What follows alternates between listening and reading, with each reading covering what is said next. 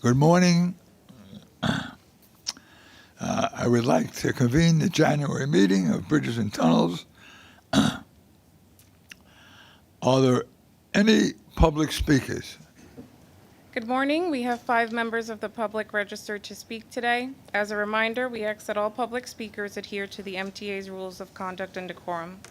I would also like to remind our public speakers that in the interest of time and fairness to all speakers, we limit everyone to 2 minutes.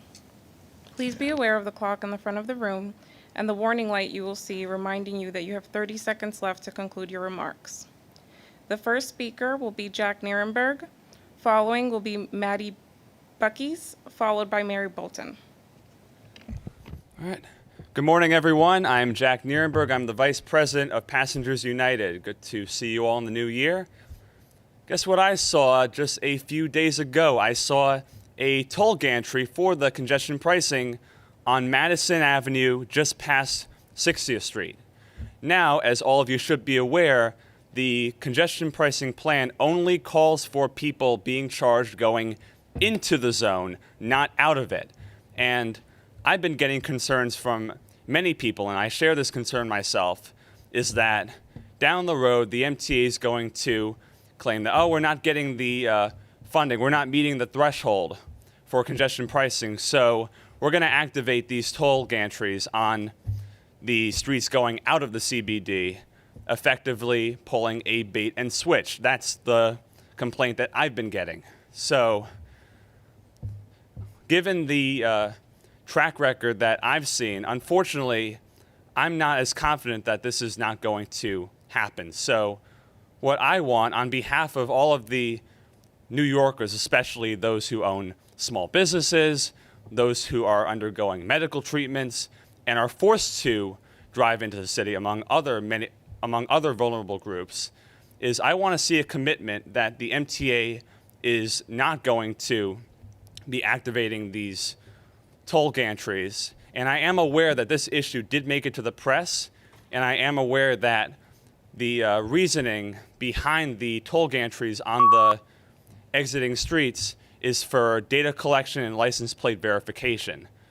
So I just want to make sure that these toll gantries are not going to be charging people erroneously. And if there's any way to avoid that confusion, just increase the transparency about that, that would be fantastic. Thank you very much. Thank you. The next speaker is Maddie Buckies, followed by Mary Bolton.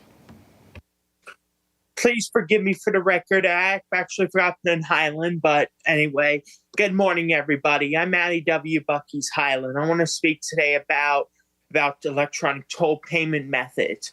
The Easy Pass program is one of the biggest here in the Northeast around the Interstate 95 corridor. It even works down in Florida. But, however, the Sun Pass, which is in Florida, has something that it's accepted where Easy Pass is accepted.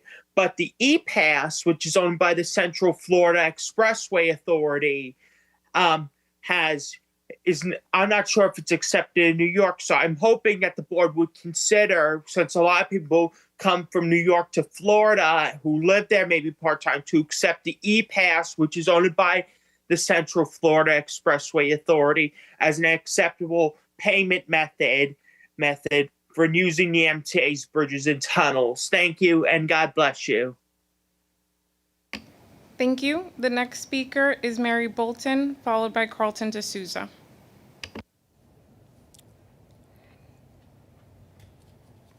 Got to turn it on. Good Oh, morning.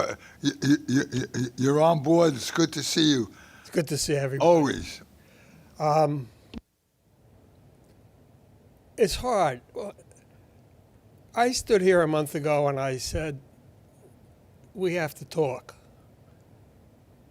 In January, the new 2023 manual uniform traffic control devices came out, and they added some new information, one of which said, if you find something that you can do better, go ahead and do it. They were very specific about recognizing there are errors in that book, and if you find one and you can fix it and make it safer, then do it. Jano said, come to the office because face-to-face does the trick. I've asked to meet with your team, somebody, get to know each other, begin the process of making the road safer. I haven't been able to get that meeting. Now, somebody at that table in the front needs to say, hey, Murray, sit down with Joe, start the process going, let's see what we can do. And there's no specific. The first is to get each other, to know each other, and establish a personal relation and a trusting relationship. Now, I don't know how to get that done. I asked last month. This month, somebody at that table has to make it happen. I can't anymore. It's going to increase safety and reduce costs. That's the name of the game.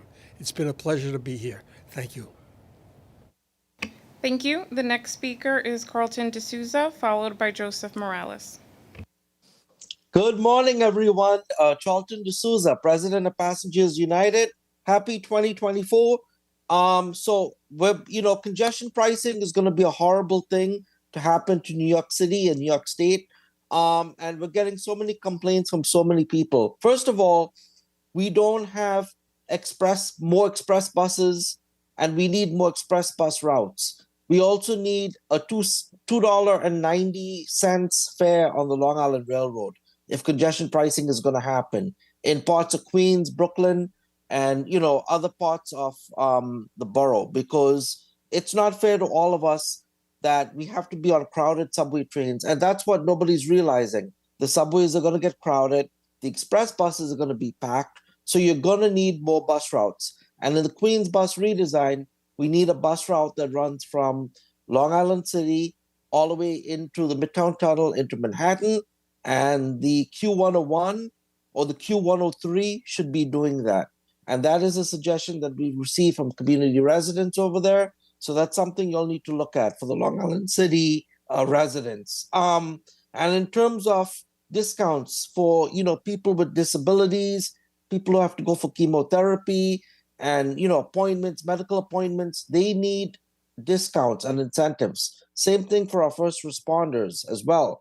Our police, our firefighters, they should not have to pay a full congestion pricing. And also transit workers. Transit workers were left out of this whole congestion pricing debate. And many transit workers are now going to have to pay that fee. And why wasn't this, negotiated during the employee contracts? That should have been something, especially for MTA employees, that should have been worked out. So we at Passengers United do not support congestion pricing. Have a good day. Thank you. Thank you. The next and final speaker is Joseph Morales.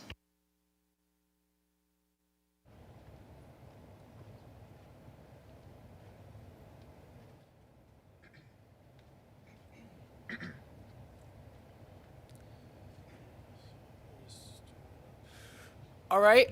Good morning, everyone. My name is Joseph Morales, and I attend Bronx Engineering. I'm a senior at Bronx Engineering and Technology Academy.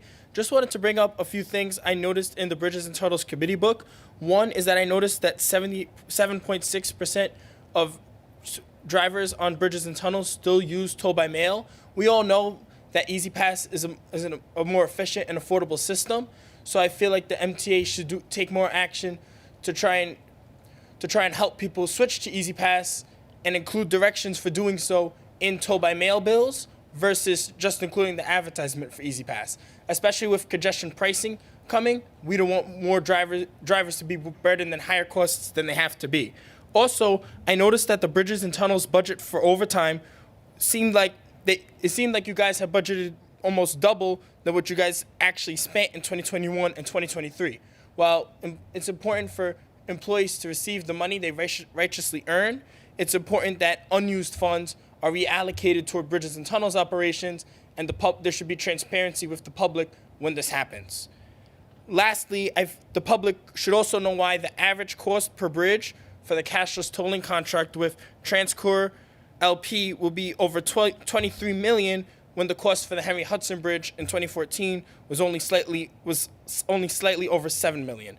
Given the prevalence of cashless tolling nationwide, you would think the value of a contract of this would go down slightly, wouldn't cost dramatically more than it did at this onset, which was relatively new technology.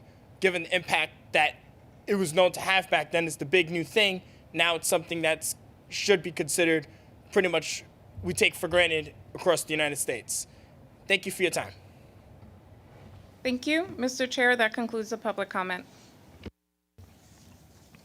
Thank you, Rose. May I have a motion to approve the minutes of the November and December Bridge and Tunnel Committee meeting? Second? Do I have a second? Okay, all in favor, aye? Thank you.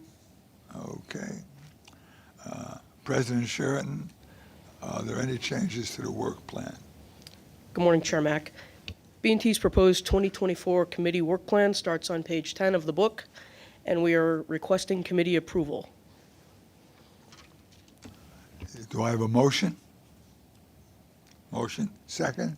All in favor? Aye. Thank you. The first month of 2024 came in strong, with winter weather touching down on B&T facilities in all manner of extremes. We had wind, ice, heavy rain, and snow. I want to acknowledge our teams in the field and those working behind the scenes for responding to quick changing conditions, especially to high winds. You kept our customers and fellow employees safe and our business operations running smoothly. In addition to the wintry mix, we also contended with a vehicle fire at the Hugh L. Carey Tunnel at the height of the afternoon rush on Tuesday, January 9th. This was in the Manhattan-bound East Tube. If not for the immediate and well-orchestrated emergency response by our bridge and tunnel officers, maintainers, facility management, and our C&D engineering partners, as well as FDNY, this incident had the real potential for escalation as a threat to life safety and serious structural damage. It's reassuring how the team's collective training comes to bear to manage incidents and limit damage. When I arrived at the scene, our team and FDNY had already assessed the situation, contained and extinguished the fire, evacuated the smoke, and was commencing cleanup. The West Tube was also quickly reconfigured for two-way operation, which involves not only traffic control but adjustments to the toll system. Once cleanup was complete and a structural inspection of the damaged area was also completed, the East Tube was reopened just 3 hours after the incident started. I commend all involved that day for their efforts and swift yet coordinated response. I'd also like to note we had a fire this morning at the Whitestone, Queensbound. It was a unoccupied school bus. The fire is out, and we are commencing cleanup there and also a structural inspection to make sure everything is safe for our traveling public. Finally, as featured in an MTA press release last week, B&T takes pride in looking back and taking stock of 2023's achievements. Notable among these are a continued downward trend in collisions, despite a record year in traffic volume. Robust enforcement against persistent toll violators is also up, coupled with steady revenue recovery and improvements in how we identify and catch toll evaders. You'll hear more about this from our operations and tolling leadership. Needless to say, I'm very pleased with these high points as we work together with our regional partners to keep the momentum going through 2024. Now to kick off an overview of 2023 as it relates to a critically important safety issue on our facilities, I'll turn it over to Pashko Kamaj, who I'm pleased to announce has been named Acting Vice President and Chief Safety Officer. Since joining B&T in 2004, Pashko has served in several capacities within our Safety and Health Department, most recently as Assistant Vice President of Safety and Health Compliance. His seasoned combination of experience, skills, and knowledge as a doctor of public health were especially valuable during the COVID-19 pandemic and will prove just as important in this new role. Pashko? Thank you, Kathy. I'm honored, as always, to be working with outstanding Bridges and Tunnels team. Good morning, Commissioners. First, I would like to echo President Sheridan's remarks about the efficient handling of the vehicle fire at Hugh L. Carey Tunnel earlier in the month. From the safety and health standpoint in particular, it was managed with primary focus on keeping customers and employees out of harm's way. Impressive work by all. As one of our most important safety indicators, traffic collisions on our bridges and tunnels continue to show a promising downward trend for the last 4 years, having reached the lowest point in decades. As you can see in the chart on screen, the trend has been more impressive considering the significant increase in vehicle volume on our crossings, highlighting long-term safety improvements for our customers and users. Indeed, preliminary data for 2023 indicates the highest volume ever recorded, reaching an average of more than 920,000 daily crossings. From a roadway safety point of view, 2023 ended on a positive. Compared with 2022, volume was up by 2.7%, while collision counts were down by a total of 148, or 11.4%. Another way to look at this is there are about 3.5 collisions for every 1 million crossings on all our 9 facilities. This underscores B&T's commitment to enhancing customer safety and maintaining positive trajectory in minimizing roadway incidents. These positive trends can be attributed to our ongoing initiatives under the 3 E's: engineering, education, and enforcement. I will now turn it over to Vice President and Chief of Operations, Rich Hilderman. Thank you, Pashko. While the majority of our customers are law-abiding and pay their tolls, there are those who seek to beat the system by trying to evade paying. With the start of open road tolling, B&T introduced new technologies to our law enforcement workforce. License plate readers, or LPRs, were installed on all of our patrol vehicles as well as on our tolling gantries. When a vehicle with a New York State registration that's been suspended for toll violations or an out-of-state persistent toll violator is identified by the LPR system, our officers are alerted. When a vehicle is stopped, the suspended registration status is confirmed, the vehicle is towed, and license plates are removed and sent back to the New York State Department of Motor Vehicles. 2023 was a banner year for toll enforcement. Last year, our officers stopped more than 2,700 vehicles for toll evasion. 1,830 of those vehicles had suspended New York State registrations and were removed from our roadways. The chart on the screen illustrates revenue recovery due to roadside vehicle stops since 2019. More than $4 million was recovered solely from these interdictions in 2023, another new benchmark for us. The single highest 2023 stop was for a motorist who owed more than $80,000. Our officers also made 26 arrests for vehicles using fraudulent license plates, and more than 3,200 summonses were issued for drivers operating with covered, obstructed, dirty, or altered license plates. In 2023, B&T's Internal Security Department expanded its license plate reader capability through the addition of mobile LPR trailers. These trailers have been strategically deployed at bridge and tunnel approaches, maximizing opportunities to apprehend persistent toll violators. Information collected from these mobile units also provides additional patterns and trends that aid in data-driven enforcement. While we continue to evaluate their effectiveness, the early results are positive, and we expect to expand the use of this mobile technology. B&T is not insulated in our enforcement efforts, and we're proud to team up in this initiative with our regional stakeholders, the New York State Police, NYPD, the New York City Sheriff's Office, Port Authority Police Department, and the MTA Police Department. Finally, we appreciate the governor's support in legislative efforts to expand our law enforcement capabilities with regards to persistent toll evaders. Thank you, and I will now turn it over to Nicola Angel, Vice President of Intelligent Transportation Systems and Tolling. Thank you, Rich. Good morning. As Rich stated, 2023 marked notable progress in B&T's ongoing pursuit of toll revenue recovery. While B&T's preliminary record traffic can be linked to the success of open road tolling's operating efficiencies, we are committed to renewing our efforts to recover revenue and help our customers pay their tolls to avoid violations. The ITST team continuously pursue persistent toll violators, or PTVs, through submissions of unpaid toll cases via our agency's New York State Department of Motor Vehicles Registration Suspension Program. This program has proven successful in incentivizing violators to pay what they owe. In 2023, the revenue recovery from DMV suspensions was over $35 million, which was 61% more than 2022. As for vehicles with fraudulent and intentionally obstructed license plates, we perform toll system audits to find these vehicles and use all the resources we have to ensure they don't get away with not paying their fair share. As Rich also stated, the vast majority of our customers pay their tolls and are not violators. In fact, almost 92% of our customers use EasyPass.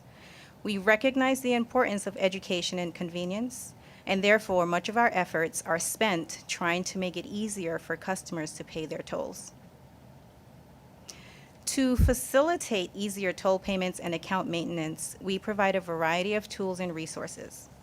For example, Tolls NY is an easy-to-use, free mobile phone application that helps customers manage toll by mail payments as well as EasyPass accounts. Among its features, the app provides access to instructional videos on how customers can use the app to keep their accounts in good standing. By the end of 2023, there were 3.6 million downloads of the Tolls NY app installed on mobile devices, nearly a 4% increase over 2022. Revenue of 6% using the app was maintained through 2023, which equates to about $153 million in payments.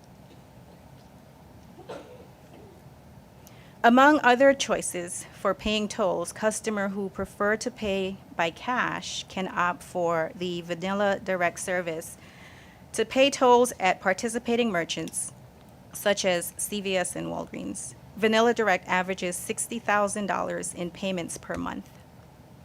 Finally, the MTA Office of Toll Payer Advocate is an independent resource available for customers who meet the criteria for elevated toll violation assistance. Customers can submit requests to MTA Toll Payer Advocate via the MTA website. Thank you, and this concludes our presentation. Thank you, Nicola, and to all for this look back. I look forward to keeping this momentum going through 2024. Are there any questions from the commissioners?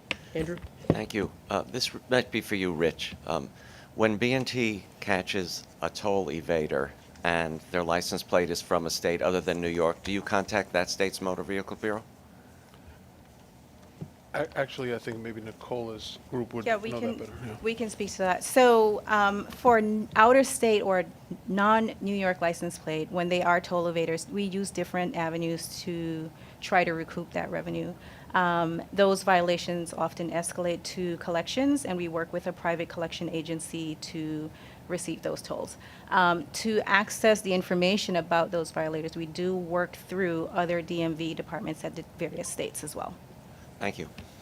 And I just add that we do have reciprocity with Massachusetts, but that is the only state we really have the ability to suspend registrations. Any other questions? Okay, finally, there is one procurement action this month. Lynn Gore, Deputy Chief Procurement Officer, will present this action. Thank you. Procurement start on page 47 of the committee book. There are no non-competitive procurements or ratifications. MTA Bridges and Tunnels have one procurement action being brought to the Bridges and Tunnel Committee for approval this month.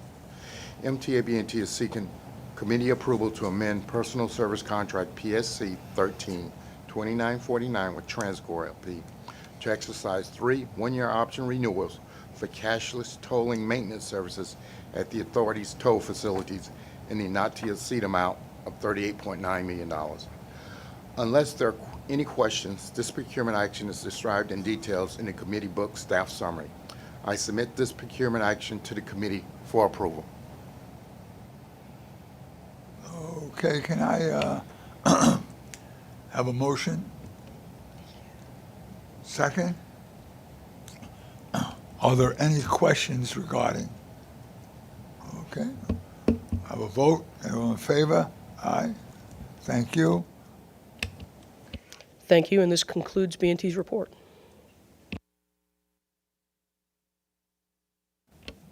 Okay, well, can I get we're right on time. Can I get a motion to adjourn? Second? All in favor? Aye. Everyone we'll see you on Wednesday and have a great weekend for those that I won't see.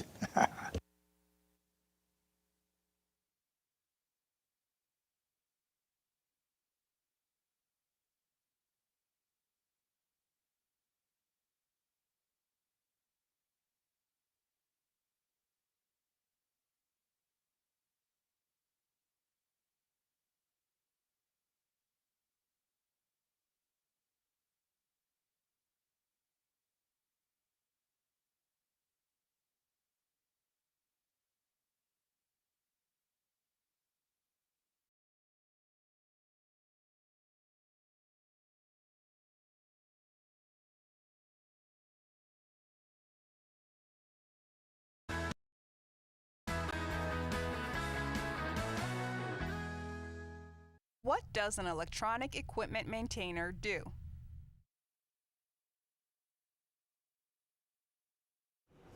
Paul Julian, electronic equipment maintainer. I've been in transit for 5 years. I work in the department of RSS, Radio and Security Systems. Our responsibility is to ensure that the radio system is functioning very efficiently, for that provides communication to the trains. It also provides crucial and important communication for the police in the system, the EMS in the system, and the fire department in the transit system. Also, the surveillance system must be maintained.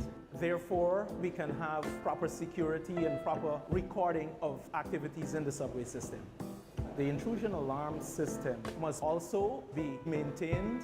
These security systems are responsible for preventing, and if it happens, to alert any breach, whether it's the breach of a door that has sensitive equipment beyond it, or whether someone enters the tunnel beyond the platform without permission.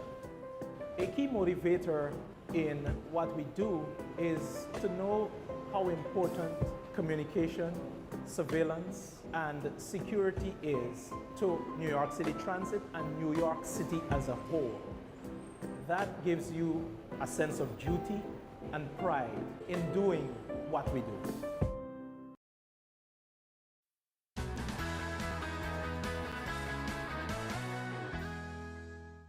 What does a system operator do?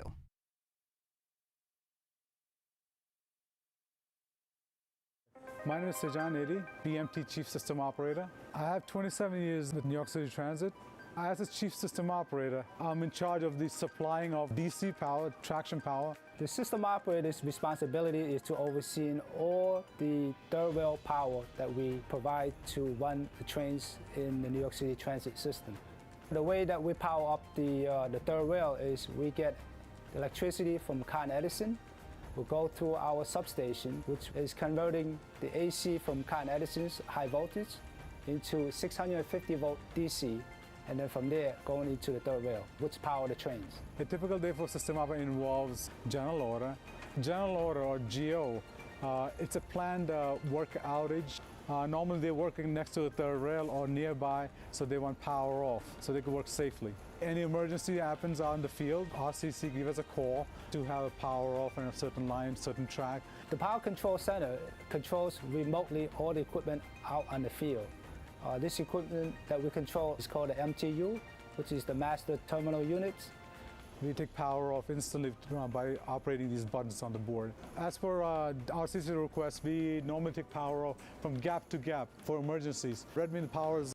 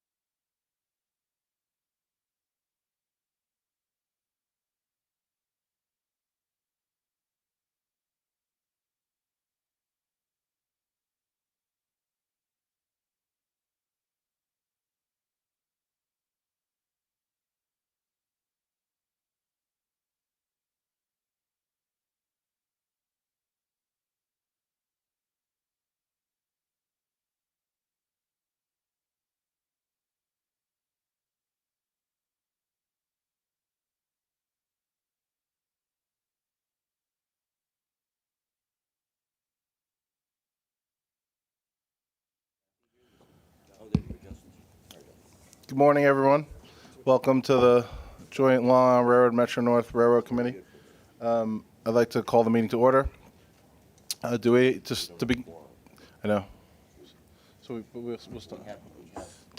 We could get public comments. Yeah. To begin, do we have any public comments?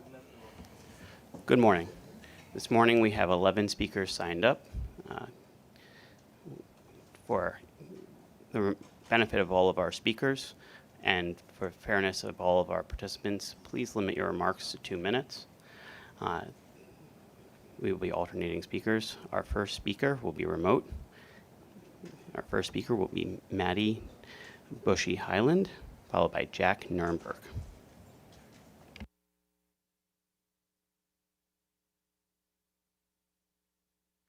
Okay, good morning, everybody. I'm Matty W. Bucky's Highland. I want to speak to you about various comments today. The first being accessibility. With 2024 on a roll, we have already unlocked the potential for accessibility at the Scarsdale and Hartsdale station on the Metro North. I'm very excited to see what is going to come. I want to thank the advocates, though, and they deserve a well-deserved pat on the back. The second thing I want to talk about is safety. I do applaud and salute the police who keep us out the rails safe. We can't have fights that resemble like you see on the Jerry Springer show. And the last thing I want to talk about is fares. I'm not sure if you heard this on the news, but New Jersey Transit has planned to increase their fares on there, which have not been raised since the governorship of Christopher James. A lot of people know him as Chris Christie. He would be raised for the first time by 15%. That could be a hectic amount for the commuters who use these west of the Hudson River. I would hope to consider those with these things, accessibility, our disability rights are human rights, everybody, and we should applaud and salute those who work very hard for them and give them a well-deserved pat on the back. Thank you, and have a good day. Over to you. Our next speaker is Jack Nurnberg, followed by Ravi Kanmumam. Good morning, everyone. I'm Jack Nierenberg. I'm the Vice President of Passengers United. So I've been looking at the schedule changes coming up shortly, and I'm noticing there are some improvements, long-awaited improvements, such as more through trains to Atlantic Terminal, and finally, we're seeing some returning trains going out from Atlantic Terminal on some of the major branches in the afternoon peak. At the same time, while this is an improvement, there's still a lot more to be done, and we're still waiting to see those through trains from Atlantic Terminal coming back to the main line, more specifically the Ronkonkoma line and the Huntington line. So we're still waiting to see those.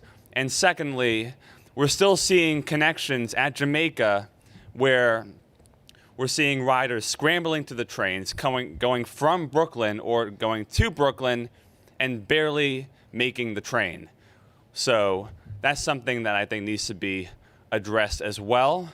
And finally, I'm going to discuss the fares for the Long Island Railroad. We did see the elimination of the Atlantic ticket last year, which was a real shame because people in Southeast Queens, these are already disadvantaged communities, they lost their weekly $60 ticket for the railroad, which included the subway transfer. That was a lifeline to them. So we really want to see that restored for them. And at the same time, if we can see cities in Europe, for example, Rome, you can get on the commuter rail at the exact same price as a metro ticket, which is, I think, €1.50. We could see the same, and especially with congestion pricing coming in, how are we going to accommodate these the influx of riders switching from driving onto mass transit, especially from the outer boroughs? And we really want to see them an incentive, a proper incentive. So reducing the fares will actually make a huge difference for them. Thank you very much. Thank you for your remarks. Our next speaker is Ravi Chanmugam, followed by Murray Bowden. Hi, and good morning. Thank you again for the excellent service and commitments that we're seeing from the LIRR. My comment is on scheduling and specifically on weekends. As a regular traveler from Jamaica into Penn Station, there appear to be very few express trains making that route. And specifically, my comment is whether the 547 on Saturday and Sunday from Jamaica could be made to be express. Last several times I've been on that train, have noticed very few people getting off at Woodside. I think yesterday only 3 people got off at Woodside. So I believe there is another way for people to get to Woodside. But again, in the interest of having an efficient commute at a peak hour, asking for consideration on an express train, more express trains into Penn Station. Thank you. Thank you for your remarks. Our next speaker is Murray Bowden, followed by Andy Pollack. Good morning, everyone. As you may or may not know, the 2003 Manual Uniform Traffic Control Devices is now in effect. They put some new stuff in there. One of the statements says, when you find a better way or a safer way to do it, then get it done legally. At the Roaring Brook Railroad Station, they have two pieces of called a crossbar. 200 years ago, they took two pieces of wood and they nailed them up there and they called it railroad crossing.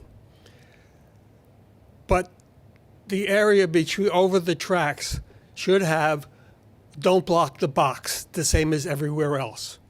As it happens at Virginia Road, they have an old do not block the box. I'm sorry. I can't always find the words I need. I want to meet with your team from both the Long Island Railroad and Metro North, sit down, get to know each other face to face, and lay out a plan for which things on the railroads can be made safer at lower cost. So, Rob, if you could set up a meeting with me, I'll come out to the island. First, we'll get to know each other, and then we'll sit down and say, how can we make the road safer for the people that use it? Someplace has to start. This is where it starts. I can't do this much longer. And the instructions are, we notice manual is broken, fix it where you can, legally. And they tell you how to do it. And thank everybody who helped me do this, because I could not have done it by myself. Thank you for your remarks. Our next speaker is Andy Pollack, followed by Joseph Morales. Good morning, Andy Pollack for the record, Passengers United. Please note it's spelled P-O, 2 L's, A-C-K. So a couple of things we're going to discuss this month. Number one, to the Long Island Railroad, Rob Free, thank you very much for addressing the men's stalls issue at Grand Central Madison. We've been complaining for a while that the stalls were missing in the men's bathroom on the east side of the station. Thankfully now, all the bathroom stalls do have locks. That's very good that my complaint was heard about that last month. Okay, second, schedules. So thankfully now with the Hempstead branch, there are now 2 trains that leave directly from Atlantic Terminal, 3:35 p.m. and 6:39 p.m. So the complaint I have is for the Far Rockaway branch. Apparently, there's only one direct train during the peak that leaves direct from Atlantic Terminal to Far Rockaway, which is at 4:46 p.m. So please have at least 2 trains that leave from Atlantic to Far Rockaway every day. And one more request because of scheduling. I'm hoping that we will get the new Long Island Railroad schedules before the February 26th meeting. Hopefully they will come out on the week of February 12th or February 19th. So I just want to wish everybody a happy new year. Thank you for letting me speak, and I will speak at New York City Transit later this morning. Thank you for your remarks. Our next speaker is Joseph Morales, followed by Sally Wolf.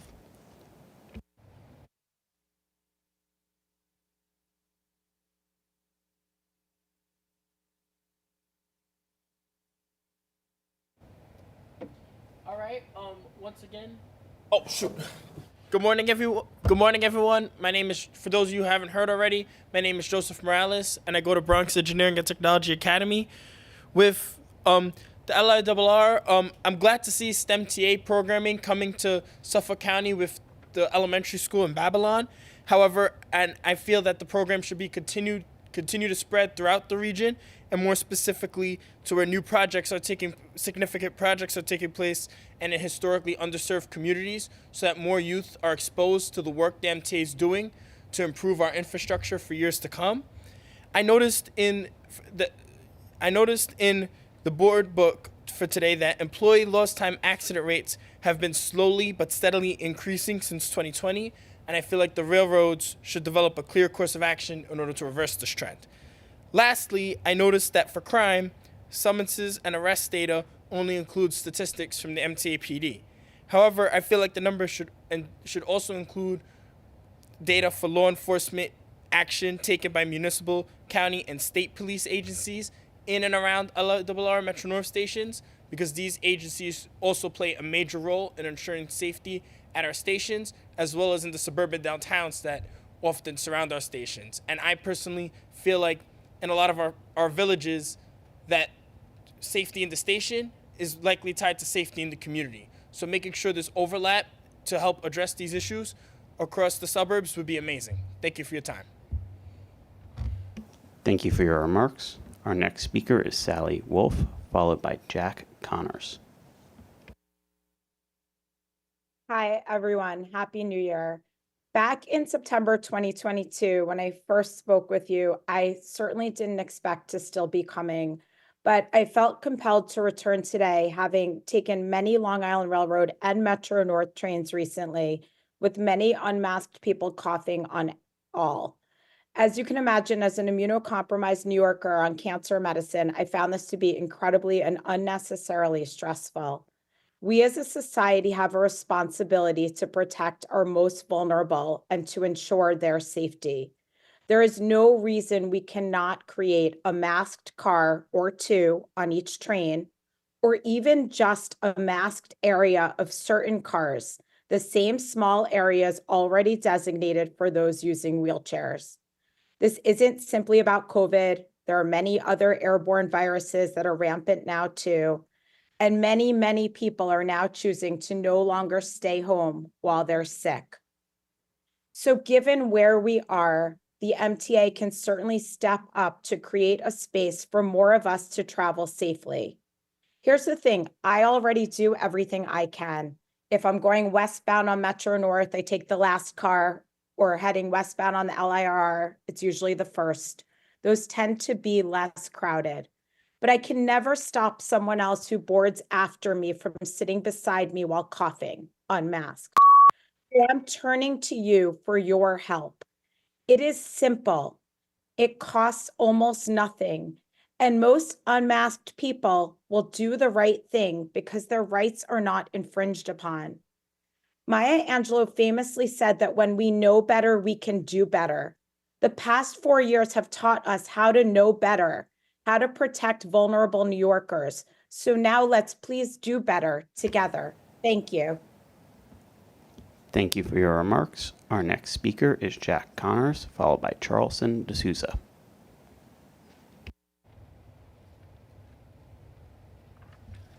Good morning. I'm Jack Connors, Research and Communications Associate at the Permanent Citizens Advisory Committee to the MTA, PCAC.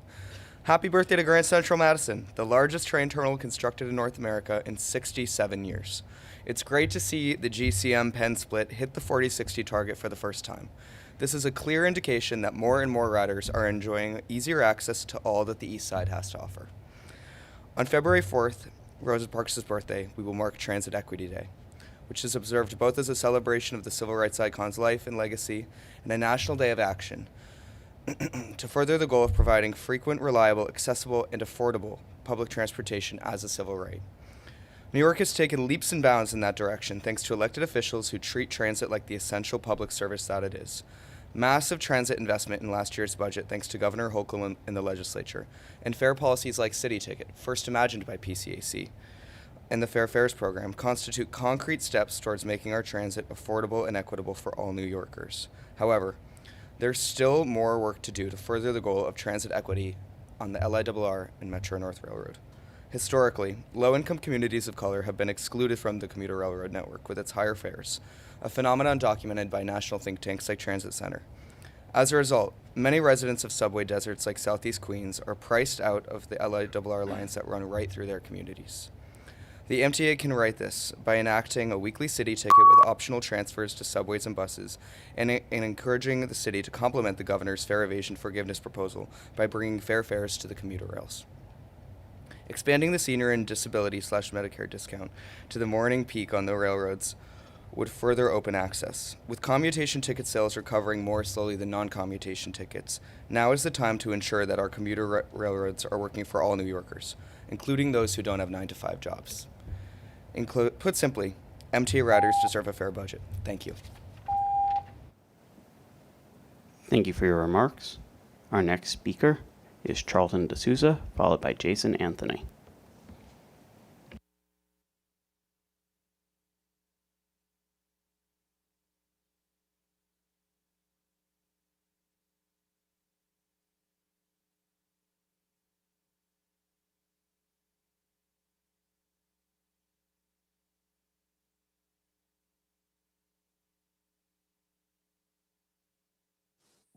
Thank you. Can you hear me now? Okay, there was an issue, a technical issue. You was not letting me unmute. So good morning, everyone. My name is Charlton D'Souza.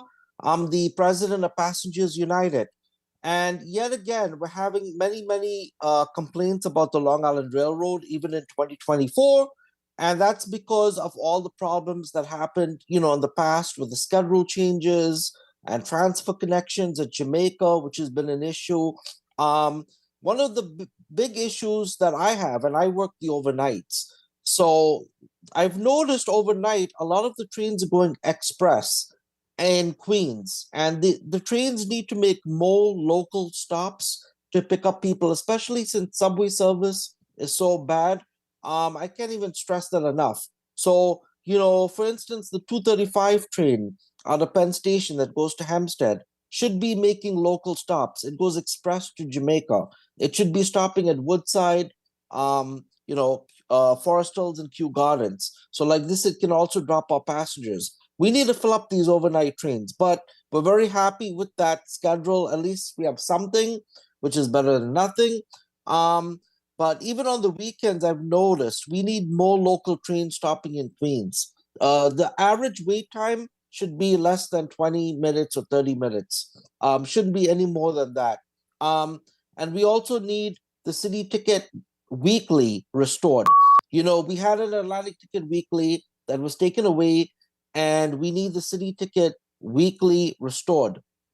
And there's a lot of things that need to be done with the railroad this year. As far as the Hollis station is concerned, we're happy that the MTA is finally getting ready to build the station, but now they're saying if the MTA doesn't get congestion pricing, Hollis will not get done. Well, you know what? It needs to get done. That station is a matter of urgency. Thank you for your remarks. Our next speaker is Jason Anthony, followed by Alita Dupree. Good, very Monday morning. Jason Anthony here for the first time in 2024.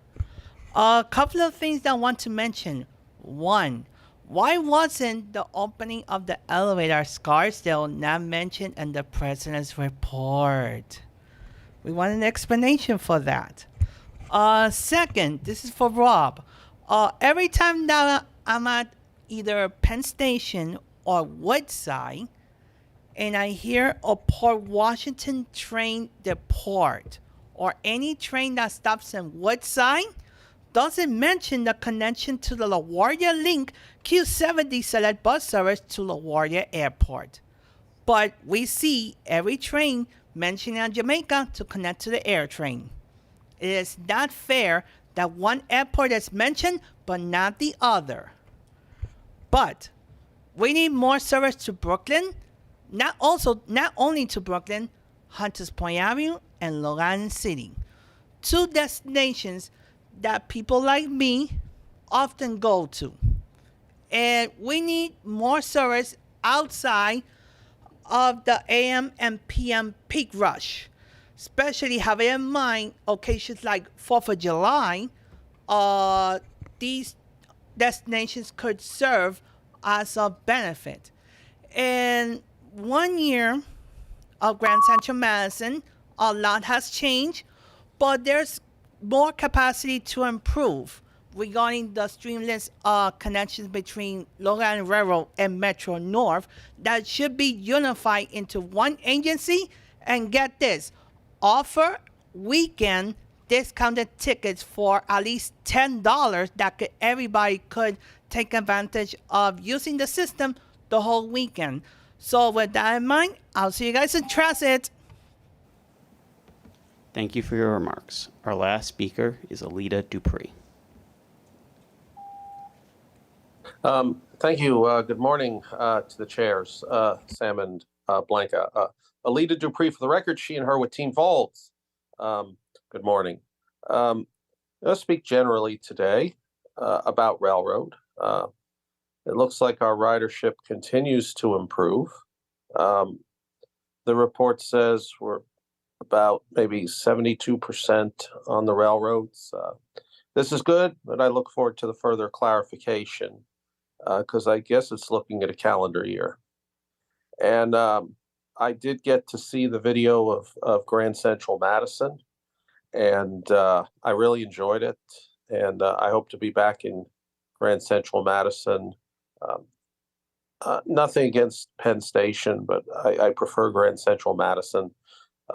And I really enjoyed my welcome in Grand Central Madison that I had on my last trip to New York. And I did get to see the video of the new elevators in Westchester. So let's keep working on that. And fares are very important. We hear a lot about fares. And I think I've raised it to you before, but I believe in the idea of something called fare integration. We're working on that in the Bay Area, and that can help get more people on the trains. But how do we build the best railroads we have? I was riding BART, and I often refer to BART as being the people's system. And I had my earphones on, and I was listening to Jerry Rafferty's Right Down the Line. And it hit me once again. I knew that I could never have enough Grand Central Terminal, that Grand Central Terminal is always with me. So thank you very much for the welcome, and I look forward to your reports today. Appreciate it. Thank you for your remarks. Mr. Chair, that concludes our public comment section.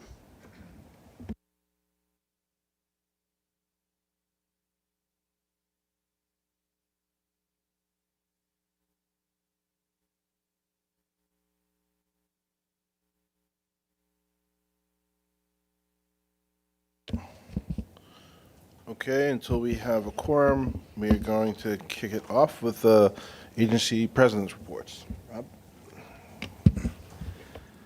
Good morning. As we all know, 2023 was a historic year for the Long Island Railroad. In a year of many achievements, we also witnessed a significant increase in ridership.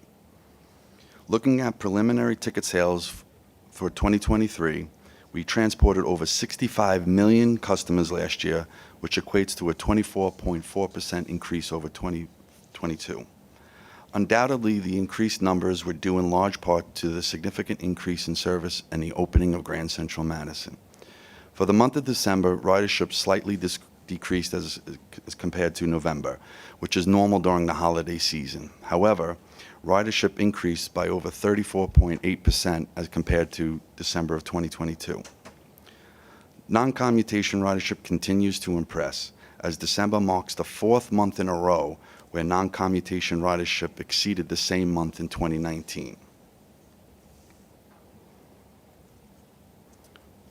As you know, service increased by 41% last year.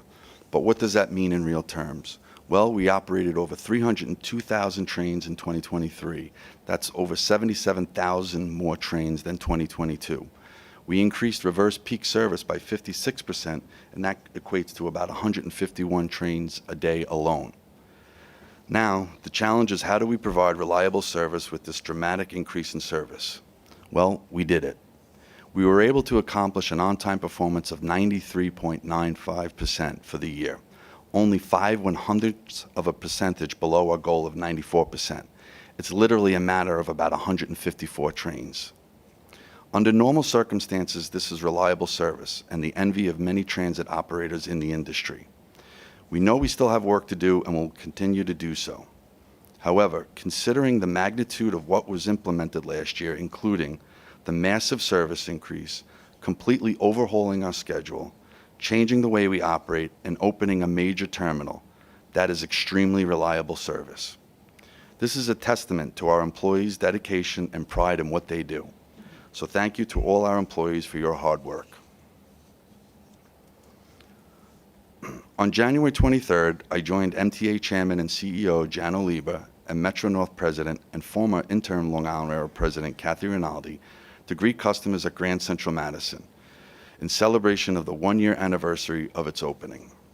As you recall, service to Grand Central Madison commenced on January 25th with shuttle service, followed by full service on February 27th.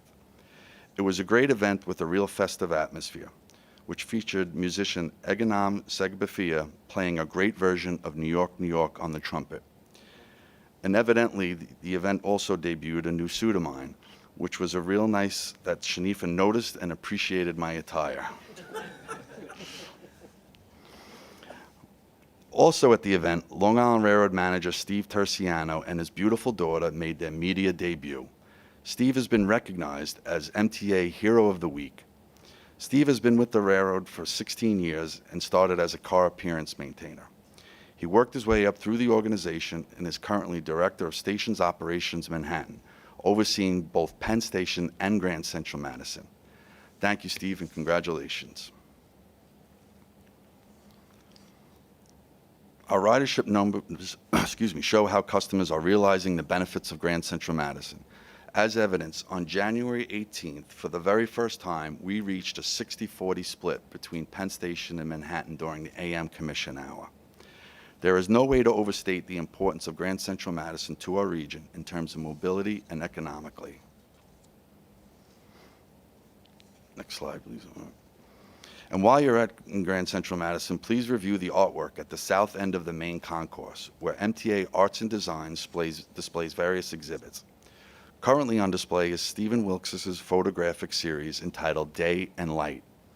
This new exhibit displays iconic New York landmarks and captures their essence from dawn until dark. I'd like to now provide an update on our efforts to reduce fare evasion, following up on the Blue Ribbon Panel's report and recommendations. The commuter rails have been working collaboratively and established a joint task force, including representatives from the MTA PD, to review the recommendations and design plans for implementation. Justin will share some of Metro North's efforts to combat fare evasion during his report. Here at the Long Island Railroad, we have piloted various gating programs at Penn Station. The first being after an event up on the mezzanine level. This consists of physical barriers at entrance points to the platform levels with our train personnel at each location validating tickets before customers descend to platform level. And during the PM rush hour, actually down on platform level, this consists of train personnel strategically positioned on the platform, validating tickets before customers board their train. Both programs are supported by the MTA PD and have been very successful. The pilots will allow us to determine the most effective and sustainable methods that we can utilize moving forward. In addition, the group is working on reviewing ticket validity periods and activation policies. As the saying goes, take the train to the game. Not only do hockey fans prefer using the Long Island Railroad, evidently so do hockey teams. First on January 23rd, the Vegas Golden Knights, and then on January 27th, the Florida Panthers utilized the Long Island Railroad from Penn Station to the UBS Arena for their games against the Islanders. Unfortunately, the Islanders lost both games, but we'll get them next time. This is a great story and a testament to our marketing team's efforts to promote the Long Island Railroad. I'd like to conclude this month's report with a story of life-saving heroism. On December 27th, the 11:40 a.m. train from Port Washington to Grand Central Madison was operating west of Manhasset when engineer Andy Fox noticed a female walking on the same track towards the train. He immediately stopped the train and notified the operations center, requesting that third rail power be de-energized. Meanwhile, conductor Mark Flynn descended to track level as the woman continually went on top of the third rail protection board. Thankfully, third rail power was de-energized already. An assistant conductor, Casey Langone, kept customers informed as to what was going on. Conductor Flynn managed to convince the disoriented woman to climb aboard the train. After doing so, they proceeded west to Great Neck, where they were met by the MTA PD, who assisted with taking her to the hospital. Employees Flynn and Langone recognized the immediacy and weight of the situation and knew exactly what to do. I commend them for their quick thinking, composure, and know-how. They are the true professionals of the Long Island Railroad that we're so proud to work with. And thank you. That concludes my report, and I'll be happy to answer any questions. Great, thank you, Rob. Just want to make note that data suggests that 100% of teams that take the Long Island Railroad to their sporting event will be successful. So take note. We have any questions for Rob, besides on his new suit? Great.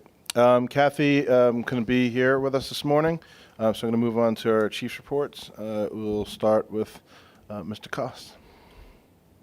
We're going to go to Justin. Justin will give. Sorry, stand by, Tom. Okay. All right. Good morning. As Kathy is unable to attend today's meeting, I will combine my monthly ops report and Kathy's president's report into one this month. I'm going to begin with heartbreaking news of the January 10th passing of beloved employee Lou Hones of our Maintenance of Equipment Department. In 2008, Lou crossed over to Metro North after 9 years as a mechanical engineer for New York City Transit.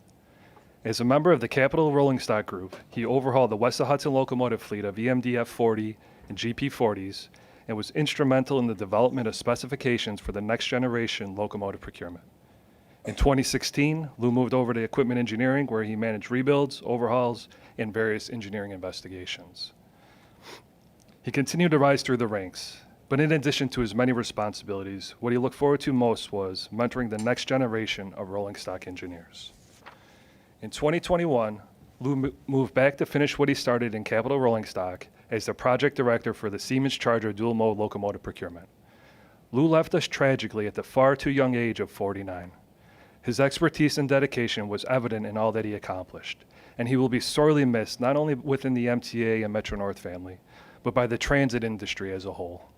Our deepest condolences go out to his grieving family, and I ask that we all pause right now for a moment of silence in Lou's memory.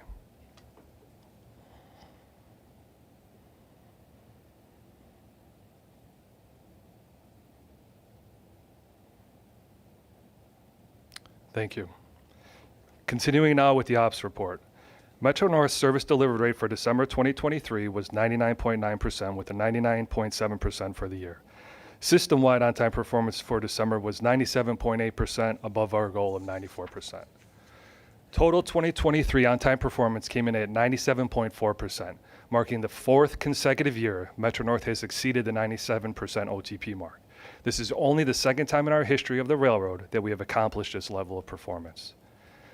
The mean distance between failures for the fleet was over 263,000 miles in November, above goal of 175, and year-to-date MDBF remains above goal at 328,000. Metro North's total 2023 ridership east and west of the Hudson was 60.1 million, 23.4% higher than 2022's total, and roughly 69% of the total for 2019. December's ridership was 5.4 million, and seasonal ridership was very encouraging in comparison to pre-pandemic ridership, boosted by recovering tourism and very strong pre-holiday travel. The first 2 weeks of the month reached 77% of average ridership in December 2019, and weekday ridership during that span reached 75% of 2019 levels, a new high for us.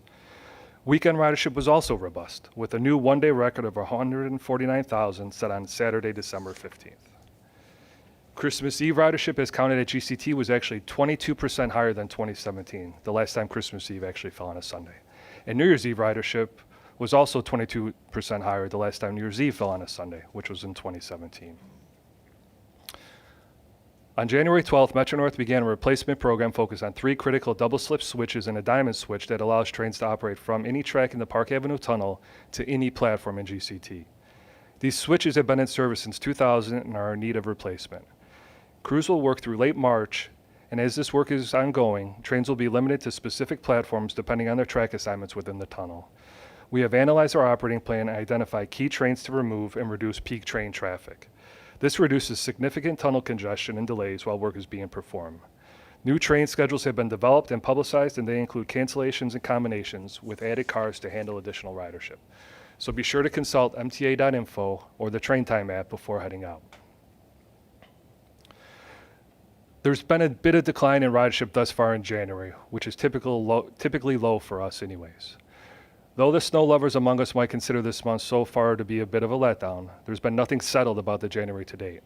with flooding, intense rainfalls, high winds pushing tides above Hudson Line rails, and snowfalls reaching 10 to 12 inches across the northern reaches of our territory on the 6th and 7th. Our ridership fluctuations reflect riders who are likely working from home while supervising their children who are home from closed schools and who perhaps are also dealing with downed trees and damaged property.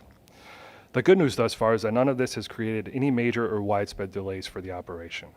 Our maintenance away force has established weather coverage and handled several inclement weather days without issue this month. Next slide. As Rob mentioned earlier, both Metro-North and Long Island Railroad are teaming up to combat fare evasion in accordance with the recommendation of the MTA's Blue Ribbon Panel on the matter. Given the solid and diverse expertise of its participants, we are confident that this joint task force will produce positive results in the fight against this very costly trend. As Metro-North prepares to conduct its third pre-boarding visual inspection pilot at GCT tomorrow, the 30th, we're happy to report that some of our already established methods have led to significant fare collection improvements in 2023. For example, our fare not collected rate outperformed our 4% goal, and our total revenue losses were down 35%, from $21.4 million to $13.9 million. These successes can be attributed to three primary drivers: increased management focus and oversight, use of onboard video for follow-up with train crews, and what I would call probably the most important is our collaboration amongst management, union leadership, train crews, and the MTA PD. As per the Blue Ribbon Panel recommendations, we will continue pre-boarding visual inspection pilots in GCT to encourage increased awareness of customer responsibilities and the importance of paying the fare. And we are working actively on other recommendations, all of which will be analyzed for their respective effectiveness. The MTA has been adding accessible stations to its roster, rather faster than ever these days. And the ribbon was cut earlier this month on the two latest success stories, both of which benefited the Harlem Line. Both Scarsdale and Hartsdale stations have been made fully accessible, with Scarsdale receiving a second elevator serving the Grand Central bound platform, and Hartsdale getting two new lifts, one for each platform serving street, platform, and overpass levels. Both of these exciting projects came with a host of new customer amenities like new ADA-compliant sidewalks and walkways, as well as overpass enhancements including benches, leaning bars, new LED lighting, and heaters. And the improvements don't end there. Purdy Station, already accessible with two elevators, is scheduled to complete its accessibility improvements later this year. The MTA is also moving forward with ADA upgrades at 3 of our Bronx Metro-North stations as part of the current capital plan. New station platforms, new elevators, and other amenities are in store for both Woodlawn and Williamsbridge. Botanical Garden Station will be rehabilitated, and station elevators will be upgraded. True to Metro-North's core mission, these current and future projects help us deliver superb customer service while enhancing regional mobility. Our riders deserve nothing less. Rail operators around the globe, including our own, share a special bond and willingness to share what they know with their fellow carriers for the benefit of the railroading world. Last week, I, along with several other representatives from the operations maintenance teams of New York City Transit, Metro-North, and the Long Island Railroad, traveled to Munich, Germany, and Zurich, Switzerland to seek and identify ways to innovate, reduce operating costs, and improve efficiencies from our international peers. When gleaning best practices on things like data, procurement, AI, and maintenance optimization for shops and yards, you could do a lot worse than Munich S-Bahn and Zurich SBB, two strong international railroads in the areas of fleet maintenance standards, workflow management, process standardization, innovation, and data benchmarking. In both locations, we learned a number of things that will benefit Metro-North and potentially benefit all MTA agencies. Specific to Metro-North, we reviewed a throughput mathematical model for optimized shop and yard workflows and management. We learned methods for optimized materials management procedures, discussed cost-benefit analysis for the expansion of work facilities, and explored innovative concepts in wheel assessment technology and predictive data, including but not limited to artificial intelligence considerations, including next-generation robotics for undercarriage inspections. Ultimately, we expect that the programs of this nature will help ensure the optimization of our maintenance processes, leading to increased cost savings, cost avoidance, and critical improvements under the fiscal baseline reset operations efficiency umbrella. And finally, calling all innovators. The Transit Tech Lab, co-founded by the MTA and the Partnership Fund for New York City, is currently seeking submissions for its annual challenge competition. The lab is a program that allows transit agencies to source, evaluate, and pilot new innovations from early to growth stage companies to help solve public transportation challenges and needs across the MTA. Each year, The Transit Lab publicly announces challenges that address our regional transit agency's most pressing issues, and in the process, further cement New York's place as the global leader in public transit. This year's competition seeks entries from companies around the world designed to improve the customer experience, build a more resilient and adaptive transit system, and maximize the city's curb space. Besides the MTA, Transit Tech Lab participants include the Port Authority of New York and New Jersey Transit, and New York City Department of Transportation. Applications are open until Wednesday, February 28th, and we can't wait to see the great ideas that flow in. For more information or to apply, visit transitinnovation.org. And that concludes my report. Are there any questions? Good, Neil. Thank you, Justin. Appreciate the report. Good pinch hitting this month. I want to pick up on your comment about the weather and trying to understand, and I realize our January financials are not in yet, but I'm just trying to understand a little bit about overtime and our expenses to cover. And my comment is not about whether we're properly staffing things or what we're spending on it. I'm more concerned about with climate that's arising, how much extra are we having to budget and think through the implications for weather that we probably can't see or figure out ahead of time. So do you have a sense of whether our overtime was greater or worse than we expected, and what was that around? For January specific? Yeah. I don't know that we have the exact number, but given the number of weather events so far this month with the coverage we provided, there's potential that it will be over. And then maybe December, I mean, just winter-wise in total, winter season in total, do you have a sense of, are we tracking above, and maybe our financial experts here have a sense? Let me ask Mike Loney, our VP of Engineering, to step in here. Yeah, we're covering 2 to 3 events a week since late December. Certainly more than we did last year. Last year was a light year for weather in January, but this year we're tracking ahead. So it'd be helpful, I guess, to gauge, and I'm not asking us to get too longitudinal on this, but it would be useful going back a few years to start thinking about how we're tracking on our weather-related work, whether that's number of weather events, whether it's total overtime, pick whatever metric you want to come up with how to gauge for this railroad how much more we're being impacted by climate change. We could do that. Okay, thanks. Jerry? Oh, sorry. I just wanted to second Board Member Zuckerman's perspective on this, because I think it's really important from a budgetary standpoint, because there are real operating expenses that we're starting to incur. So I don't know if the request's been made for Long Island Railroad as well, but if we can do that for that as well, so we see amongst the commuter railroads how we've been doing the past couple of years. Thank you. Go, Jerry. Yes, Justin, when you were in Germany, was there any discussion about rolling stock? Because I understand that in Germany they do run some hydrogen-powered trains. No, we didn't discuss that. Okay. Do you have any other questions for Justin? Thank you, Justin. Now it's your turn, Tom. Good morning, everyone. Total on-time performance for the month of December was 94.6%, above goal of 94%. And as Rob mentioned, we finished 2023 at 93.95, just below goal of 94%. For the month of December, 7 branches operated above goal. And for 2023, 5 branches operated at or above goal. For major events which result in 10 or more late trains, there were 18 incidents for the month of December. The most significant event occurred on December 30th when there was a loss of the signal supervisory system at Penn Station Central Control caused by an Amtrak network communication issue. This event resulted in 58 delays, negatively impacting on-time performance by 0.2%. For our fleet performance, the MDBF for the month of November was 143,264 miles, below goal of 170,000 miles. And MDBF year-to-date as of November is 170,227 miles, above goal of 170,000 miles. One component, which was a driver and MDBF reduction, are worn parts on the dual-mode engines. Our mechanical team has introduced a specialized test to identify and correct the issue, which should be completed in the next 3 months. For service delivery, we completed 99.4% of our trips for the month of December, and we completed 99.6% of our trips for 2023. For upcoming work that will impact service, we have 3 weekends in February, actually 4 weekends in February. We'll be doing state of good repair on switches.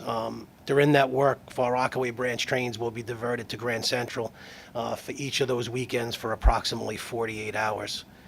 Please check the website and Train Time app for updated schedules. That concludes my report. I'll be happy to answer any questions you may have. Do you have any questions for Tom? Thank you, Tom. At this time, I'd like to entertain a motion to accept the minutes for December's meeting. So moved. Second? Second. All in favor? Aye. Any objections? So moved. And now, work plans. Rob, are there any changes to the Long Island Railroad work plan? Yes, work plans for 2024 were slightly modified to align both the railroads on their reporting. Some of the adjustments were removing the PTC and updates, which, as we all know, PTC is implemented and has become normal course of business. The East Side Access Readiness projects also, we removed that as East Side Access is now open and fully functional. Excuse me, in July, another operations update will be provided mid-year. We give one for year-end in February, so July will provide another update, and September will provide a security and safety update a little more enhanced than normal. So those are just the highlights of what was updated. Do you have any questions? Justin, any changes to the Metro North work plan? Nothing beside what Rob mentioned. I'd like to entertain a motion to accept the work plan. You have a question? You can have a question. Okay, let's get the work plan done. We'll move on to the other non-work plan stuff. Would you like to make a motion to accept the work plan? Yes. Motion, I have a second. Second. All in favor? Opposed? Work plan approved. Now, did you have something else? I'll ask it at another time. Thank you. Okay. Now I'll be curious. We'll be in suspense. We'll be in suspense. Now I'd like to move on with the Long Island Railroad Safety Report. Lori? Good morning and Happy New Year, everyone. We're reporting on our safety performance for the period ending through November. That can be found on page 16 of your book. On the reportable customer injury rate, we had a slight increase from 2.43 to 2.57 per 1 million customers. And on the employee lost time injury rate, another slight increase there from 4.27 to 4.4 per 200,000 hours worked. Of note, I'd like to thank the Long Island Crisis Center and Response Long Island for their longstanding partnering with us. We've been partnering them since 2009. Of note for 2024, in addition to featuring their crisis intervention connecting information, we are going to be transitioning and adding the 988 national hotline to our signage as well. So you'll see those signs go up over the course of 2024, again, to try to increase as much as possible how we can engage with individuals in our the communities that we serve to connect them with services as they need it and get the help that they need. Also want to thank the MTA Police, again, targeting outreach at locations and enforcement, as we're seeing, at grade crossings, concerns put forward by our train crews, as well as broken gates. And finally, on the employee side, we've launched a new contest initiative in December, the Why Be Safe, to encourage employees to share photos and videos about who and what they're being safe, what's motivating them to be safe at work, as we continue to foster the value of safety and stressing the importance of safety amongst our employees. Happy to answer any questions anyone may have. Any questions for Lori? Thank you, Lori. And now the Metro North Safety Report. Shelley? Good morning. So Metro North Safety Report is presented on page 30 of the Performance Metrics book. And to summarize where Metro North stands with customer and employee injury rates, this, again, compares the rates for the current 12-month reporting period ending November 23 to rates for the prior 12 months ending November 2022. So the reportable customer injury rate decreased from 2.42 to 1.97 per 1 million customers, and the reportable employee lost time injury rate decreased from 2.16 to 1.97 per 200,000 working hours compared to the prior 12 months. So this month, for my part, I'd like to highlight some of the environmental work completed in 2023. The Office of System Safety's Environmental Compliance and Services team performed over 300 environmental field inspections and audits across Metro North's territory last year. One key project I want to mention was to partner with the Power Department in removing 91 obsolete oil-filled transformers throughout the territory.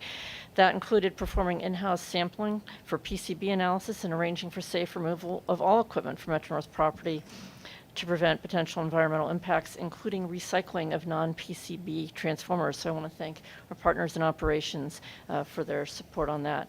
That concludes my report, unless there are any questions for me. Thank you, Shelley. Any questions? Thanks again, Shelley. And now for our MTA Police Report from Chief Lindsay. Yeah, good morning. I'm Assistant Chief Alex Lindsay. I'm here today for Chief Mueller. For December, there were 30 major felonies across both railroads.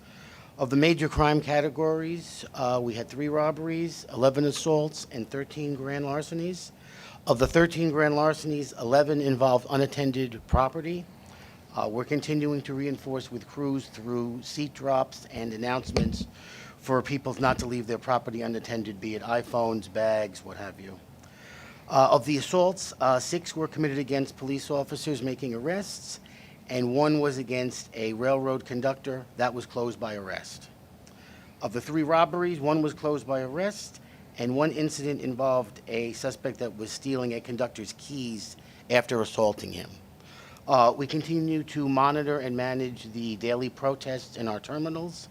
We do that in collaboration with NYPD using their intelligence and also communicating with our railroad security partners so they know what's coming as much as it can ever be known.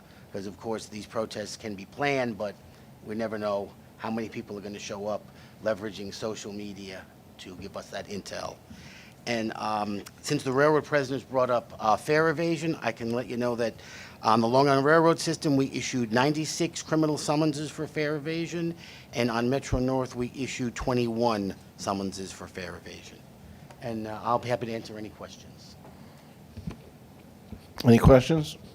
I just want to add, I think it's disturbing that we still have to see, attacks, on our conductors and our staff. And I just take the opportunity to encourage prosecutors to make sure that, this is, we make sure it's, send a strong message that this is not acceptable and there'll be consequences.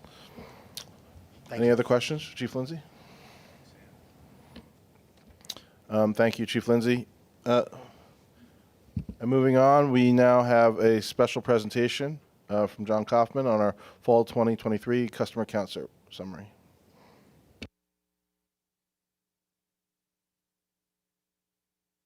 Good morning, everybody. Again, my name is John Kaufman. I'm the Chief of the Strategic Initiatives Group. Pleased to present the findings today of our Fall 2023 Customers Count survey results for both the Long Island Railroad and Metro North Railroad. Sitting next to me is Tatiana Levina, who recently joined us as the Senior Director for Customer and Market Research. Just a few basics before we jump into it this month. We conducted the survey between November 6th and 20th.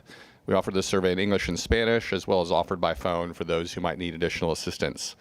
The response to our survey was better than spring. We had actually 11% more respondents for the railroad and 12% more respondents for Metro North, so over 20,000 for each railroad. This is a very robust sample that allows us to do a lot of things about drilling down into route and station level.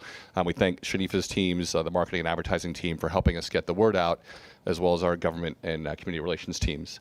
The data we get is weighted by using the census to adjust for income and minority status, and for ridership using the average weekday customer counts, customer ridership counts. So let's jump right in and start with the Long Island Railroad. This series of bars shows you the increased satisfaction from spring to fall at the very bottom there, to get up to 70% of folks are satisfied or very satisfied with the Long Island Railroad, 2 points up since the spring. You'll also see that bottom bar has more greens, which are the deeply satisfied, and fewer reds, so fewer very dissatisfied folks as well. I'm going to take you through this in a little more detail to understand what is driving these overall results, which are going in a positive direction. This shows you the scores by branch. And again, we know that experiences can vary. These are listed alphabetically. Again, with green and blue showing satisfied customers and orange red showing dissatisfied. The number in the triangle indicates the percentage point change from our spring survey.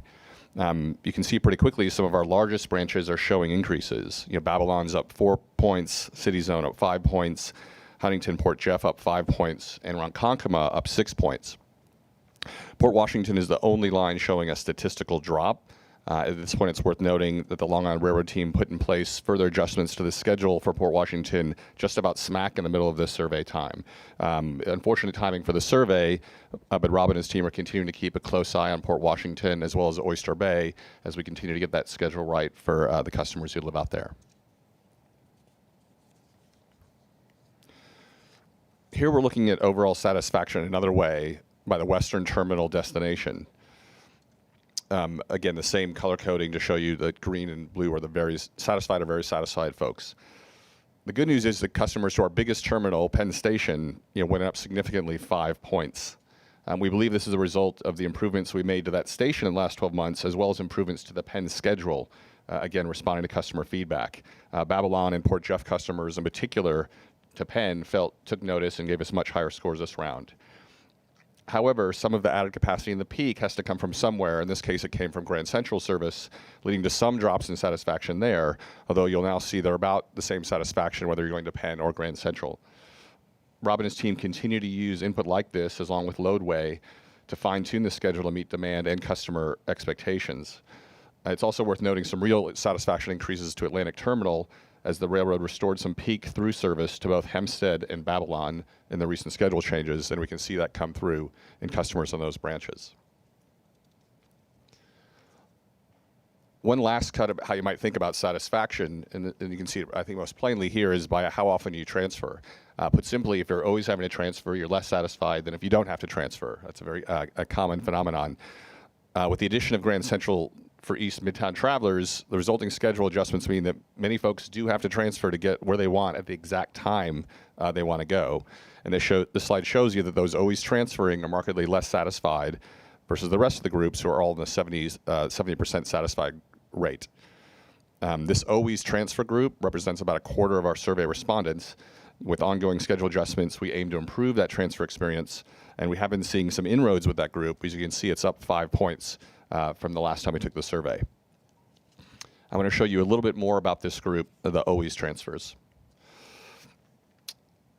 On the left-hand side, you can see those folks who always transfer their ultimate destination. And again, we're comparing spring and fall here. You can see that in spring, there was actually many more customers having to transfer to get to Penn.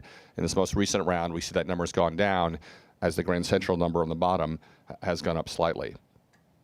You can also see the Atlantic Terminal number has gone down, reflecting that through service that we've added. On the right-hand side, you can see the most important drivers for different groups of transferring. And these are in rank order of what matters most to them. Intuitively, on the left-hand side, you can see or the right-hand side, if you have to transfer, the quality of the transfer matters most. If you don't ever transfer, you want peak service frequency. What I would say is looking at the various colors on this chart is it's a bit of a checkerboard and that there's not a consistent pattern. This is kind of the challenge Rob and his team have, is that different customers have very different needs, and they're trying to balance all that with the operational constraints they have of the trains that go through Jamaica. If we pull back and just look at the overall attributes, you can see here we rank them in order of attribute importance. The ones at the top are what mean most to customers and giving us satisfaction, and as you go down, they're slightly less important, although everything on this slide is fairly important.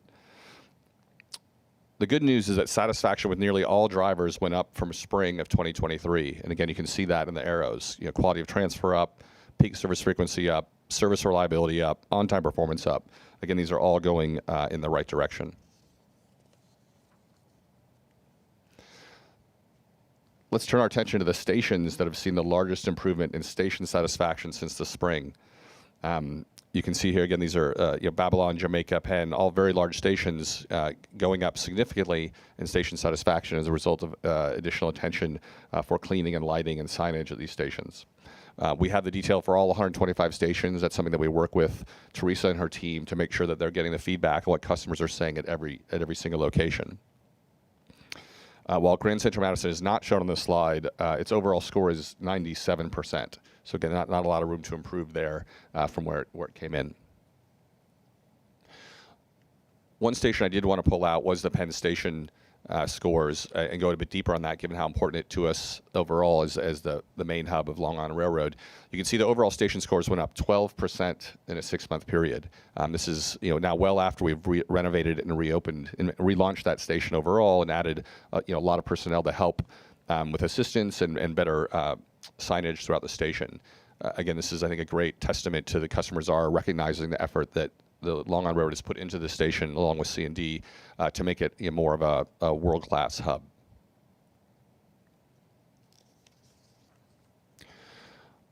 While we do like to celebrate the good, we want to be clear where we can also improve. Here we just show the 2 outlier stations where satisfaction is below 55%. These are the only 2. East New York and Hunters Point Avenue. These are stations we've been working on for some time to try to improve the conditions. We know there's some limitations to what we can do given the footprint of where those stations are. We also know these stations are perceived to have some safety and security issues. We share this information with our MTA police, and they are continuing to work on it and try to improve the conditions there along with the station managers.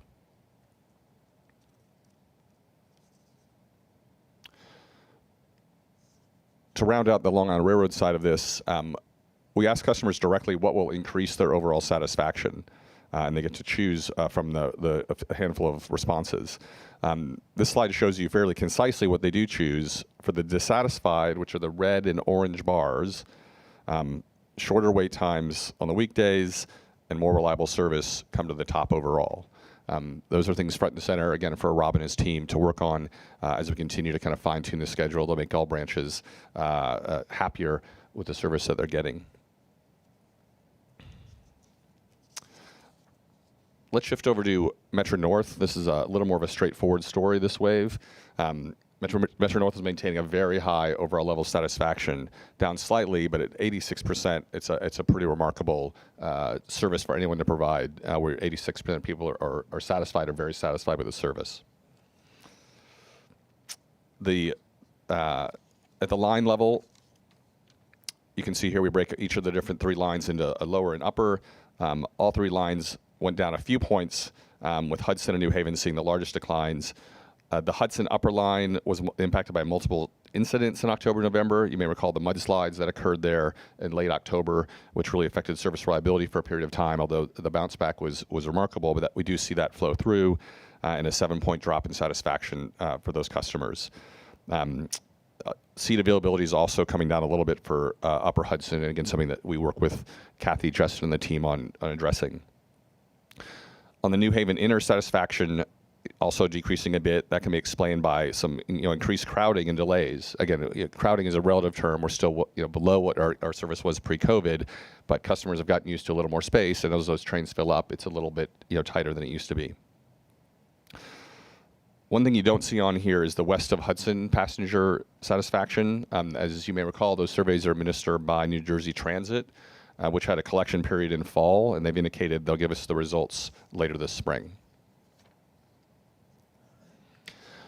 When we look at the Metro North key drivers, again, these are ordered in order of importance in the relationship to customer satisfaction. You can see that they're all fairly high. Again, some going down slightly, but again, from a very high base overall. In this list, value for money is a catch-all attribute that typically represents how customers feel about the service they're provided, being reasonable for the fare that they're paying. This is highly correlated with overall satisfaction, as you can imagine. In this instance, service reliability, on-time performance, peak service frequency are all the top attributes. Again, very high, if coming down a little bit. Lastly, when we look at what dissatisfied Metro North customers say they will increase their satisfaction with the railroad, they say some similar things to what you saw for the Long Island Railroad. Shorter wait times on weekdays and more reliable service. Also, better fare incentives comes up a little bit higher for these customers. I think they're, again, don't have quite as many other things to say.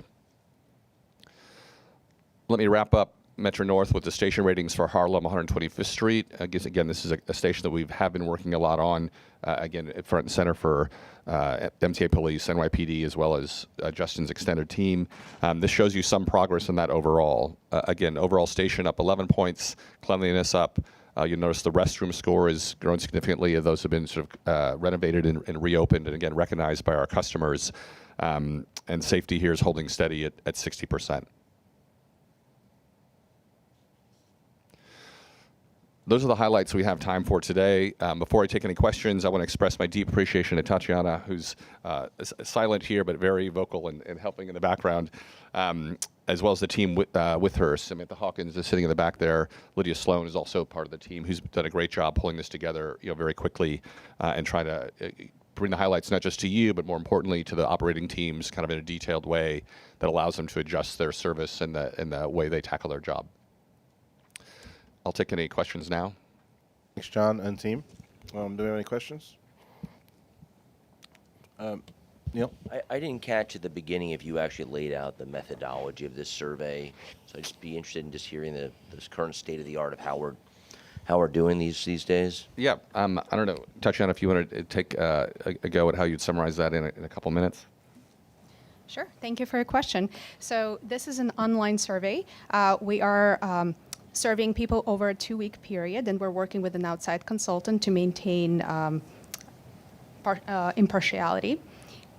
Consumers are sent emails. We maintain a large database of email addresses.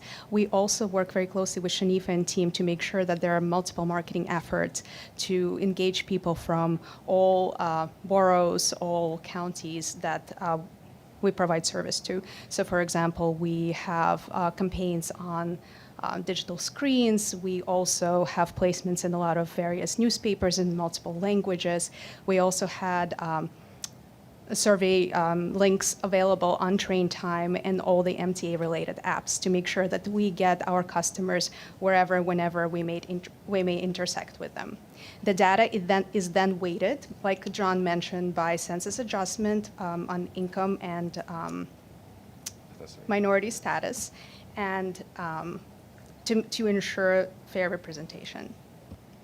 Does that answer your question? Yeah, it'd be useful. Thank you. It'd be useful next time just to see an opening chart that just shows, this is who we surveyed, and that's how it reflects or doesn't reflect the riding population, because it's a pretty important thing. Those with an email address, with a computer or phone, with the actual time to fill something out, is probably a subset of our general subway population, is my guess. Yep, it's a very large sample. Like, for example, if we look at both railroads and New York City Transit, we got over 108,000 customers completing our surveys. So, and we feel really confident that it matches pretty well and is representative of our ridership.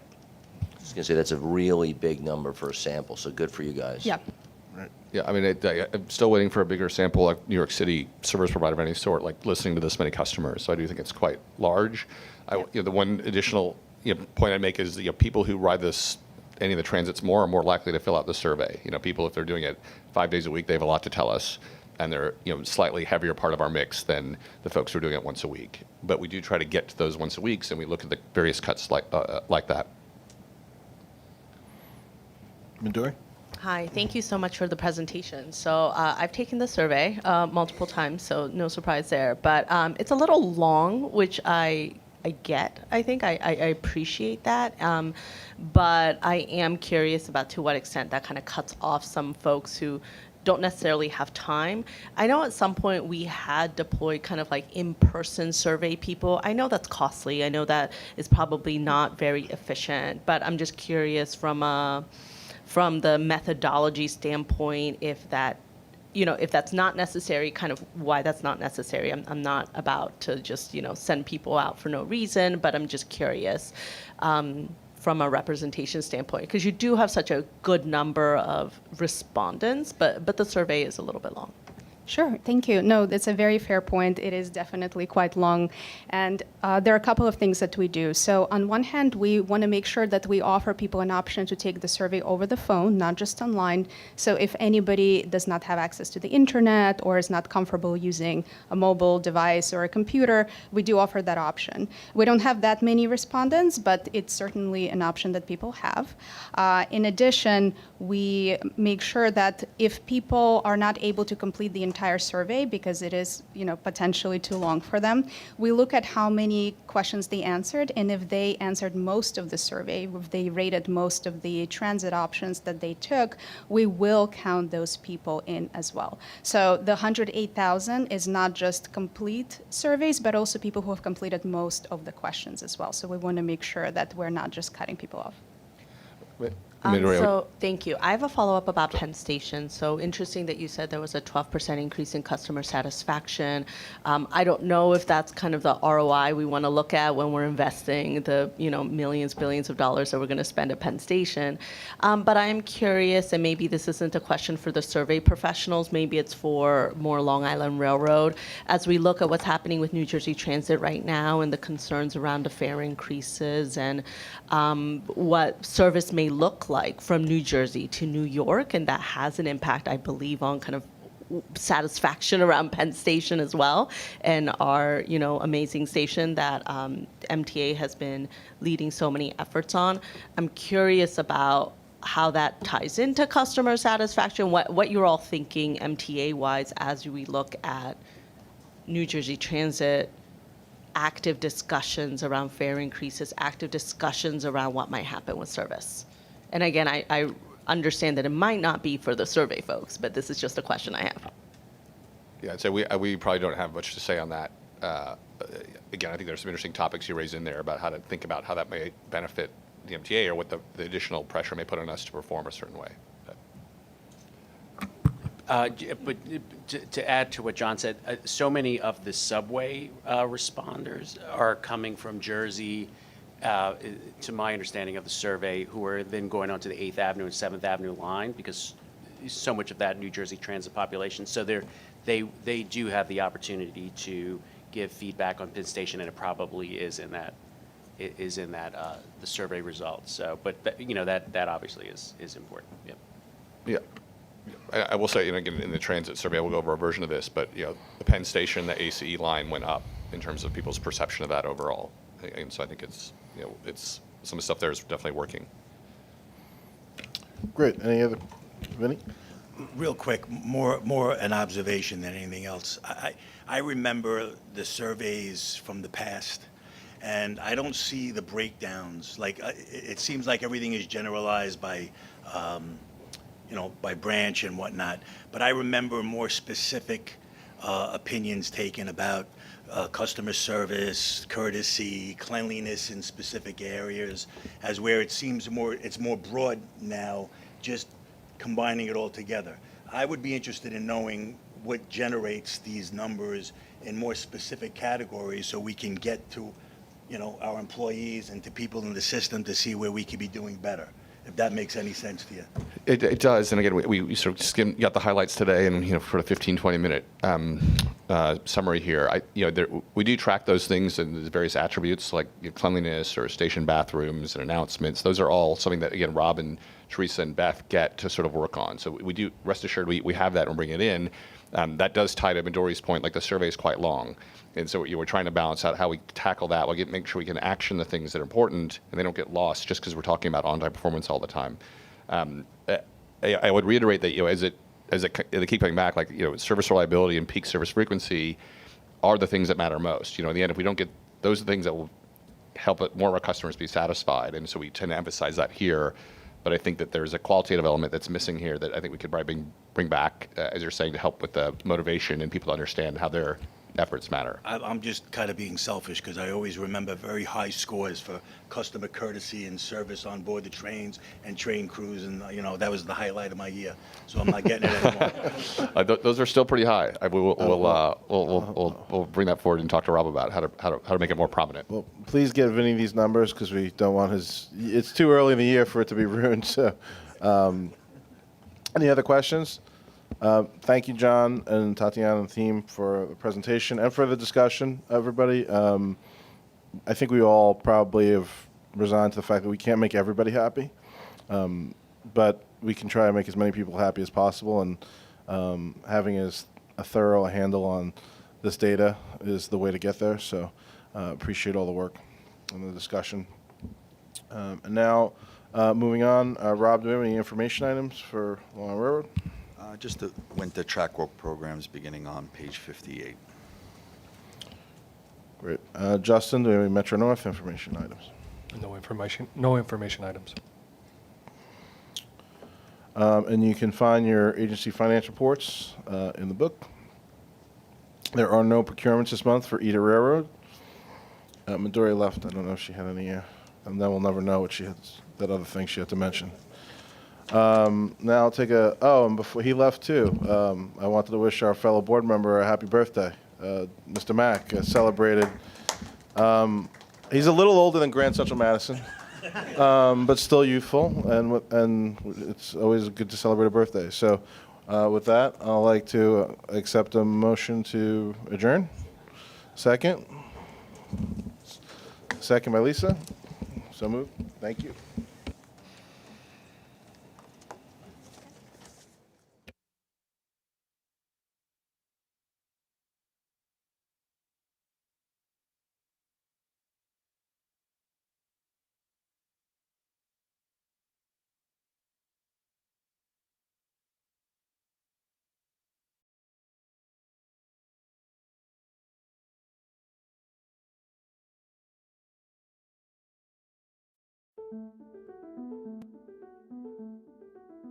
My name is Winnie Espada. I'm a car appearance maintainer, and I've been doing this job for 10 years. I work out of Shea Yard. I was interested in helping the community, the public, so when our passengers get on the train, they'll see that I cleaned it. I'll feel good that I did the job, that they're comfortable, and they don't have to worry about the mess because we took care of it. Well, I always had a background in cleaning with janitorial work and also car detailing. So I came to the railroad and used my skills that I learned from there to help clean the trains. I like working on the train, working with the equipment. I always enjoy cleaning, so that's really it. A typical day is thorough cleaning here in the EIC dock, where we take the seats apart, make sure the sides of the seats are clean from garbage. Any newspaper, cans that are left behind, we clean that up. Clean the windows, we take care of the doors. We make sure that the engineer's cab is clean and ready for him to go for the day. So we take pride in making sure we sanitize everything from the bathrooms itself and everything the customer put their hands on. So it's very important to make sure we take care of our customers here. We sanitize everything. My work is important because we have to make sure the trains are clean, especially in the times of the pandemic. We have to make sure the trains are disinfected and ready for all riders to be comfortable getting onto the train. There's a lot of anxiety going on right now with passengers and customers getting onto dirty trains. So our job is to keep everybody safe and keep everybody's head in the right place.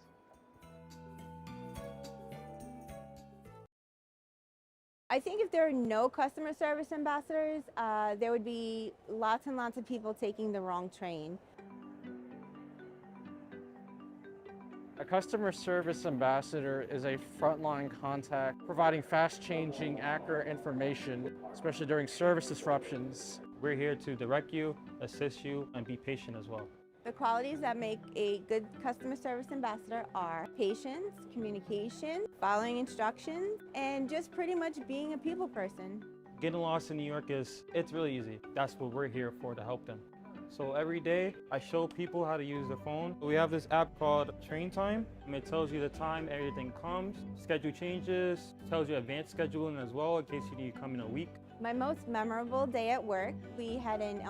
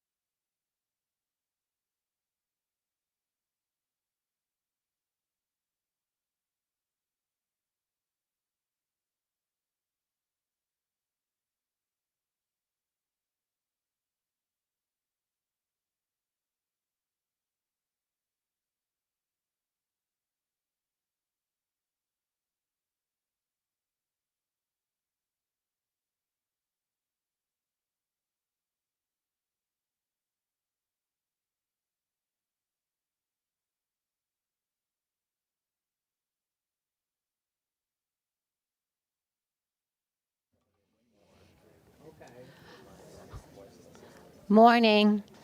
I'd like to call to order the New York City Transit Committee meeting. Let's get started with the public safety announcements. Your safety is of the foremost importance to the MTA. Therefore, we ask that you listen and adhere to the following instructions. If you witness an emergency, notify emergency personnel in the room and call 911 immediately. Please follow any audible instructions provided through the public address system or visually on screens in the event of an emergency. If an alarm sounds, wait for a public address announcement and follow instructions. If told to go to another floor or to evacuate the building, leave all unessential items behind and use stairwell A just across the main hallway or stairwell B down the hallway past the elevators. If you have a mobility disability or cannot self-evacuate, please proceed to stairwell D or E for assistance by MTA staff or emergency personnel. An automated external defibrillator, AED, for use by trained personnel is in the main hallway just past the elevators. If you need assistance during an evacuation, please tell an MTA staff member or emergency personnel. Thank you and have a safe day. Thank you. Let's move on to our public speakers, please. Good morning, Madam Chair. This is the public comment session for the New York City Transit Committee. We have 17 members of the public registered to speak today. As a reminder, we will ask that all public speakers adhere to the MTA's rules of conduct and decorum. In the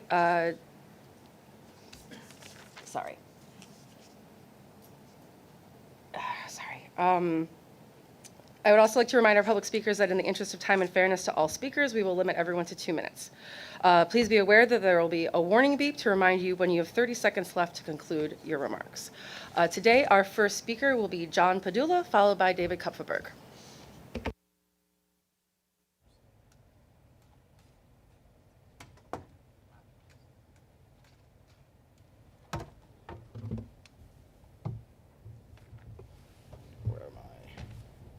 There we go. All right. Good morning, folks. My name is John Padula. I'm a supervisor with Educational Vision Services in New York City Public Schools, as well as a member of the Advisory Committee for Transit Accessibility. Rich, I said that we will reason together. We need to reason together in 2024.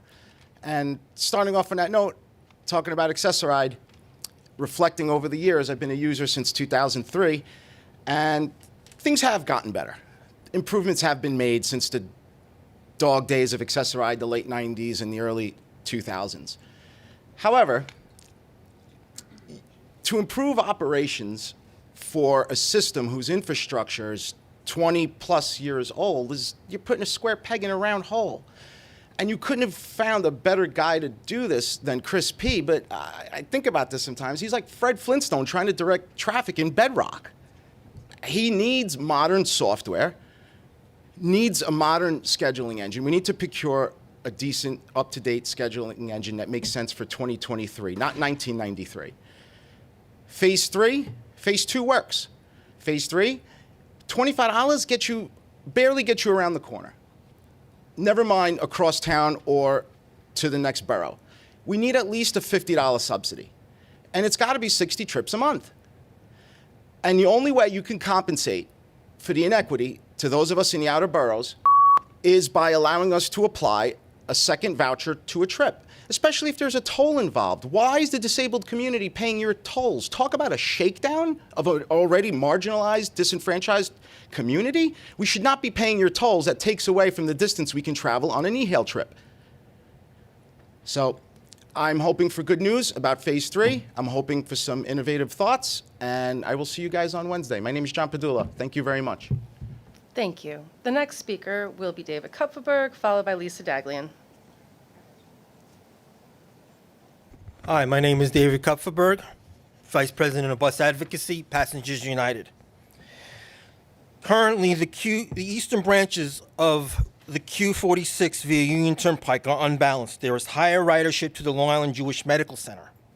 The new draft plan proposed for the Q43 via Hillside Avenue to be extended to the Long Island Jewish Medical Center. This is a great idea and it had community support because bus service via Union Turnpike would then be in balance. The MTA pulled the idea in the proposed final plan because the MTA claims that there is currently not enough space at the hospital to accommodate additional bus routes.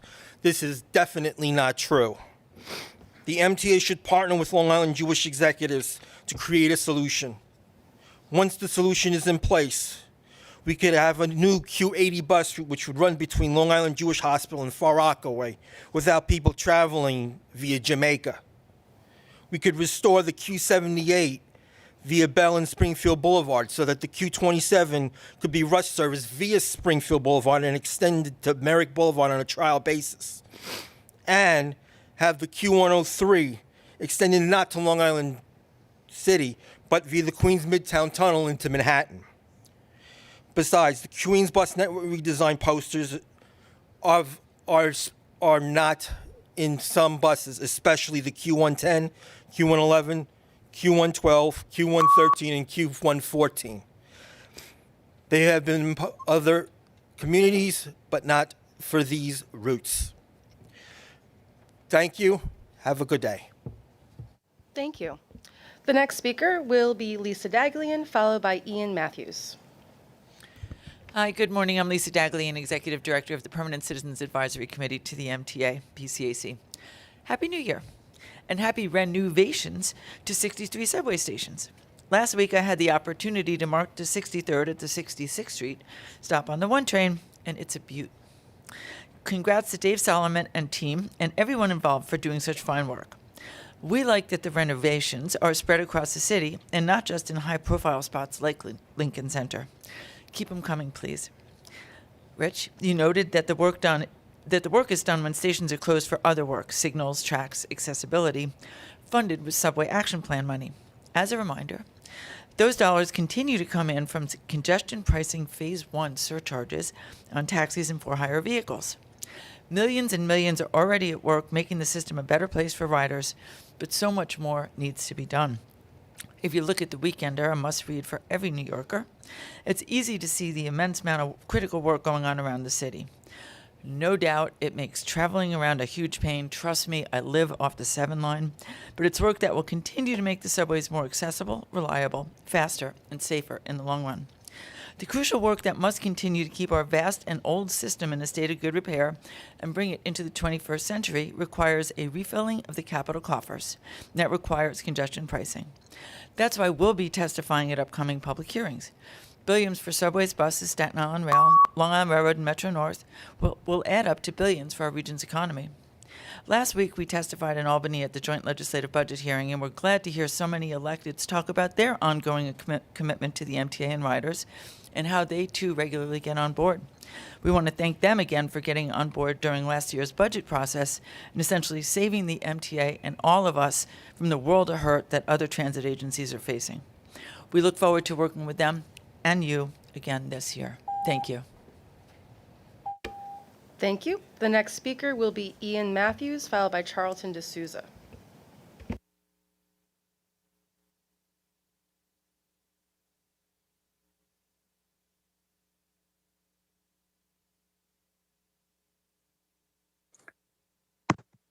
Can you hear me? Yes, please begin. All right. Hi there. I'm here to talk about the R train frequency on weekdays during 3rd Street line shutdown, which is awful. I've noticed there's 15 to 20-minute headways on it, especially at the local stations. I know that you can't come back to Forest Hills, but the best suggestion would be is to reroute an ERF train to the local track at Queens, especially because you run them every single minute. So it would relieve congestion on the express track rerouting one train. Also, I've been noticing a lot more fare evasion at stations, especially like Bedford Park Boulevard, Central Park North 110th Street on the 2 and 3, and Gun Hill Road on the 2 and the rush hour 5. There needs to be more police patrols, as I've hardly seen any at those stations. That's all I got to say. Thank you. Thank you. The next speaker will be Charlton D'Souza, followed by Tasha Larabors. Good morning, everyone. Happy New Year. My name is Charlton D'Souza. I'm the president of Passengers United. And I did go up to 191st Street on the one line last week to check out the new subway barriers. And I think it's a start in the right direction. And I think it's going to help make subway platforms a little bit safer. Is it going to solve all the track intrusions? No, but it works for now. And I think this program should be expanded to more stations like Roosevelt Avenue. And there's many other stations I can think of, like 14th Street, Union Square. So that's a start. Now let's talk about subway safety, because last night a man was stabbed in the hands at Times Square. So what I want to know about the crime statistics is the MTA counting transit employee assaults and police officer assaults in the crime statistics? Because these crime statistics are all over the place. And what people don't realize is that when a person is beaten up, robbed, or assaulted, that really impacts them. And a lot of times, police reports are downgraded. And so that means those crime stats do not count towards the overall, yearly reporting. So I'm very concerned about that. And we need to focus on that. So I look forward this year to working with you guys. I'm not happy about the Queens bus redesign because there are a lot of posters missing. And in some cases, there's no notifications on buses on the digital screens about the Queens bus redesign. So that's an issue. So I look forward to the MTA working better to add more notifications on buses. Thank you so much, guys. And I look forward to working with you this year. Thank you. Thank you. The next speaker will be Tasha Larabors, followed by Michael Ring. Good morning. My name is Tasha Larabors. I work for Center for Independence of the Disabled, New York. I'd like to once again talk about the paratransit. Two issues. One is in regards to the app itself and notification. It doesn't always notify you when your ride is there. And sometimes you don't even get a text message from the driver. Also, something that I've mentioned before, which is very important, when the app does work, on the occasion that the app does work and it tells you the name of the driver, the type of car, the color car, and whatnot. But the second you go outside, it is not the same car. It is not the same driver. You have no clue who it is. You're only fortunate if that same driver calls you to let you know that they are outside. That is a safety issue that I really think needs to be addressed. Thank you. Thank you. Our next speaker today is Michael Ring, followed by Joseph Morales. Good morning. My name is Michael Ring. For anyone who needs a verbal description of my appearance, I'm a 60-year-old white guy. I need a shave and a haircut. I'm wearing a hoodie that says Disabled in Action, one of the many organizations I'm part of. I'd like to talk about accessibility on the subways and buses. A lot of people talk about elevators, but the thing that keeps me from riding the train is the fact that I need a seat. I don't look like a person who needs a seat. I have terrible balance. I actually have a lack of proprioception. It's a little more complicated than balance. And my hands don't work really well. So when it comes to holding on, I'm holding on with my elbow on that pole, which it kind of hurts. I've been to other cities, and the signs on the seats that are reserved for people with disabilities say things like, this seat must be made available for persons with disabilities. Or when you drive a car and you get to one of those spots with a handicap placard, it doesn't say, you can park here, but get up when someone needs go get your car and move it when someone else needs the spot. The seat and the spot, they really need to be made available. I'm part of the Accessible Transit Committee, and I brought this up a couple of weeks ago, and I was told that there'll be new words on the new trains and the new buses. The old trains and buses are going to be around for a long time, maybe decades. So I don't think it's $1 billion project or even $1 million project to come up with some new bumper stickers to put in the front seats of the buses and in the train. We can come up with some more affirmative words that say, don't sit here, and it might change the culture of New York so that there'll be a seat for. It's not only about me, but a lot of people need to sit, and the people who don't need to sit are already sitting in those chairs. So it's an easy fix maybe we can get this done in this year or next year instead of when new trains come around. Thank you very much. Thank you. The next speaker is Joseph Morales, followed by Stephen Bauman.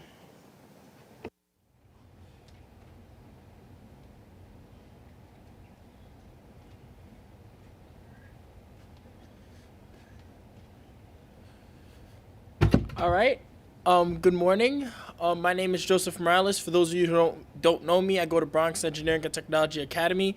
I noticed in the board book, it discussed the Queens Bus Network redesign. And I noticed when I looked at the feedback list for the redesign, I noticed that one of the top requests was to extend the Q44 to the Bronx High School of Science.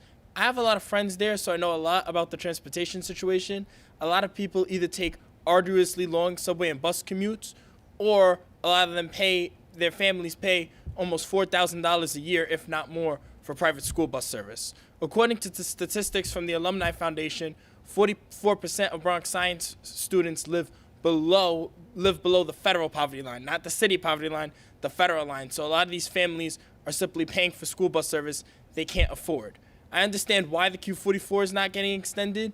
It already runs a very long route, and I actually thought of starting a petition amongst friends to get the extension, but chose against it for that reason. So I do feel like there needs to be something done to improve transit service for that connection. One of my ideas is a special school run of the Q44 that would run between Bronx Science and maybe Flushing Main Street or Jewel Avenue instead of going all the way to Jamaica.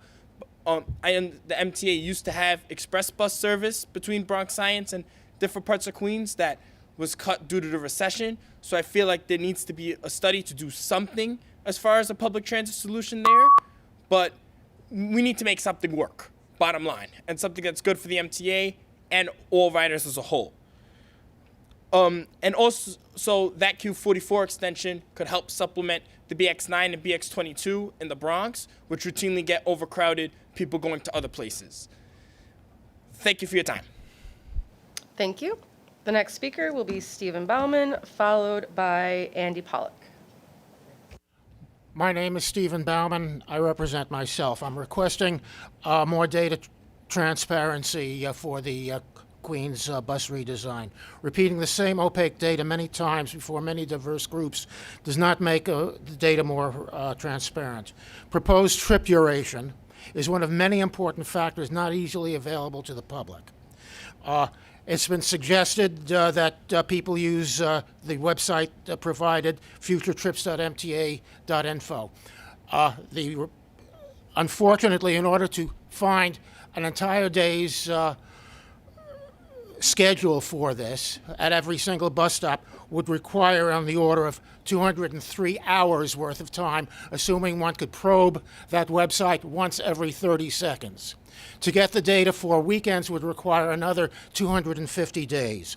There is a better way of doing that, and that is to provide to the public the data, the raw data, to which this website uses.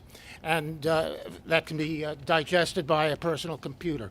There is a standard format for that data. It's called GTFS, and it's been used by every single transit agency around the world, with the exception of London Transport. It's been used by the MTA since October 2013. If that data were available, we could answer a lot of questions, a lot of specific questions.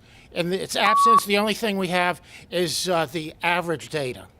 If we look at the average data based upon the savings of 20 seconds per removed stops and the walking distance, we find out that the net savings for the average 2.23 mile trip is 13 seconds total. That's the average trip. Obviously, more specific data would provide a better. Thank you, sir. Thank you. The next speaker is Andy Pollock, followed by Alita Dupree. Thank you, Kate. Good morning, Hada, and good morning, Richard. Andy Pollock for the record. Passengers United, spelled P-O-2-Ls, A-C-K for the record. So I want to talk about what happened on the Queens Boulevard line last Tuesday, the 23rd. So I want to thank the two motormen on the train, the lady and the men on my E-train, trying to calm everybody down regarding the signal problem at Jackson Heights Roosevelt Avenue. The issue I have is with the social media team and the email team. There was a lot of mixed messages that morning before 12 noon that day. They were claiming that we were going to run express all the way to Court Square and we were going to skip the Jackson Heights station. But apparently that's not what happened. And as my train was stuck in between the Elmhurst Avenue and Jackson Heights station, I get an email right when my 5G signal comes back claiming that the Long Island Railroad was cross-honoring. And thankfully, I took the 7-2 stops, went to 61st Street Woodside, and continued on with my commute, even though I was an hour behind my schedule that day. So there needs to be better communication with the social media team. That's what I'm requesting on. The second thing I want to mention is the QM5. I was on the 215 trip later that afternoon, and I don't know what's going on with the Queensboro Bridge. There needs to be more direct communication with the MTA and the DOT, because my bus should have went in the Midtown Tunnel that day, because we were stuck in so much traffic on 57th Street. My driver should have made the right turn on 2nd Avenue and taken the tunnel that day. And one more thing, the Q46 bus from Long Island Jewish is still leaving early, or we still have trips that go missing. What's going on with Queens Village Bus Depot? Is it because the drivers are still trying to make up the traffic light at Lakeville Road? So that's where I'm going to conclude my remarks for this month. Thank you for letting me speak today, and I will speak again in February. Thank you. The next speaker is Alita Dupree, followed by Miriam Fisher.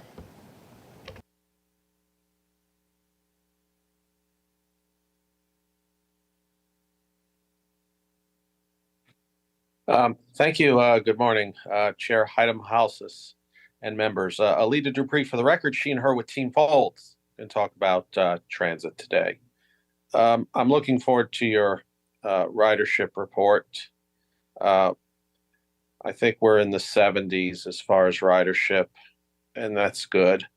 It's better than a lot of other systems I see, but how do we bring more people onto the subway? Because the subway is very important, and I hope to use it again soon. And Omni is essential. Omni worked very well for me in New York, and I expect it continues to, and I enjoy sharing that with others. But there's certainly more things that we can use Omni for, such as hopefully some kind of fare integration as we bring it to the railroads. And I'm thinking that the fare policy should be updated, because you still have to pay every time you get on the subway. I'm thinking we should just go to each tap of Omni gets you 2 hours, regardless of which mode you use. So something to think about for our next fare issue. And we should work toward a renewable energy powered subway. I think our subway should have a power content label. BART in the Bay Area of California has a power content label because treat it as a utility. And I always refer to BART as being the people's system. And I used it this weekend here in Oakland. But I continue to believe in the importance of the subway as a system that is legendary and stately. It's steeped in tradition and mindful of history, that it's always with me. And I look forward to coming back. And especially today, I always like rich, credible, and meaningful reports. Thank you. Thank you. The next speaker is Miriam Fisher, who will be followed by Jean Ryan.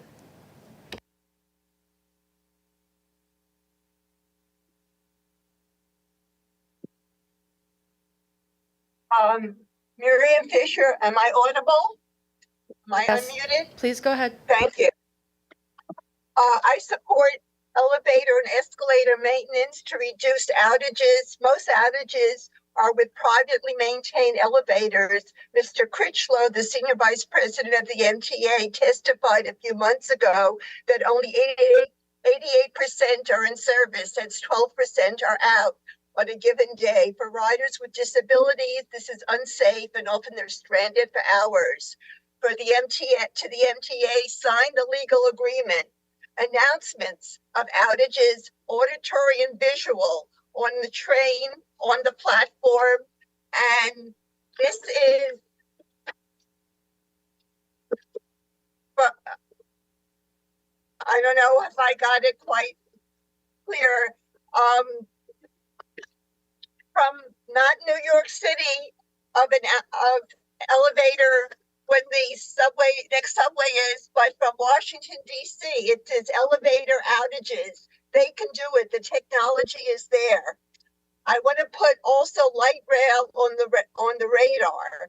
Cheaper, faster to build, easier for accessibility.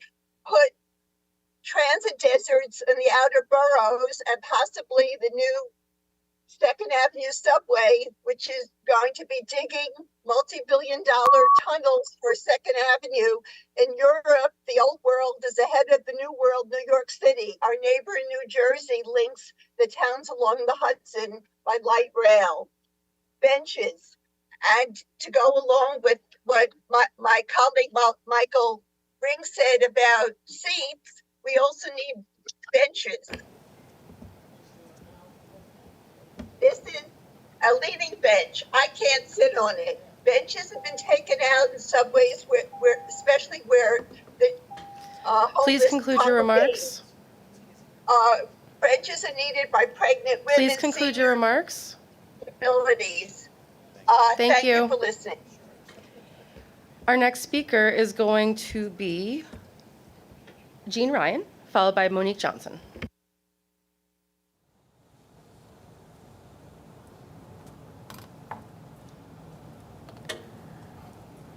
Hi, I'm Jean Ryan. I'm president of Disabled in Action of Metropolitan New York, DIA for short.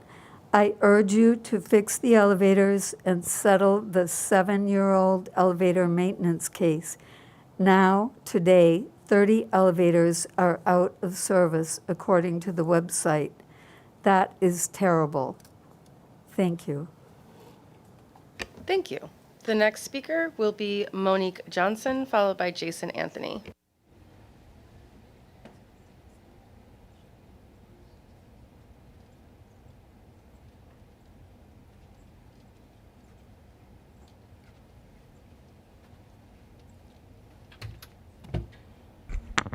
Good morning. My name is Monique Johnson. I'm here to talk about the elevators at Borough Hall, which is the one-way coming for the 4 and 5 train. There's nothing really to tell you there's not an elevator that you can't take there for visual or non-visual, whatever disability a person may have. They need to make it more clearer. For the elevator at Hoyt Street, it only go down, but it doesn't go down to the train station. There's nothing really there to let a person, visual or non-visual, to know that they cannot no further take an elevator down to the train. These things are very important and we need to put them in place. Like how y'all have the people out there on J Street, Bond Street, and Hoyt Street. Y'all have them officers taking them off the bus, but what are y'all doing to help the people to get on the elevators? Which is a nice thing that they're taking them off the bus, because they rush us disabled people trying to sneak on the bus. So that is a good thing that y'all do have that in place. But we need more help with the elevators and the sidewalks for us to get it, and the gaps in the train when we have disability wheelchairs, the walker that I have, or anything. It's hard to get on the train. I had to lift it up, and people pushing me trying to get on the train. It's difficult for me because I have to lift this up and also drag my leg to get on the train when I don't have accessoride. And accessoride, they called me twice today. I couldn't even get a card to get here. I had to call accessoride back. They sent me 2 text messages that a car was coming. None came. We need to do better with that too. Thank you. Thank you. The next speaker will be Jason Anthony, and our final speaker will be David Feliciano. Good morning, Rich, Haida, Frank, and hopefully I will able to see Demetrius. Happy New Year to all on this 2024. A couple of things I want to mention. One, I was able to attend the press conference on the opening of the elevator at Beach 67th Street on the Fall Walkway line on the Apple train in Queens. But there's more to be done. I discovered that Euclid Avenue on the Apple and Cookie lines in Brooklyn are broken down. But there's accessible shuttle buses. I happened to be in that area this past week. The bus didn't have no signage. It was a regular access ride or the accessible shuttle bus that will transport commuters from Euclid Avenue to Utica Avenue. And the hours from 7 to 7, it should be extended. Because what if a person needed assistance either before 7 a.m. or after 7 p.m.? That person will have to take 2 buses to get to their final destination. Regarding police presence, I've been seeing more, but we need them aboard trains also.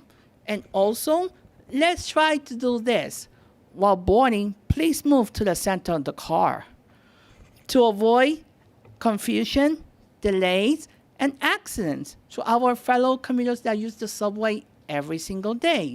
So with that, I wrap it up. I'll see you guys later. Thank you. Our final speaker is David Feliciano.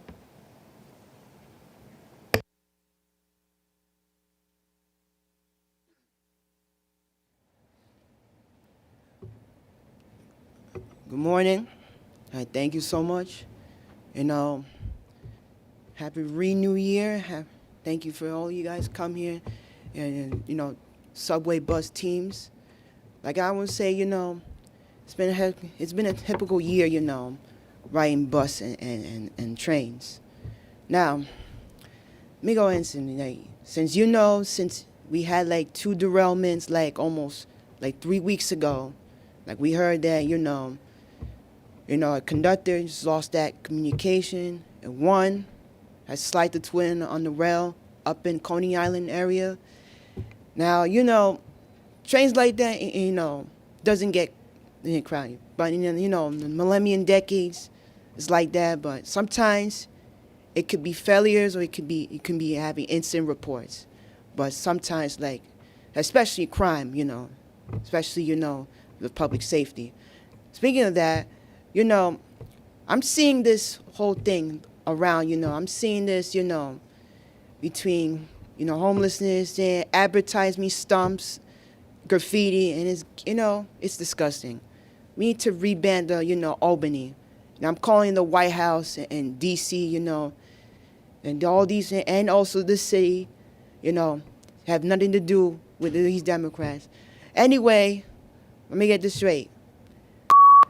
Like I've seen these, prohibited activities are legal in public transportation, but this is not the way the agencies that you pro.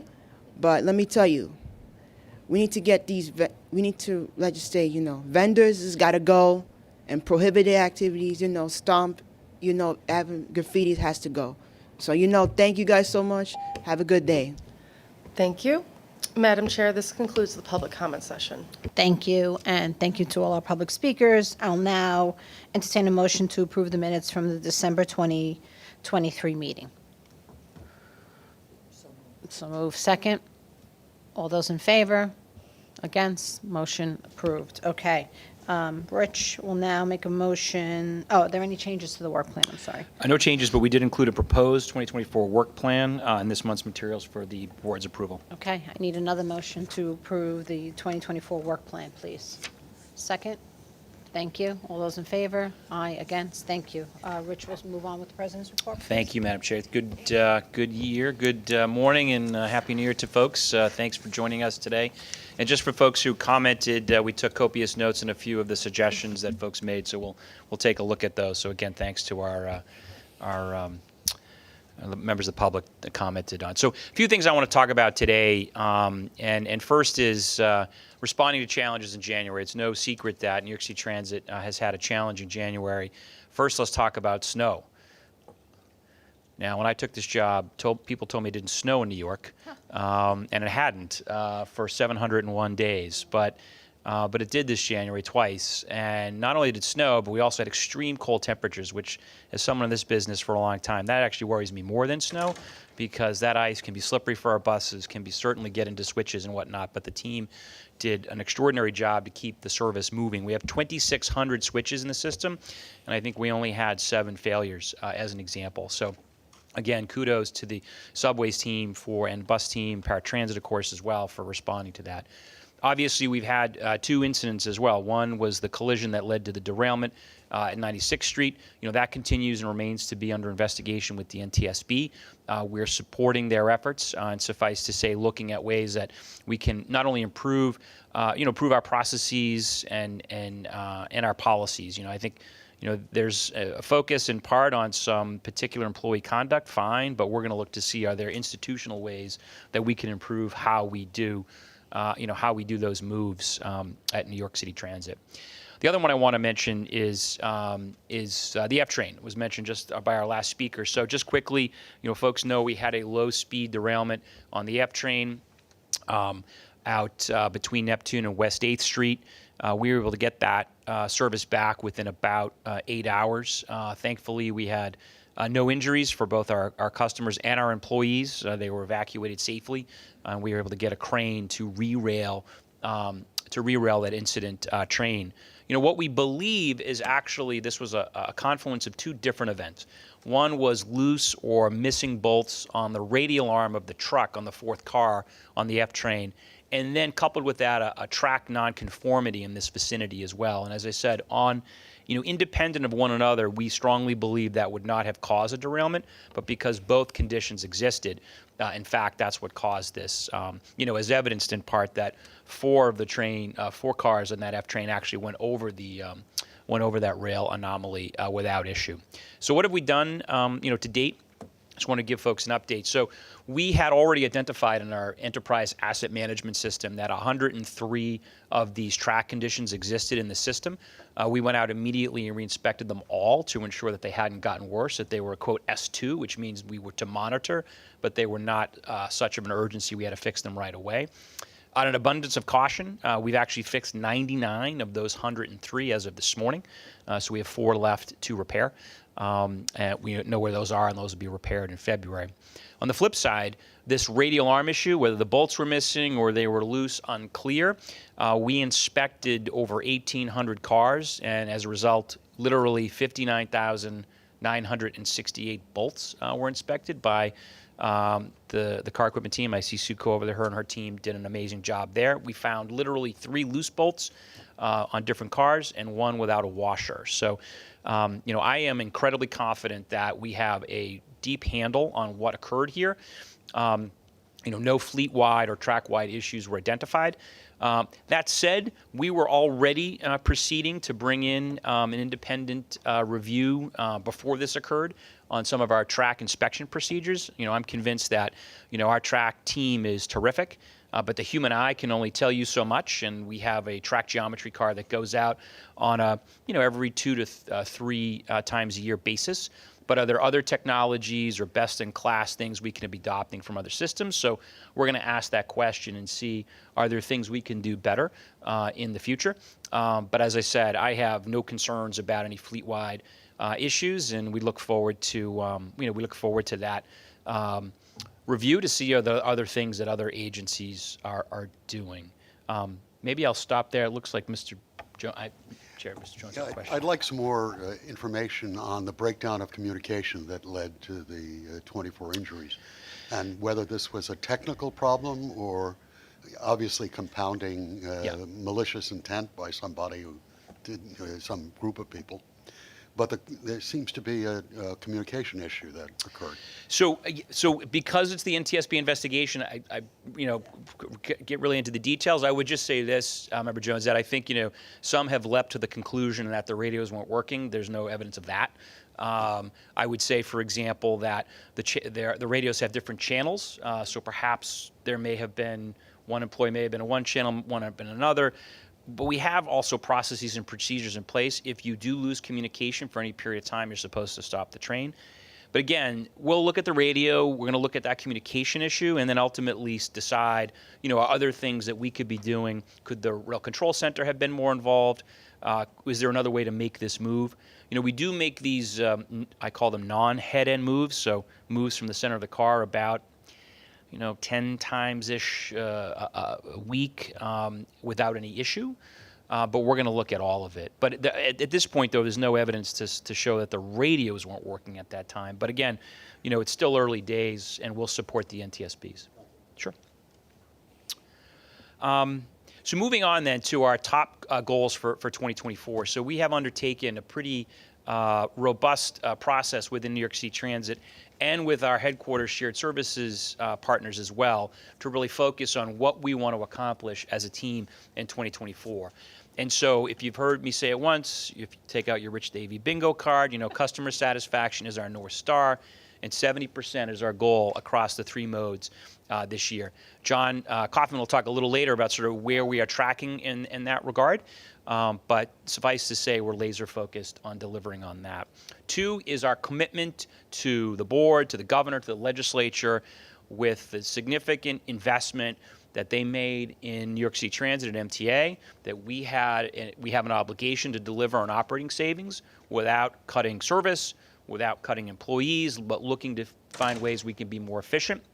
Our commitment is to deliver $300 million. We hope to do better than that. This committee and the board has heard me talk about that in the past, but we're very much focused on delivering those dollars.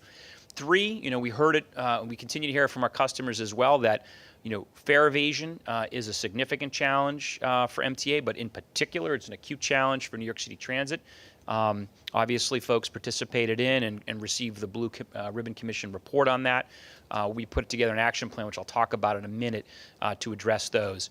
Improving our employee satisfaction, something that is so critical for this organization with 47,000 men and women that work here and deliver the service every day, ensuring that our employees are increasingly satisfied with how they work here. And then employee availability. In of itself, supporting both customer satisfaction and the dollars we want to save. But if we can get to 201 on average available days for our employees to be here at work, it improves our costs, it improves customer satisfaction. And by the way, with our TWU agreement, if we achieve 201 days, beyond that, we have a share in those savings with our employees, so those that have good attendance, for example. We're still working out those details with the TWU, but we're going to put our money where our mouth is on this one. I'm going to let the modal chiefs talk a little bit about their slide. Jim Compton is sitting in for Demetrius. So, Jim, do you want to talk a little bit about subways? Sure. Thank you, Rich. Department of Subways is focused on providing better and first-in-class customer service. We will build upon previous year's accomplishments so we can attain that 70% customer satisfaction. In 2023, we found ourselves reaching historic on-time performance numbers as we are challenging ourselves this year to increase our on-time performance to 84.6%. To do this, we must reduce internal delays by 10% by looking at predictive maintenance, improve employee availability to reduce delays by 35% in this area, and reduce operating environment delays by 5%. We plan to increase service frequency and reduce wait times when we implement Phase 4 of our service enhancements this spring, which will deliver 2-minute headway reductions.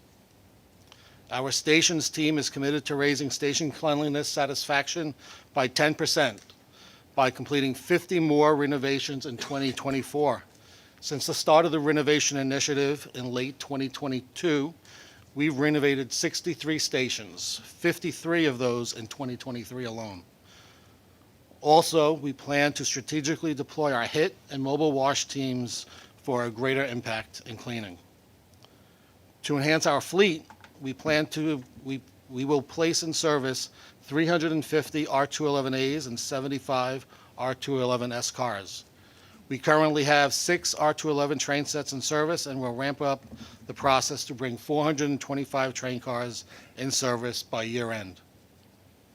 It's not just good enough to have all these amazing initiatives. In 2024, we will also provide a safer environment for our customers and our employees by delivering safety improvements at stations and on cars.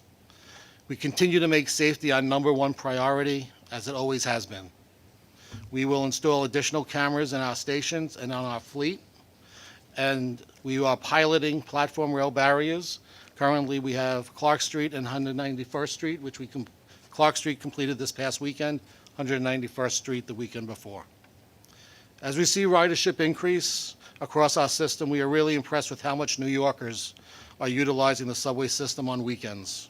We encourage more weekend ridership, and we are doing work to minimize the effects of any construction on service.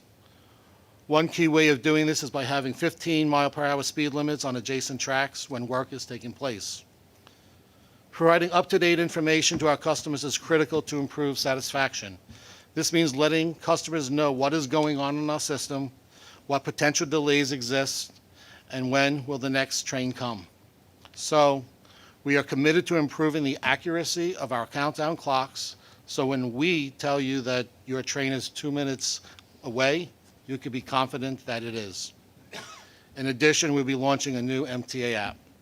Subways has an ambitious year ahead, but our goals are achievable because of the hard-working women and men who are part of the transit family. I will turn it over now to Frank Anacaro, Senior VP Buses. Okay, good morning. So, not to be outdone by our subway folks, for sure. 2023 was certainly a very challenging but accomplished year for buses, and we continue to roll this right into 2024 with another ambitious year, but I know our team is up to it, and we're definitely going to be relying on our stakeholders and this board to support us. So we're thrilled, thanks to the legislation passed this year, to begin in May implementing the next version of enforcement, automated camera enforcement. This allows us to enforce bus stops, double parked cars, in and out beyond the bus lanes. This will be a big win for the bus system, as we expect significant improvements to bus speeds, accessibility, and collisions. We will continue on our route improvement initiatives we began in 2020 by replacing 10 of the routes that have graduated, and we'll be implementing 14 new routes, and we will continue to evaluate each of these routes stop by stop, block by block, to make lasting improvements on each route. Now, in regards to bus priority and our partnerships with the city, we will continue to work closely with DOT to accelerate the implementation of improved or new bus lanes. And this includes public outreach, where our GCR folks and the OP and bus team are engaged to make sure that the community leaders understand how important these bus lanes are, and they are truly an issue of equity. Along with enforcement, we will expand on NYPD's citywide bus lane enforcement task force that was just announced to this committee back in November. And I want to give a shout out to the Traffic Enforcement District at NYPD. Since this was launched at the end of November, over 7,000 summonses have been issued across the 18 bus corridors. We are laser focused on bus operator safety. We are dedicated to improving safety for our operators. We plan on retrofitting 750 express buses with home-designed bus operator compartment doors and installed by our internal workforces. We will install 118 public-facing security monitors, and we will validate the cockpit designs for our local fleets on both bus models. And this includes the adaptation of e-mirrors. I want to thank but also encourage our partners at New York State DMV who are working on the regulation changes required here. And then finally, part of our journey is to a full zero-emissions fleet by 2040, and we would take delivery of 60 all-electric 40-foot New Flyer buses at 4 of our depots this year. So it's certainly an ambitious but very exciting year, and we look forward to working with this committee, and we'll continue to provide updates on our progress. And now I'll pass it on to our partner, Chris. Thank Or you, Fred Frank. Flintstone. Fred? Fred Flintstone, yes. Thanks, everyone. So at Paratransit and Accessoride, we had a great amount of progress in 2023. Some highlights included achieving our on-time performance goal of 30 minutes at 94%. So we've moved down to 20 minutes now. We'll be measuring ourselves at a 20-minute on-time performance goal for the year. In addition, we got to see a reduction in our provider no-shows by 50% year over year. So we're well under our goal of 3 per 1,000. Although, as our public commenters, Ms. Johnson did say, we're not yet perfect, and we do have a lot of work to do there. So we'll continue to push on our no-shows and on-time performance. In addition, we had a good progress with releasing the My AAR app online booking, which allowed us to grow our online bookings from 5 to 12% last year, and we're going to be shooting for 25% though this year. So to improve our online booking experience for our customers and make some fixes, which including some of the ones that our public commenters mentioned today. Going into this year, we'll also be looking at improving not just our online booking, but our booking by phone as well. We had a great step forward in the summer, making a couple tweaks to the online booking system, the phone booking system, and we're now regularly exceeding that 95% answered within 60 seconds. In fact, over this weekend, it was under 16 seconds every day, which is fantastic. So we're getting a lot of much more access by the phone system. In addition, of course, too, we are looking to expand our flexibility and our spontaneity for paratransit, which is, of course, through the eHail pilot program. Phase 2 was launched last year, and we're looking to continue to evaluate the program and see what we can do to get to a Phase 3, which will be ideally a program that will be even more useful for our customers and financially sustainable for the authority.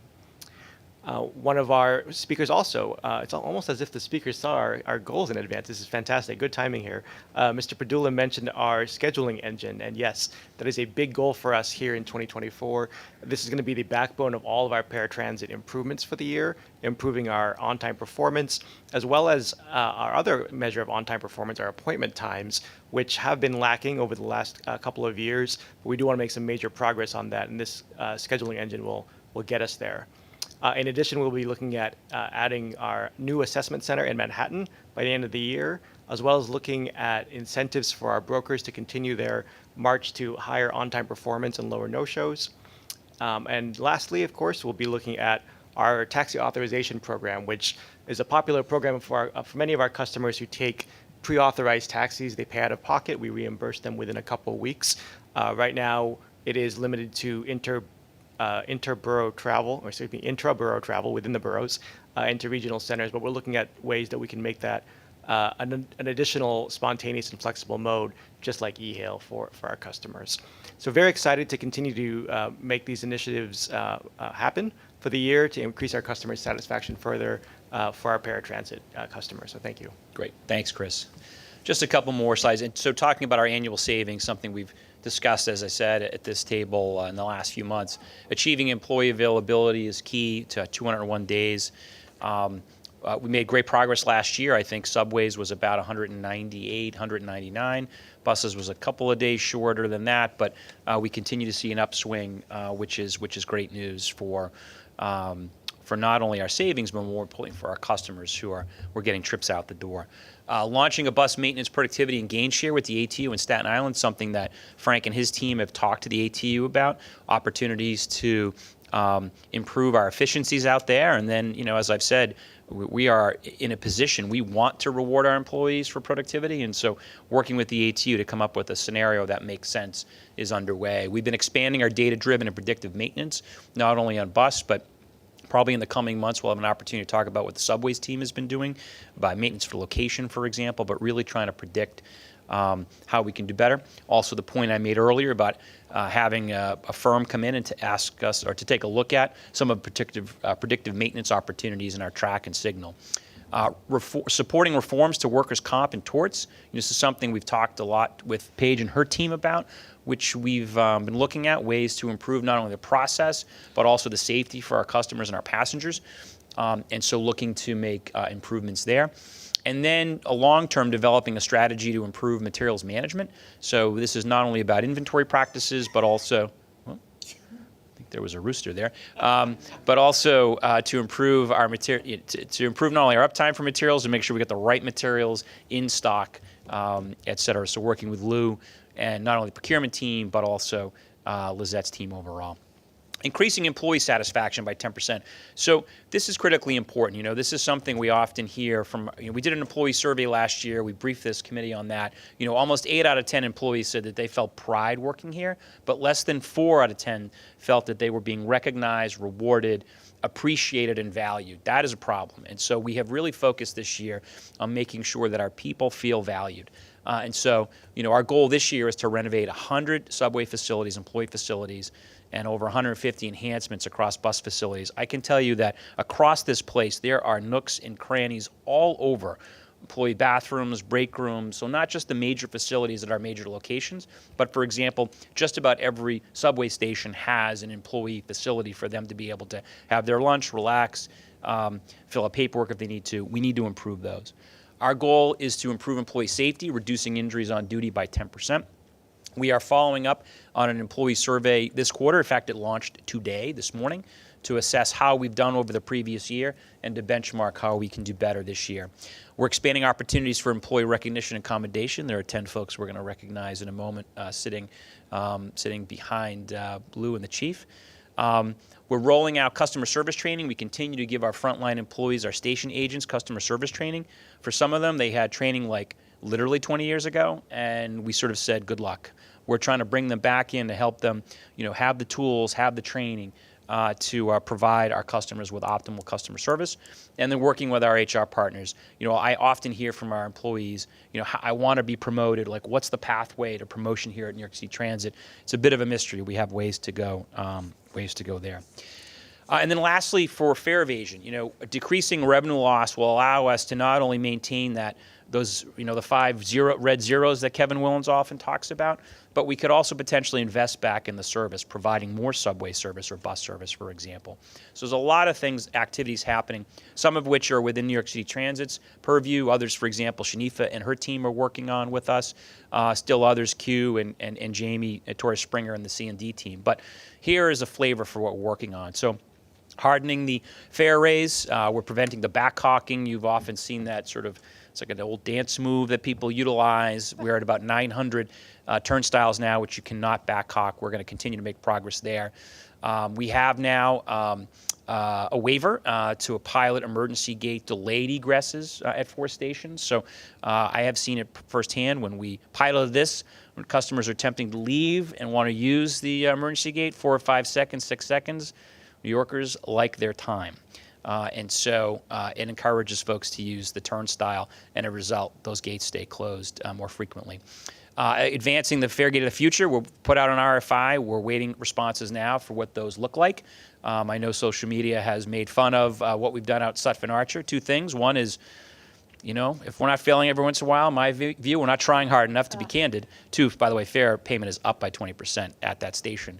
But suffice to say, there's lots of technology out there that we want to look at. Expanding fare evasion enforcement in a few areas. The chief and his team continue to support us there. Launching a new marketing campaign. Shanifa and her team have really helped. We've got some great creative within MTA.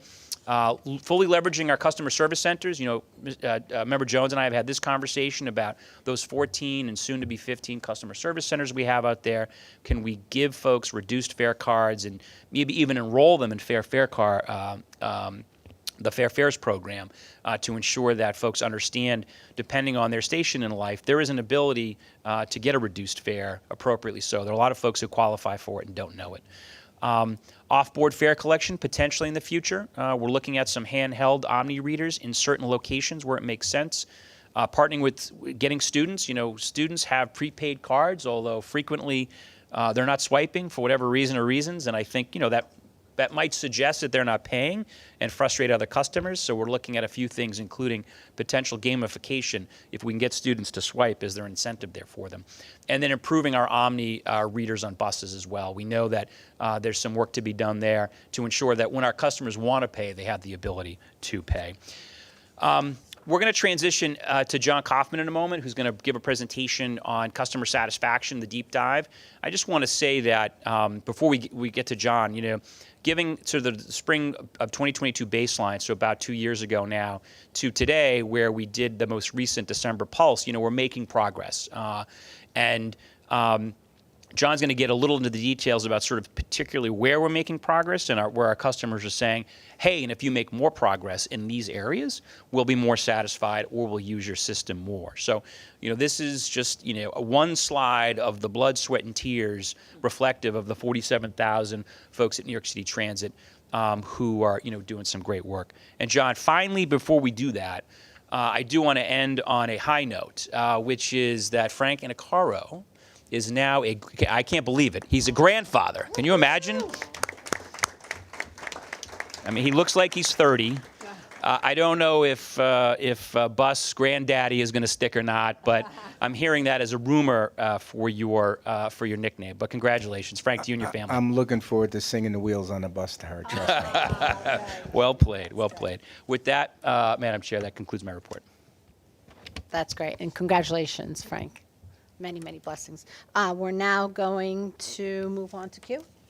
To John. Oh, to John. I'm sorry, John Kaufman for MTA Strategic Initiatives and the 2023 biannual customer service results. Yes, Lisa. That's okay. You had discussed about to avoid taking the turnstile. What about those gates that you're putting up at the train stations to avoid people falling into the tracks? Is that going to be addressed today? So, no, we didn't have a separate, happy to discuss it, but we did not have a separate a conversation. But happy to give you just a quick briefing on that, if you wish. So, obviously, the safety of our customers at the platforms has been a conversation around this table now for a couple of years, if not longer. And, one tactic was to look at the subway platform doors that other systems have, although those are typically built when the system is built. Retrofitting is difficult. There's an RFP out for those. They tend to be pretty expensive, and it will take some time to build those. And so we said, well, what else can we do in the interim that might be low tech, low cost? And so kudos to the subways team for coming up with this. So what we've done is basically put up yellow fencing at 191st Street. Clark, as Jim mentioned, this past weekend, we have 2 other stations to come in areas where we have a singular car class because we obviously have to be cognizant of the doors. And in many stations, I'm sure Andrew can probably rattle them off because he knows them. We have multiple car classes and that won't work. So it's a pilot program so far, other than, I would say, some snarky comments on social media, whatever. It is working. We're hearing from customers that they feel safer. So we're going to pilot it and see if it works, but, versus the tens of millions of dollars or beyond what the platform doors will cost, this is like a $25,000 per platform internal solution. Thank you. And I know that you're looking for one more pilot station. Of course, you're always going to hear me say I'd love to see it in the Bronx. I thought you were going to say Staten Island, but yes, we're no doubt. Thank you. John? Great. Good morning, everyone. My name is John Kaufman. I'm the Chief of Strategic Initiatives. One of my teams is the Customer and Market Research team, led here by Tatiana Lavina, who's on my right. Today, we want to share with you the results of customers count from the fall survey. Just to remind you, this survey was in field in the middle of November, from November 6th to November 20th. We got more than 80,000 customers to participate at one of the 3 New York City Transit modes, so a very high sample. The size of the sample really allows us to go deep with Rich and his team to understand how customers are feeling about various attributes, whether it's their line, their bus route, their station. We have a good sample size for the overwhelming majority of what they're managing to. Today, we're going to share just a selection of the most recent, the most interesting highlights, and we'll start with subways. This chart shows you the most important tracking questions for subways. We ask respondents to rate their specific lines and stations, and we ask them how they feel about safety. You can see here these 4 dimensions are tracking in the right direction. The percentages indicate what percentage are satisfied or very satisfied with that particular attribute. The blue line shows you stations, green line shows you for lines, and then again for safety, they're both now above 50%, which is a major improvement from spring in 2022 when both scores were in the 30s. And so again, a lot of a concentrated effort by Rich's team, Pat Warren's staff, and of course the NYPD, who's helping reassure folks on trains and in stations. As Rich alluded to, in fall 2023, however, customers overall are slightly less satisfied with the system overall. If you see it from the spring, it went down a few points despite the fact all those indicators were going up. It's a little bit of a disconnect from what we just saw with the individual pieces, and I want to share with you a little bit as to what's going on behind the scenes here. A key dynamic in driving that overall scores can be seen on this slide. We're actually showing you the satisfaction levels for different types of riders. A trend we've mentioned before in this forum is recurring here. The most frequent riders are less satisfied with those riding more occasionally. This is actually not unique to the MTA. This is anywhere you go. The more regularly you ride, the more likely you're going to have someone disrupting one of your trips. It's kind of, again, just the overall exposure and the nature of statistics. From the fall survey, we also see 2 other trends compounding the effect of the overall sinking a little bit.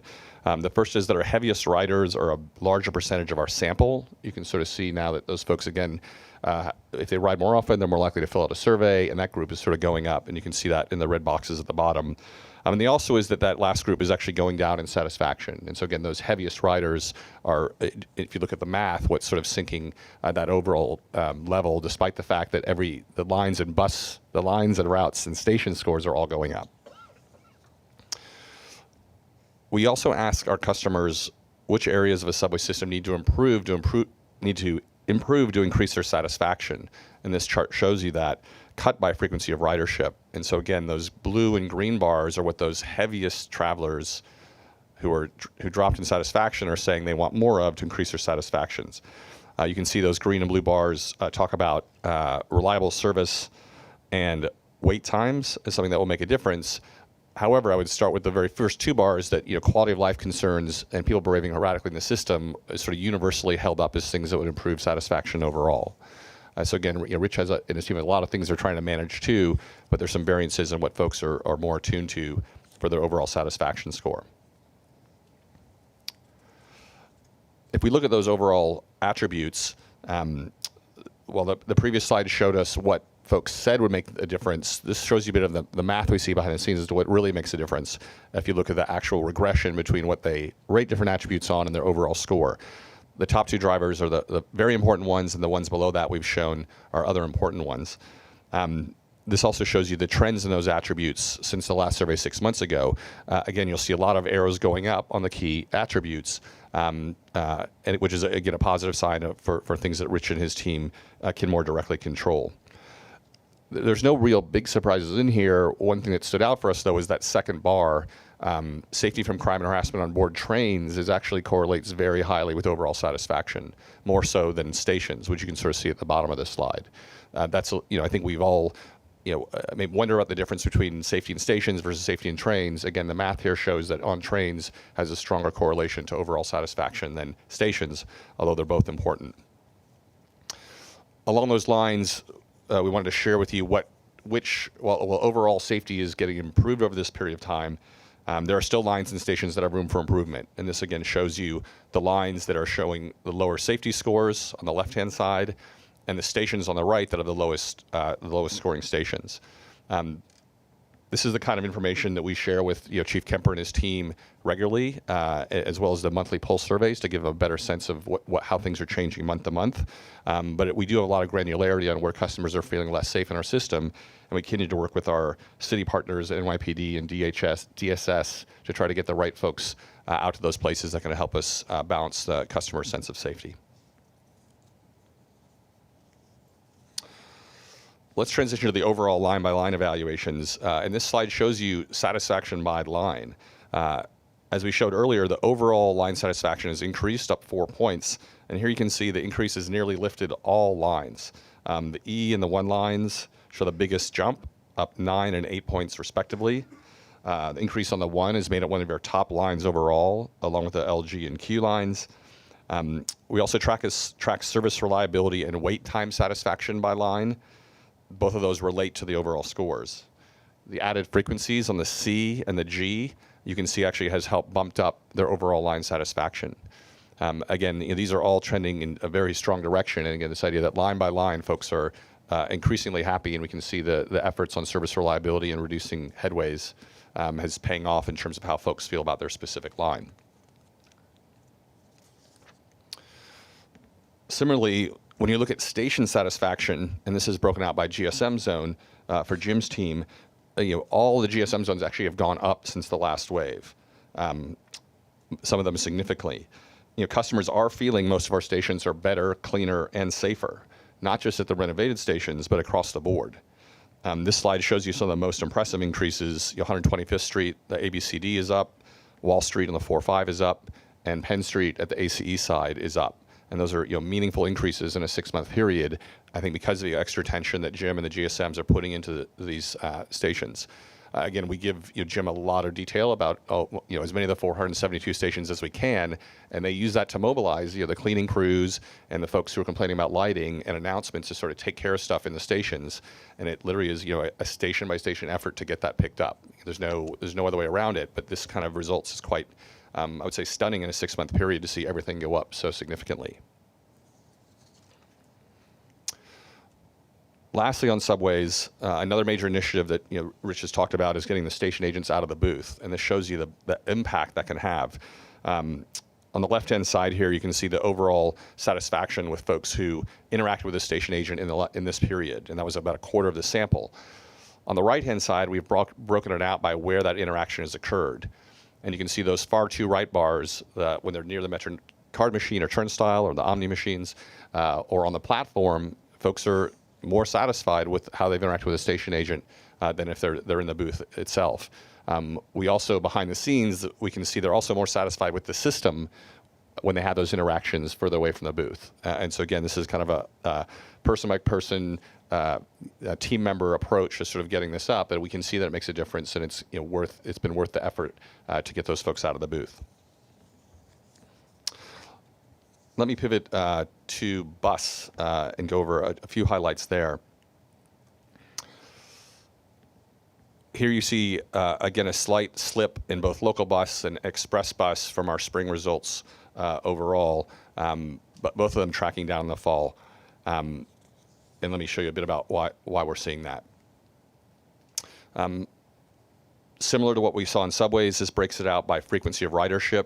Again, on the far right, the folks who are filling out our surveys more regularly, less satisfied than the folks on the left. Again, some very positive scores on the left, but again, the mix is shifting a little bit to the right in what we're seeing, and they're a little bit less happy. This is a little more straightforward. The drivers of satisfaction are what you'd expect. Service reliability, waiting times, and frequency of delays are the 3 most important drivers. Those are all slipping a little bit. Thus, the overall score is stripping a little bit.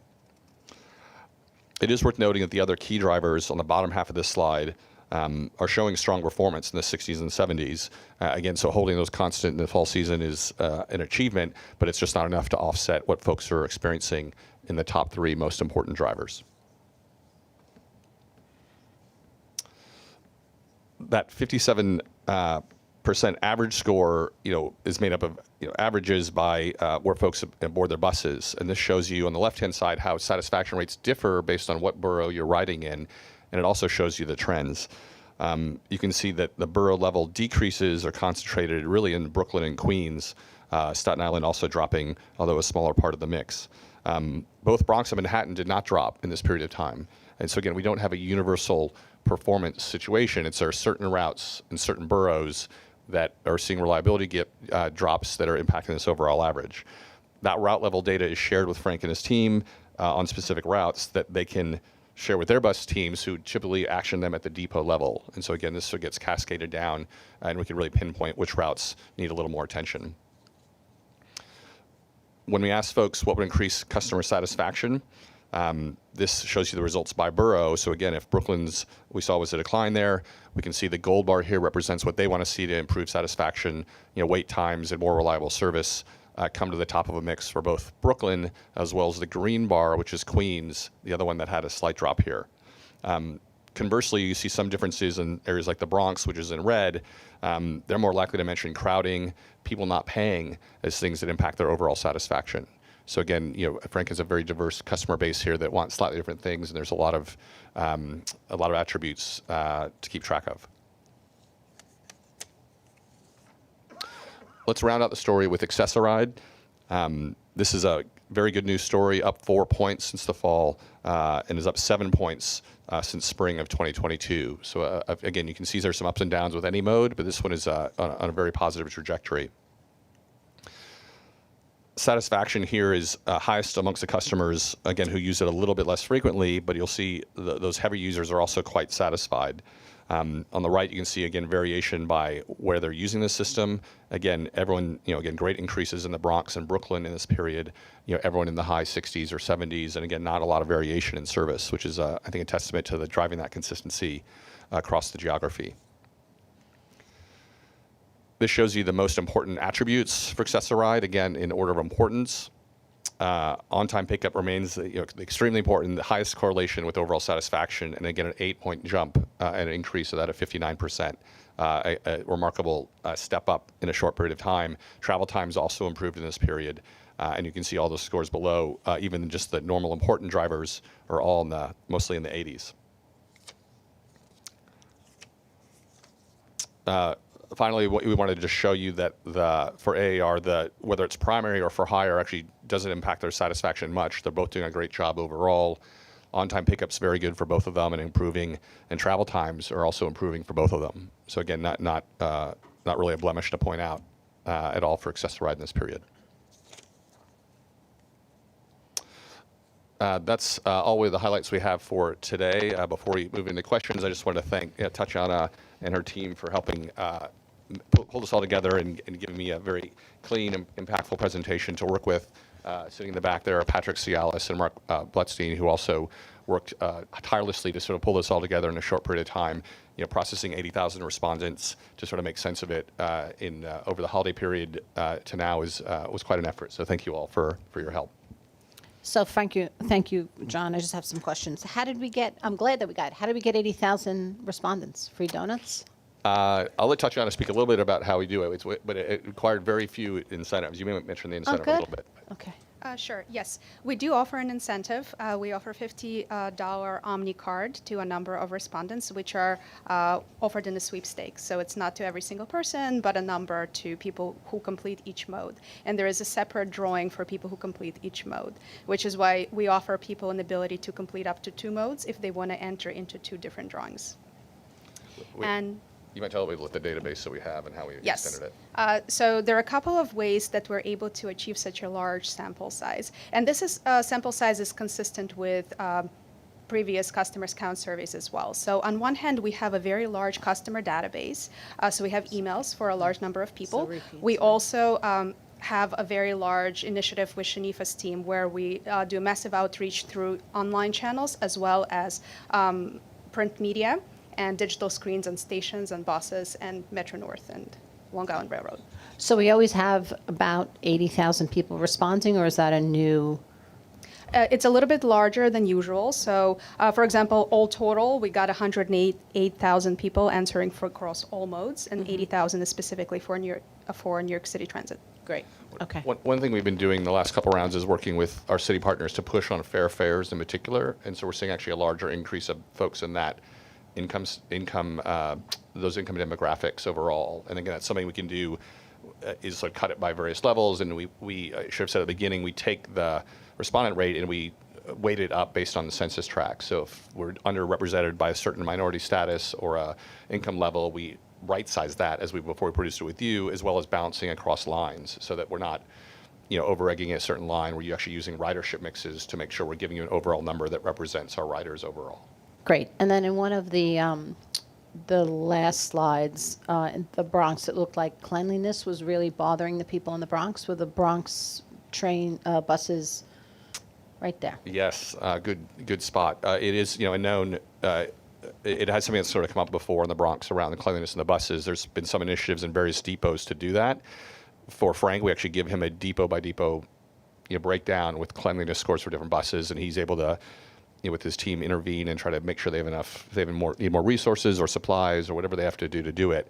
I think, I don't know, Frank, if you want to say anything else about what you've done there, but it's a known difference versus the other boroughs. Yeah, so, there's a couple of drivers here. We've been looking at this, right?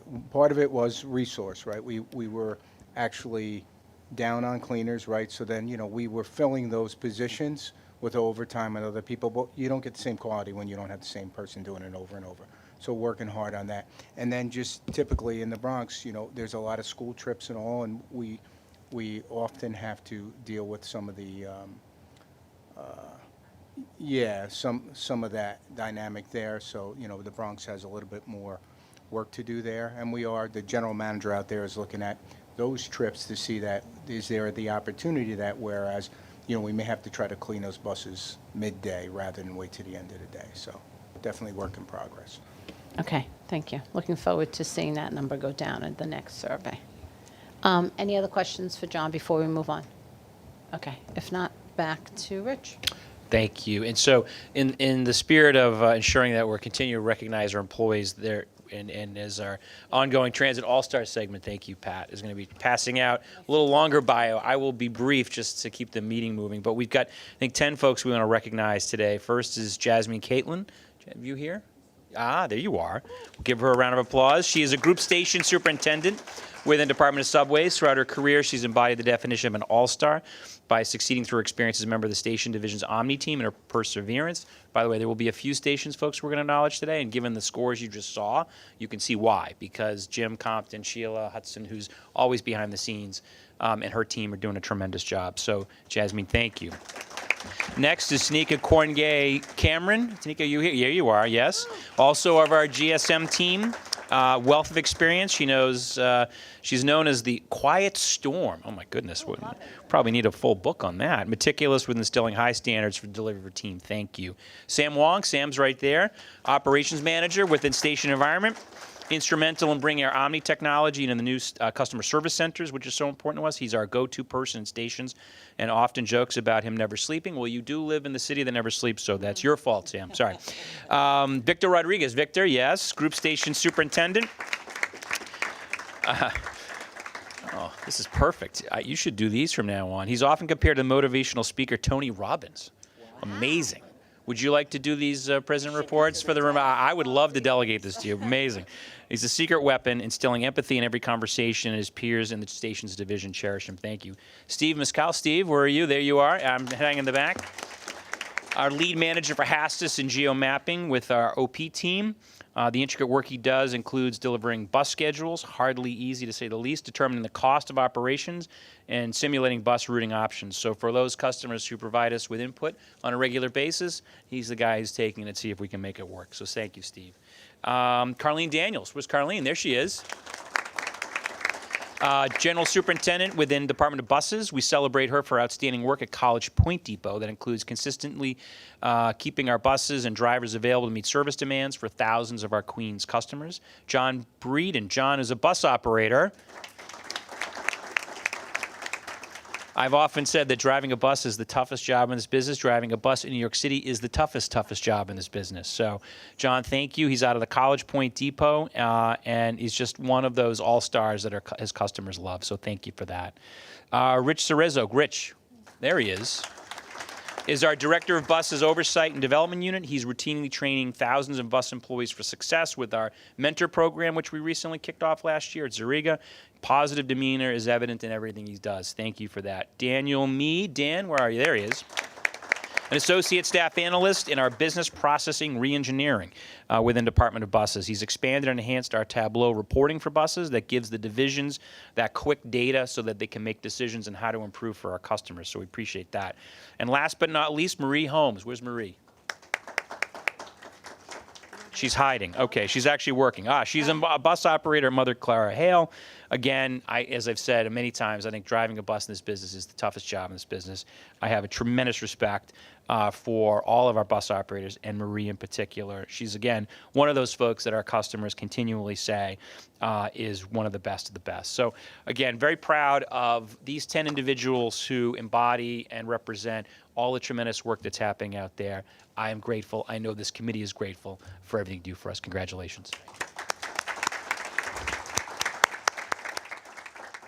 Congratulations, everyone, and thank you for all the great work you do to get the system and the people moving in the city of New York every day.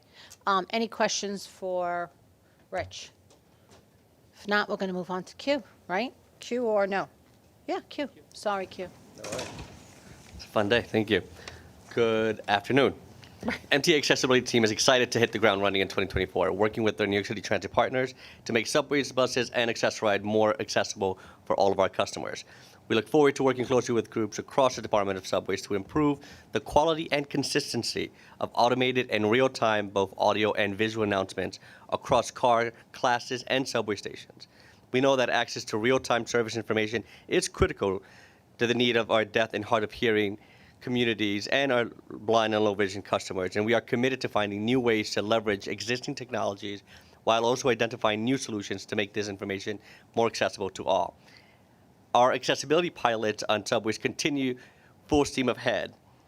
Thank you, Rich, for that shout on your presentation. Installations continue for other pilots such as Navalent's wayfinding information and language translation applications. We recently finished installing codes at 3 new stations on the one line and anticipate installing additional codes at dozens more stations on rolling stocks this year. Accessible boarding area decals will also expand to dozen more stations in 24 through our U.S. DOT grants. Thank you to our friends in Washington. And it will support, and we will continue to support projects that enhance access for aging populations and customers with disabilities. These improvements will complement C&D's work to open elevators at 14 newly accessible stations this year. And to some of the customers' commentary earlier, we celebrate in my team and at the MTA what we like to call progressive ADA. For the first time in MTA's history, we are not alone enhancing accessibility in our systems. We have developers, we have other folks in the private sectors who now come in and help us enhance accessibilities, and sometimes they don't reach all the way to the platform. We see that as an added value and benefit to us, because that means that when we get there ourselves, we'll be spending a lot less money. We will have to do much fewer work than we had done in the past when we were doing it all by ourselves. So progressive ADA will eventually get to full accessibility at those stations, but that is something that I and my team celebrate here at the MTA. And it also it brings in prioritization of stations that are half accessible today when we create the next capital plans, which we are actively working, and we will be going out to community boards to get that public input in that process. With our bus partners, we focus this year on our efforts to improve customer experience on buses, in particularly by installing new instructional decals on coach bus lifts, increasing the maintenance cycle on those bus lifts to weekly, and refreshing operator trainings on lift usage. We expect to see great improvements in bus stops accessibility this year with the expansion of automated camera enforcement programs, which you heard from Frank, to include bus stop and make those bus stops accessible for all for the first time ever. I personally know too well the challenge of buses getting to the curb, and I'm thrilled to see that we're finally doing something about it. Just last week, I was over at Omer Depot speaking to a lot of our operators who are really excited about the new cleaning cycle. They're thrilled to see the new decals on all of our buses. Those have already been installed. And even riding an express bus out to the depot, we saw that changes in real time, having a huge impact in the customer experience.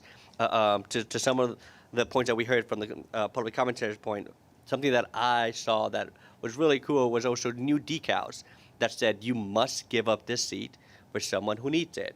Really speaking to that enforcement language, and my team and I will continue to work with our customer shop and our signage shop to enhance that signage system-wide. This year, we will also continue to collaborate with our partners in Access-Ride to increase the usage of My AAR app for booking and tracking paratransit trips. We also look forward to working with Access-Ride to develop a clear future for e-hail on-demand program using findings from phase 2 of the pilot. Our projects and priorities for this year show that increasing accessibility and enhancing customer satisfaction really do go hand in hand, and we look forward to reporting to the committee on our progress toward these goals throughout the end of the year. Lastly, I just want to report that During this meeting, that I looked up the stats, of our 363 elevators system-wide, 29 were out. 15 are out for capital replacements, 2 for station rehabilitations, 7 for repairs, unknowns and knowns happen every day, and 5 for planned work that we were expecting. That brings an average of 97.6% availability system-wide. That is something that we're really proud of and hope to continue to deliver that service. Thank you. That's great news, Q, and thank you for all the great work that you're doing. Any questions for Q? Okay, if not, we move on to Chief. Chief, welcome, and thank you. Good afternoon. Before I start, I just want to congratulate Frank. Mazel tov. Congrats on becoming a granddad. And to the team behind me from the MTA, congrats on being recognized. And, I'm in a position to clearly know that you're only as good as your team. And congrats. So good morning, Chair Mihalcis, President Davey, and the members of the board. Last we met was in December last year, so let me take this late January day to wish everyone a happy and a healthy new year. You have before you the crime figures for the month of December, as well as the 2023 year-end crime numbers. In December, overall crime in the subway system was down 8.2% versus the prior year, with 191 index crimes recorded versus 208. This reflects 17 less crimes recorded for the month. And then looking at the entire calendar year of 2023, we ended the year down 2.6% in crime. That 2.6% reduction translates to 60 less major index crimes recorded during 2023 during the prior year, or more importantly, 60 less victims of crime in the New York City subway system. This decrease is directly attributed to investments, a very positive working relationship with the MTA leadership and the MTA team, our planning, and through the hard work of the men and women of the NYPD, our cops, who have a very difficult and challenging job. Our cops are routinely placed in complex, non-scripted, and oftentimes dangerous situations, and they take on these challenges without hesitation. Make no mistake about it, our cops at the NYPD are second to none, and it's an honor for me to lead them and to be able to tell their story. Whether it's fighting crime, saving people from medical episodes, helping people, or just offering our riders a sense of comfort and safety by just their presence, our cops are committed to providing public safety in the subway system 24 hours, 7 days a week. To say I am proud of them is an understatement. They are remarkable human beings. When looking at our 2023 year-end numbers, you can see that grand larceny, pay attention to this word, these two words, grand larceny, makes up just about half of all major crime in the subway system. As I've previously mentioned, grand larceny can best be described as the theft of property from another person without force or without the threat of force. If there was force or the threat of force, that would be a robbery. Examples of typical grand larcenies we take in the subway system are as follows: pickpocketers, cell phone snatches, and unattended property taken from passengers, oftentimes while they are sleeping, such as pocketbooks and bags. To that, and as we always recommend, our advice is to remain alert, pay attention to your surroundings, secure your valuables, and if you can, don't fall asleep. I'll give you a recent example. Actually, I'm going to give two recent examples, very recent, just hours old. Just yesterday at about 2 in the morning, a subway rider in the Bronx fell asleep on a train with a cell phone in his hand, only to wake up to find his cell phone missing. Transit officers responded, began a field investigation, and within 20 minutes or so, tracked the phone to a nearby deli. They raced to the deli and they found the man in possession of the victim's cell phone. This man was well known to us at the NYPD. He was placed under arrest and charged with the felony of grand larceny. A little about this man. He's a career recidivist criminal. Sunday's arrest marked his 46th time the NYPD arrested him, including 8 times in the past 6 months alone and 4 times already this year. We're in the first month of the year, I remind everyone. 3 of his 2024 arrests are related to theft or attempted theft from subway riders and bus riders, and the 4th was for fare evasion. He was arraigned and released on his own recognizance just a few hours ago with no bail requested in the Bronx. Let me give you another example. Very recent, just hours old. Just yesterday in Manhattan, plainclothes cops from District 2 were on board a train when they observed another career criminal recidivist in the act of cutting a sleeping passenger's clothing with a razor blade and stealing his property. They caught this person red-handed. They were on the same train car. They immediately stepped in, ended the crime, ended the threat, and made an immediate arrest. The person arrested, also well known to us, has been arrested by the NYPD 35 times prior to yesterday's arrest, with this arrest being his 5th felony charge in just the past 9 months for identical or similar crimes in the subway system on our riders. I can give you example after example after example. And Chief, doesn't the ADAs that prosecute the, let me shut up. No, and this is a bigger issue than prosecutors. We could talk about that after. Of cops arresting, I can give you example after example of your cops arresting recidivist career criminals over and over and over again, and yet somehow they are still out and free to roam the subway system looking for their next victim. This is our challenge. Fighting recidivist crime in a justice system where the legal ramifications, or consequences, if you will, for these people we find ourselves repeatedly arresting after they prey on our riders are limited, and they are bound by law. But I assure you, and each and every one in this room, the men and women of the NYPD are committed to the task, as they were this past weekend, arresting multiple people, multiple repeat offenders for committing crimes against our riders. We remain focused, and our work continues. Switching gears, I'm certain that most here have heard of ComStat, a weekly meeting where NYPD leadership from every facet of the NYPD, whether it's patrol, transit, detective bureau, intelligence, all bureaus, we all gather to discuss the effectiveness of our deployments, to provide updates on ongoing cases and general housekeeping. Last Thursday, we conducted a Transit Bureau-only ComStat in headquarters to expand upon deployment measures that are working, to tweak those that require adjustment, to scrutinize casework by our detectives, and frankly, to ensure we are holding ourselves accountable. A reoccurring theme at every ComStat meeting is ensuring proper investigative steps are taken by the many detective squads within the NYPD. And an important investigative step is seeking out video surveillance footage captured by the MTA's vast network of cameras within the system. As President Davey likes to say, the subway system has more video surveillance than a Las Vegas casino. True words. And as I've repeatedly stated, I cannot speak enough about the value of these cameras in the subway system, both as a deterrent and as well as offering tremendous investigative value. These cameras have proven to be fruitful time and time again, both on a patrol level and on an investigative level. And with the added investment of on-train cameras, which excites me to be quite frank, not only does the investigative value grow so much more, but so does the deterrence value, reminding the criminal element that it is ill-advised to engage in criminal acts in the subway system, because the odds are you will be captured on video and you will be arrested. This concludes my remarks, and I'd be happy to take any questions. Thank you, Chief. I'm going to not editorialize. Do we have any questions for the Chief? Nothing.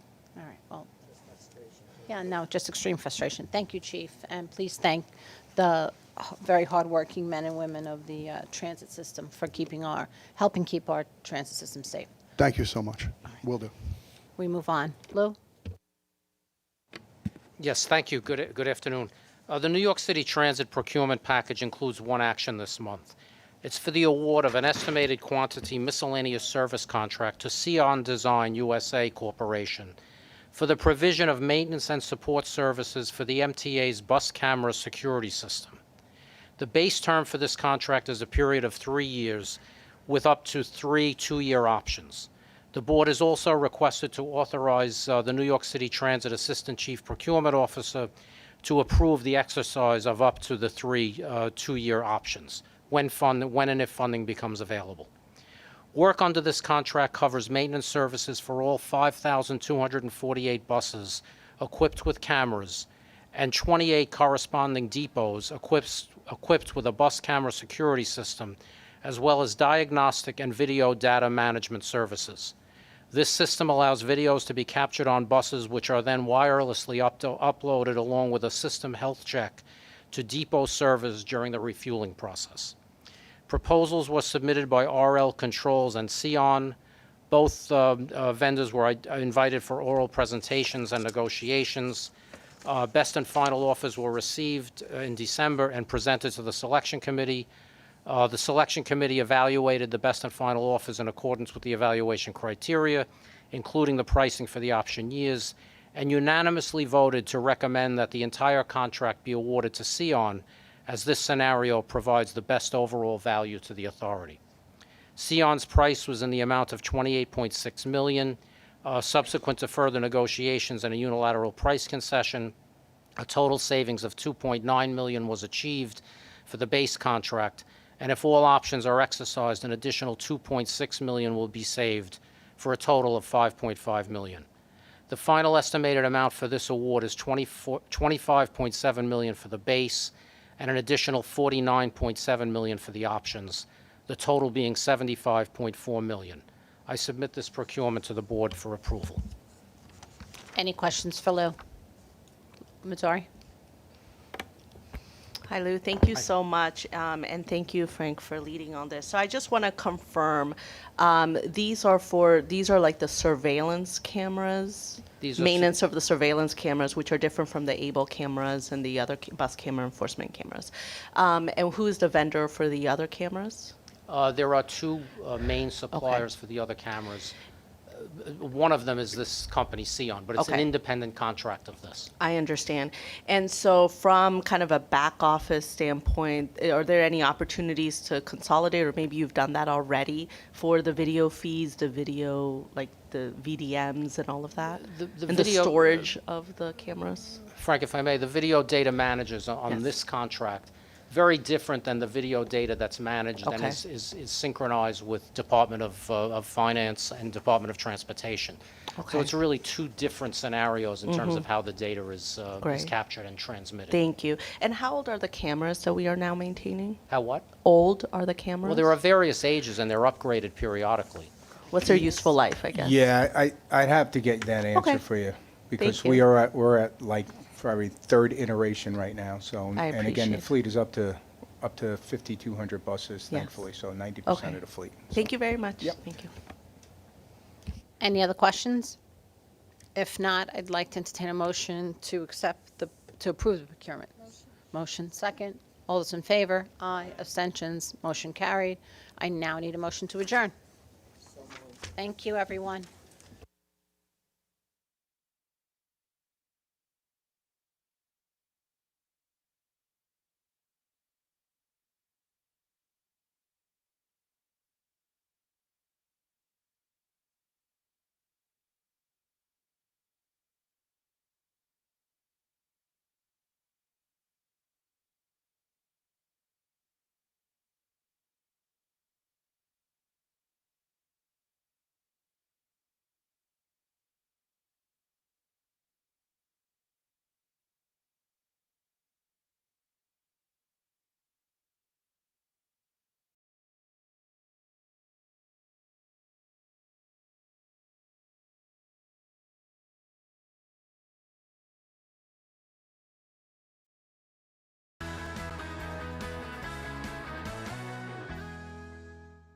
What does a system operator do?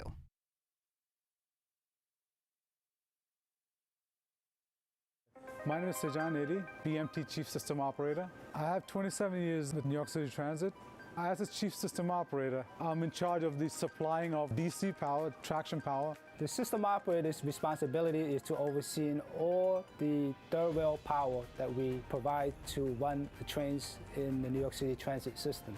The way that we power up the third rail is we get electricity from Con Edison. We'll go through our substation, which is converting the AC from Con Edison's high voltage into 650 volt DC, and then from there going into the third rail, which power the trains. A typical day for system operator involves general order. General order, or GO, It's a planned work outage. Normally they're working next to the third rail or nearby, so they want power off so they can work safely. Any emergency happens on the field, RCC give us a call to have a power off on a certain line, certain track. The Power Control Center controls remotely all the equipment out on the field. This equipment that we control is called the MTU, which is the Master Terminal Units. We take power off instantly by operating these buttons on the board. As for RCC requests, we normally take power off from gap to gap for emergencies. Red means the power is on. When it goes green, that means the power is off to that track. It's good to know that the work I do helps to keep the employees safe and the system moving.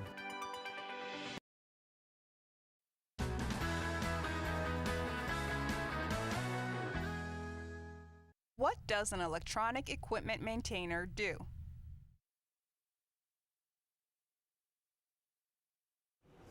Paul Julian, electronic equipment maintainer. I've been in transit for 5 years.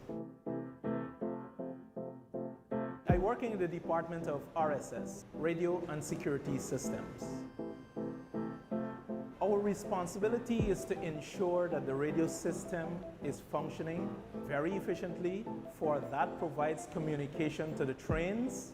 It also provides crucial and important communication for the police in the system, the EMS in the system, and the fire department in the transit system. Also, the surveillance system must be maintained. Therefore, we can have proper security and proper recording of activities in the subway system. The intrusion alarm system must also be maintained. These security systems are responsible for preventing, and if it happens, to alert any breach, whether it's the breach of a door that has sensitive equipment beyond it, or whether someone enters the tunnel beyond the platform without permission. A key motivator in what we do is to know how important communication, surveillance, and security is to New York City Transit and New York City as a whole. That gives you a sense of duty and pride in doing what we do. Sometimes the public may call us train drivers. Honestly, it doesn't bother me because I know they don't know. My name is Keisha Cole. I'm a train operator, and I've been with MTA for 6 years. I work on the 7 line. It's approximately 21 stops from Main Street to 34th Street, and it takes about 36 minutes from end to end. My name is Jim Van Name. I'm a train operator for New York City Transit. I've been here about 3.5 years. I operate the train on the Q line, which end to end is approximately 44 stops, and it takes me about an hour to complete. My earliest train memory is I was a kid. I got on the F train with my mom. The first time I was on the train, I was excited. It was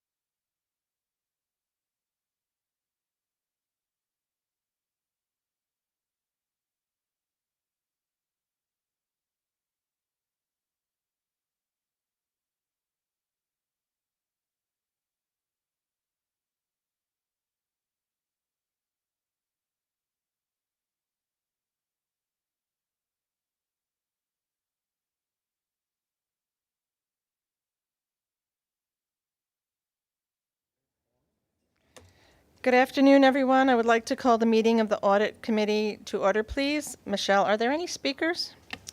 No, Madam Chair, we have no public speakers today. Okay, next, then we're going to have right into the approval of the October 23rd, 2023 Audit Committee minutes. Any corrections or changes? Okay. May I have a motion to approve the minutes? Thank you. And a second? Thank you. We approve the minutes? Aye. The minutes are approved. Michelle, can you take us through the work plan, please? Yes, Madam Chair. There will be 4 meetings this year, and the specific agenda items for each meeting can be found on pages 8 through 14 of your committee book. The proposed work plan was included in the committee materials in October. We have one change to the work plan since then. The information technology report has been moved from the January to the May Audit Committee meeting. Any questions? Okay, may I have a motion to accept the 2024 Audit Committee work plan? Thank you. Second? Thank you. The work plan is approved. Next up is Deloitte to present the results of their review of the third quarter of the 2023 MTA Consolidated Interim Financial Statements. The financial statements will be issued in final form after the Audit Committee review and approval. Jill Strohmeyer, Managing Director, will give the presentation. Before Jill begins, Jim McGovern, Acting Deputy Chief, has one correction on the materials presented in your book. Yeah, hello. I just want to point out one correction on the income statement for the prior year amounts. The September 22 amounts weren't updated. They're really the June 30. The correct amounts are reflected in page 9 on the condensed income statement. All the MD&As and the comparisons to prior year numbers are accurate. It's really just a labeling error that's on the Right. prior year numbers on the Okay, thank you, Jim. Good afternoon. Deloitte is currently in the process of completing our quarterly review procedures for the MTA's consolidated interim financial statements for the 9-month period ended September 30th, 2023. Just a reminder, a review of interim financial information is less in scope than an audit, so we're not performing a full audit. And our procedures primarily consist of analytical procedures, comparing information from a prior period to this period, as well as inquiries of management and those responsible for the information that's contained within the statements. Based on our reviews at this time, barring the change that Jim just made, we're not aware of any material modifications that should be made to these interim financial statements for them to be in accordance with accounting principles generally accepted in the United States. And we'll be in a position to issue our report final later this week. Great. Thank you, Jill. Are there any questions? May I have a motion to accept the third quarter 2023 financial statements? Thank you. A second? Thank you. The third quarter consolidated financial statements are accepted. As required by the State Budget Office, the third quarter 2023 financial statements will be brought to the full board on Wednesday for a vote with a recommendation to approve from the Audit Committee members. Next, we will have Lamont Kears, MTA Chief Compliance Officer, who will brief the committee on selected aspects of the Enterprise Risk Management Program and agency compliance with the MTA's internal control guidelines. Lamont? All right, good afternoon and Happy New Year. I'm going to run through very quickly the presentation today. First of all, we break down the entire structure of the MTA that we look at from ERM perspective into separate categories. What I'm trying to emphasize in this slide is that, not surprisingly, the bulk of the work that we are doing in ERM focuses on operational issues at Long Island Railroad, Metro North Transit, et cetera. During the last year, we looked at over 1,400 risk assessments. As you can see, each year we're increasing the number of risk assessments that we are doing. In terms of changes, this year there were 82 for 2023, excuse me, changes that were noted by the various agencies and departments. We also conducted controlled self-assessments with all the different agencies and departments. In 2023, we conducted 1,365 controlled self-assessments. Of that number, 1,298 passed, 67 of those failed. Now, I need to apologize for this slide. While it's a very pretty slide, it's somewhat misleading. So there's a segment in there that says 7% of the 67 that failed were material. It was actually only one. So next year, I'm going to give you a more, not so pretty a slide, but one that's perhaps more reflective of what the number is. That one dealt with personal protective equipment. It was not a primary control. In other words, it wasn't the equipment that failed or people not wearing the equipment, but there was a secondary control around maintaining lists of titles and individuals that was not being updated in a timely fashion. Because it involved safety and PPE, it automatically became material in our view. Remediation plans.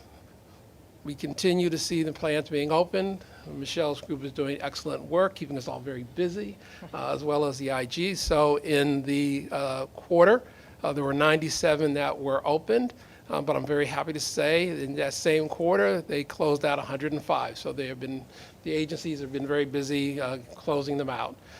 So that's my presentation. If there are any questions, I'd be more than happy to answer them. Thank you, Lamont. Any questions? Lisa? Just a quick question or clarification. On the 67 that failed, we saw how it was broken up. What's the remedy? What's the process to cure those 67? So we have an automated system, right? So when they fail, depending on the level of significance, an automatic remediation plan is created. That's part of that number that you saw, the 97. I give Michelle a lot of credit because she does an enormous amount of work in her team. But some of those are as a result of those testing. So out of that 97, some of them are ours that are a result.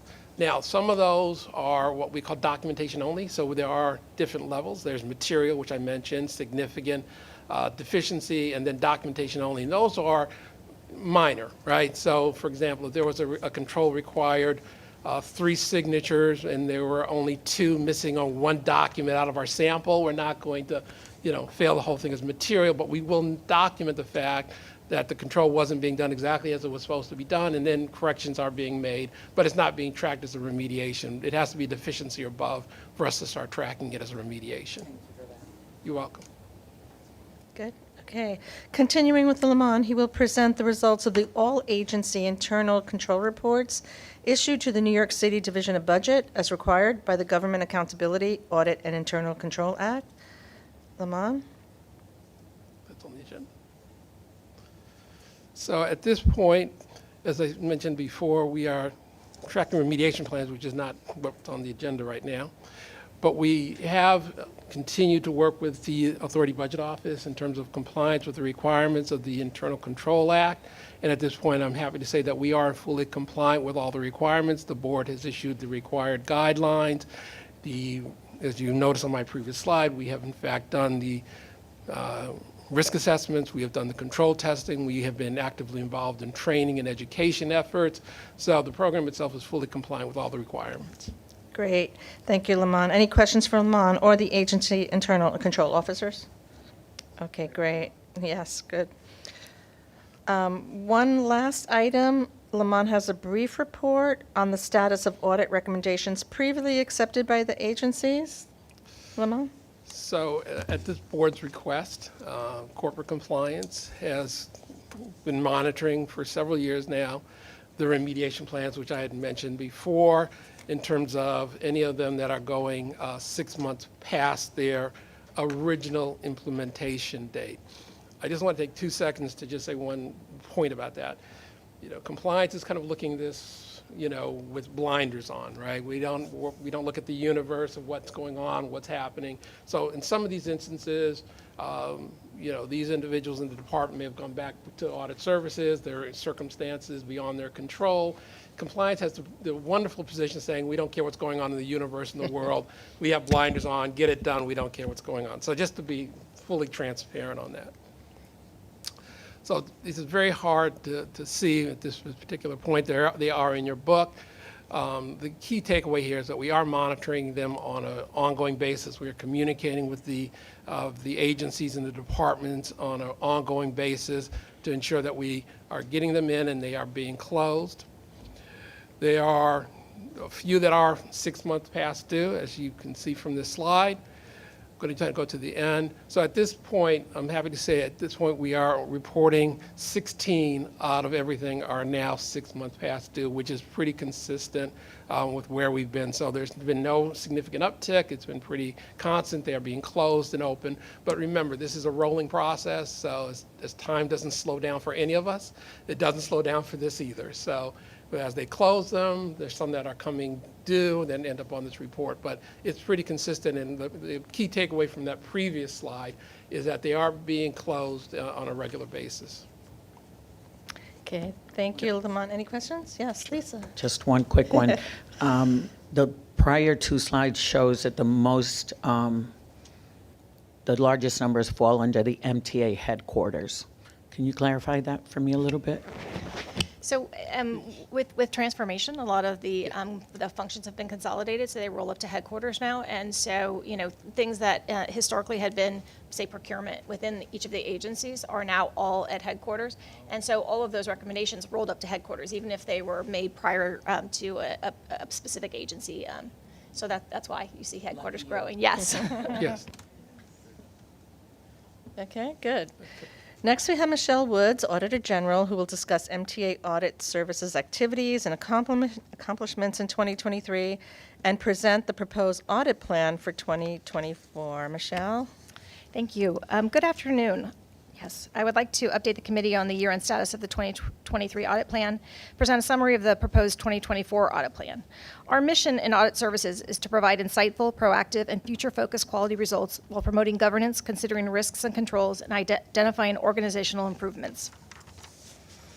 I would like to thank my direct reports, who are sitting right here, Darren Juergens and Phyllis Richardson, as well as the entire audit staff for the results we achieved in 2023. During the year, we completed 81 operational and assurance audits. These audits identified 149 findings for which the audit teams made recommendations to improve internal controls and compliance with established processes while reducing risk.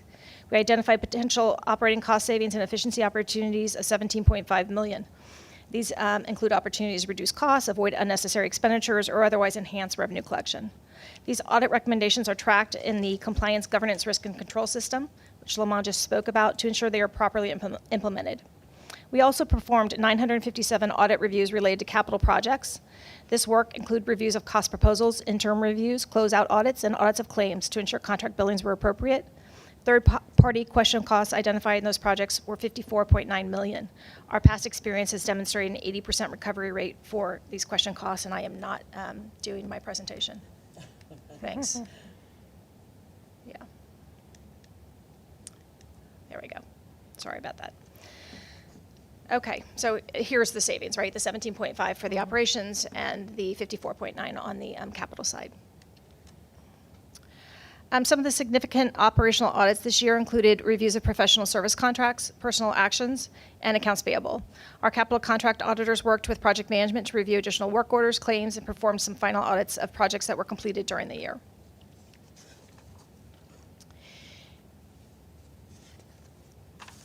Sandy Audit Unit. The onboard program, I skipped it. There we go. In 2013, with the approval from the Audit Committee, we established a Sandy Oversight Committee in cooperation with the MTA IG to perform independent integrity monitoring services for those projects which received FTA emergency funding related to Sandy. In honor of our commitment to the FTA, our Sandy Audit Unit continued to perform assurance audits, and we report the results to the FTA on a quarterly basis. Since this unit was established in 2013, we've completed 154 projects, made 404 recommendations, and identified cost adjustments of approximately $67 million. As required by the grant funding agreement, we will continue to perform audits of ongoing Sandy projects, and we have committed to following up on all recommendations until they are fully implemented. The Pension Quality Assurance Function was established in 2013 at the request of HQ Management. This group reviews the pension calculations of the defined benefit plans for Metro North, MTA Police, MTA Bus, and Long Island Railroad's open and closed plans. They provide pension management with the results of the reviews daily so that the corrections can be made prior to the original pension payments being processed. Quarterly reports summarizing the QA results are also provided to the Pensions Management Group so that they can identify trends and areas for reinstruction. In 2023, the Pension QA Group reviewed over 1,400 pension calculations, identified 205 errors, which included 75 with a financial impact of approximately $4 million. The on-board audit team performed over 6,400 tests this year to ensure that conductors are collecting the correct fare and they are following standard operating procedures. The results of these tests were reported to the agency management, who utilized the information in their estimates for the rate of fare not collected and the improper fare collected. Information from the observations also allows management the opportunity to adjust resources where needed. Peer review. The MTA Audit Services follows the Institute of Internal Auditors standards and is required to receive a peer review every 5 years as outlined in the IAA's Internal Professional Standards Framework to fulfill this requirement. The peer review assesses an audit organization's design and operating effectiveness of its internal quality control system and adherence to policies, procedures, and applicable auditing standards. This is an external review. It has to be external from the MTA. In the fourth quarter of 2023, the Association of Local Government Auditors performed a peer review of the MTA Audit Services. ALGA confirmed that our internal quality control system was adequately designed and working as intended, and noted that additional areas that we excelled as it relates to audit coverage, planning, staffing, and communications of audit results.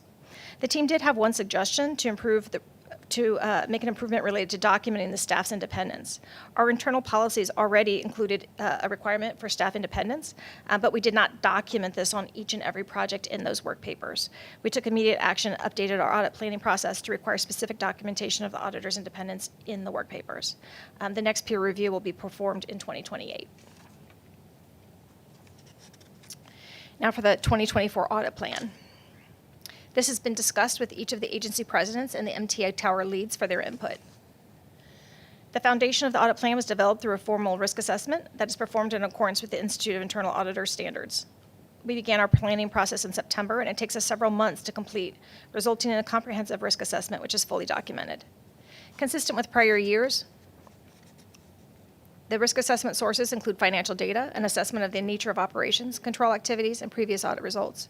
We conducted 82 management interviews and identified 156 potential audit recommendations. We prioritized the audit suggestions and developed a proposed audit plan with 91 operational assurance audits for 2024. I met with the agency presidents and tower leads to discuss and finalize the proposed plan to ensure that areas of greatest risk will have appropriate audit coverage. And of course, also went over this information with the chairman. This is just a snapshot of where some of the 91 audits are in the 2024 plan. They fall under each of the business functions. With service delivery, we're going to ensure management continues to inspect and maintain their system in a state of good repair. With finance, we'll closely monitor actions taken by management related to the cost savings initiatives that you've heard about at the agency meetings. We'll also look at timekeeping as well as oversight and assignment of overtime. For safety, we plan to perform audits of incident accident reporting, MTA police comp time, and various safety practices. In human resources, we will focus on hiring, employee availability, and health benefits. We will also perform revenue audits at each agency. In addition to our third-party reviews of capital contracts, we will continue with our required Sandy program and New York City Engineering Audit Office reviews, which are required for any projects that have city funding. Our procurement audits will continue to ensure that we spend our resources effectively and efficiently and in accordance with the contract terms and conditions. And finally, our technology audits will support the consolidated organization and cover areas such as network, cybersecurity, disaster recovery, and application reviews. This is a visual representation of how we plan to allocate the resources associated with our assurance audits during the year. You can see that the MTA headquarters resource allocation is higher than it was in prior years, primarily due to the increase in consolidated functions, which will cover all agencies. This is just a breakdown of how we spend our time within the department. The management and administration is the executive team, the audit directors, that sort of thing. And then we have the assurance operational audits, which Phyllis leads, and the capital program audits that are led by Darren. And then Phyllis also has a director who is responsible for the pension QA and the onboard revenue functions. In 2024, we will focus our efforts to support the initiatives of the MTA to improve efficiency and effectiveness of operations. We will also continue to support agency-wide operational goals with respect to cost savings initiatives and evaluate contractor performance. Looking ahead, we're going to continue to coordinate our audit activities with our external auditors. Thank you, Deloitte. The City and State Controller's Office, the MTA Chief Compliance Office, MTA Inspector General. We also coordinate with the Office of Construction Oversight, as they now report up through me. And we will, this concludes the presentation, so I'm happy to answer any questions you may have. As you know, I sent a copy of the operational audit plan, so it lists all of those 91 audits specifically to you, and we're happy to answer any questions you have about those. Yeah, a lot of good work, Michelle, and your team. Thank you. That's a lot of work done and good results. Thank you, Michelle. Any questions? May I have a motion to accept the proposed 2024 audit plan? May I have a second? Okay, the 2024 audit plan is accepted. Thank you. May I have a motion to adjourn the meeting? Second? Okay, thank you. The audit committee meeting is adjourned. Thanks all. Thank you. Well done.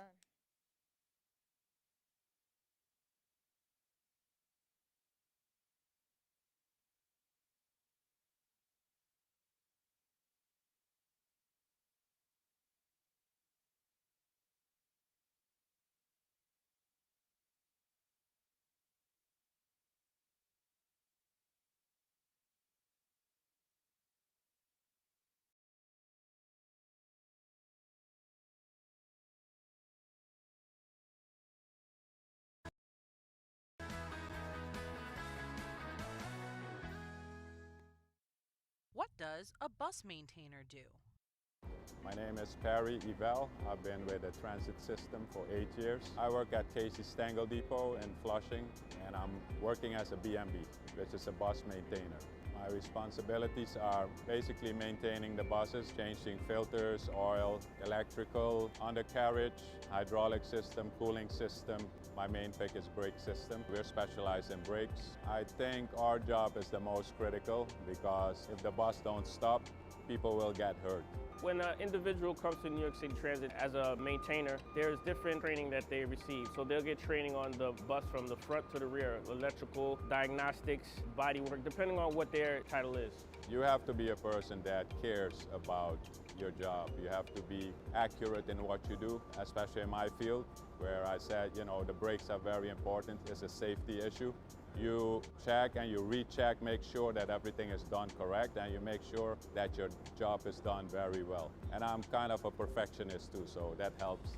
I see our buses on the streets, picking up passengers, taking them where they need to go. Makes me feel proud knowing that they're in a safe bus. Since I was young, I love mechanics. I never knew that this would have been my job. It's a great thing to work for the greatest city in the world and servicing millions of New Yorkers and people all over the world. It's a great privilege, and I think it's a great honor to work in this city and the biggest bus company in the world.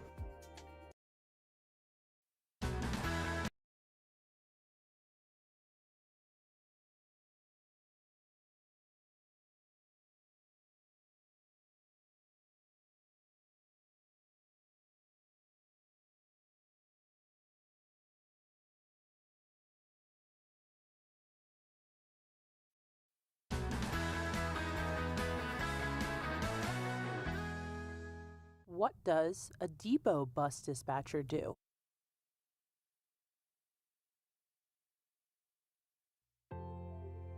My name is Veronica Torres. I'm a surface line dispatcher.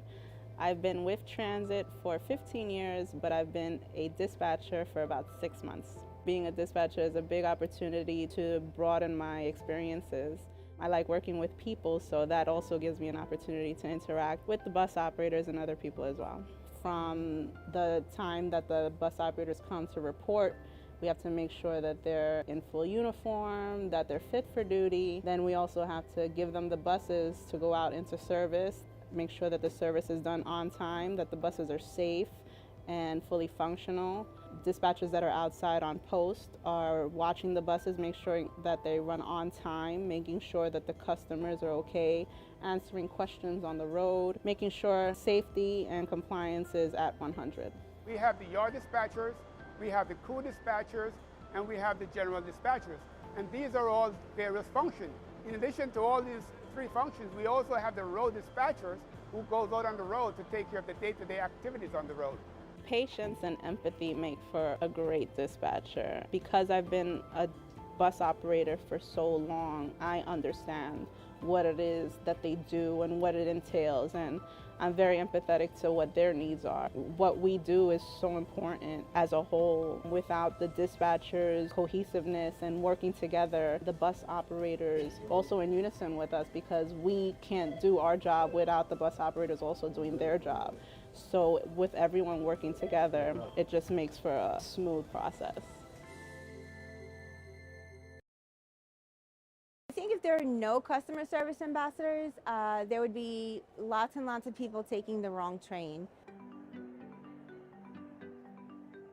A customer service ambassador is a frontline contact providing fast-changing, accurate information, especially during service disruptions. We're here to direct you, assist you, and be patient as well. The qualities that make a good customer service ambassador are patience, communication, following instructions, and just pretty much being a people person.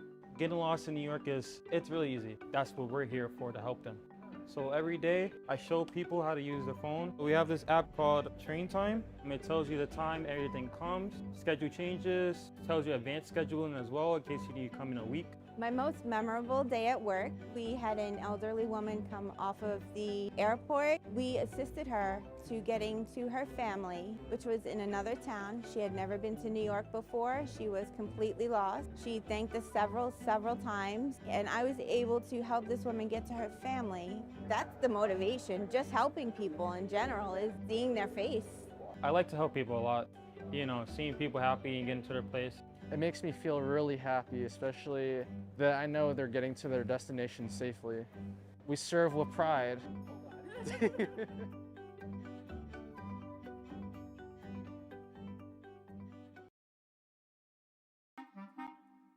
Sometimes the public may call us train drivers. Honestly, it doesn't bother me because I know they don't know. My name is Keisha Cole. I'm a train operator, and I've been with MTA for 6 years. I work on the 7 line. It's approximately 21 stops from Main Street to 34th Street, and it takes about 36 minutes from end to end. My name is Jim Van Name. I'm a train operator for New York City Transit. I've been here about 3.5 years. I operate the train on the Q line, which end to end is approximately 44 stops, and it takes me about an hour to complete. My earliest train memory is I was a kid. I got on the F train with my mom. The first time I was on the train, I was excited. It was fun. I was raised on Staten Island, and my friends and I used to take the Staten Island ferry over to the city, and we used to ride the train all over the place. That's probably where I got my first love of the subways. As a train operator, there are 2 different ways you can pick up your train. You can pick up your train in the yard as a put-in, which means you okay your train for service and bring it into the terminal station, which is the last stop on the train line. Or you can actually pick it up from the terminal station. When preparing my train for service, I do various checks to make sure it's safe for myself and for the public. Once my day starts, I have about 3 round trips. I take passengers from Main Street to 34th Street and back to Main Street. That's 1 round trip. I start over at the yard, and then I have to do what we call a put-in. I have to prep the train for service, and then they send me out over to Stillwell Terminal, and then I go into service. I do my 2 trips up to 96th Street and back, and that pretty much completes my day. It usually takes anywhere from 8 to 8.5 hours. At the end of the day, the 2 ways of finishing the job is to just walk off the train at the terminal station at the last stop and just sign out and go home, or to do a layup, take the train from the terminal station back to the yard, lay it up, put it away for the evening, and go home from there. I love the fact that I'm moving this big machine by myself. There have been times when I'm operating the train and I think that this is the greatest job ever. The things that I get to see when I'm going down the line and I'm seeing the sun come up, it's just so beautiful. This is my dream job. I love this job.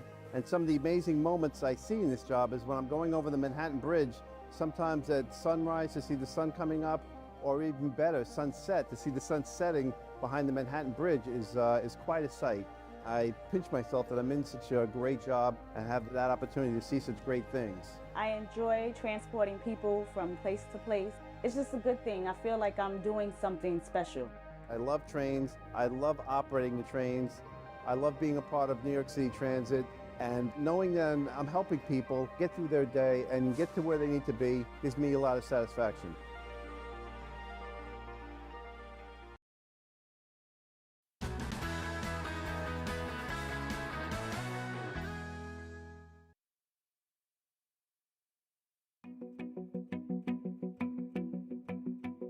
Hi, my name is Donna Charles. I am a station appearance maintainer. We basically maintain the appearance of restrooms, waiting rooms, platforms, sidewalks. We mop, sweep, dust, sanitize, salt, shovel snow, whatever it takes to keep our stations clean. When you work a line job to go in between the stations, you take out a truck. We have cleaning supplies in it. Certain stations don't have facilities to keep the buckets and stuff like that, so there's always a bucket on the truck, a mop on the truck, and then basically we work out of the truck. And if we have to do quick graffiti removal or something like that, we have something to clean it up with. I'm a platform cleaner. It makes me happy that my job is important because it's important to me to make sure that the people want to come back, that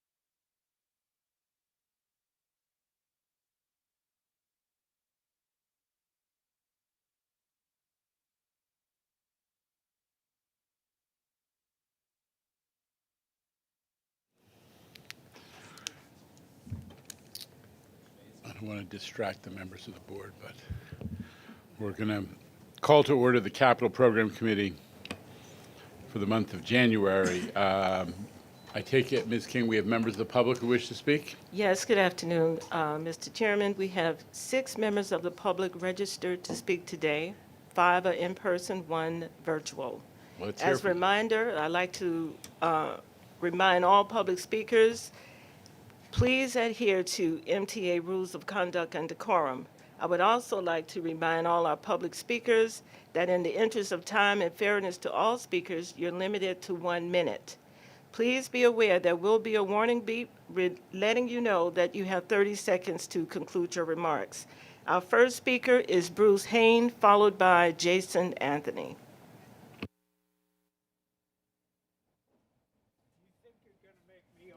I'm not going to argue. Don't start it yet. Good morning. What is it called? Construction and planning, with planning second, or is it, construction and development? Well, that's nice. It took me an hour and 8 minutes to get into the city today from Jamaica. That's a 4-track line. It was pretty good. They built those 4-track lines, but you don't want to use the express tracks. I don't know what that's all about. It was like that last week too. And the schedules are run on the fly. And, you can't have cross-platform transfers by running schedules on the fly. even though your engineers state publicly that they want to do it that way, and I don't think much of it. I gave you a nice thing to read last month, and I've posted it in case you haven't read it. I've posted it on railnycaccess.com. It's the 6th item in the list on the main page. And now there's a video. If you go to Bruce Hain on YouTube, you'll find the video. It's called Jamaica Capacity Improvements, LIRR, Jamaica Capacity Improvements. It explains the whole thing, because I've been trying to make this stuff clear to you, that it's existential for railroading in the United States, because, you know, we're going to have to look at the decadent age planning machinations of your engineers that are etched in stone of practical permanence, stone and steel. And that's what they're doing. They're stealing. And, you know, it might be that you're suborning the law to let these racketeers do what they're doing. So, Please conclude your remark. Thank you. Mr. Hain, what train were you on? E. The E train. Yeah. They had they were doing something on the express tracks. It was that way last month too. They can get away with it. Nobody can say anything. Jason Anthony. Hey, Jano. Nice to see you again on this 2024. Let's get to capital construction business, shall we? Luckily, I was able to join Jano and Jamie on the opening of another elevator, this time at Beach 67th Street on the Apple train, like I called every letter lines by food references.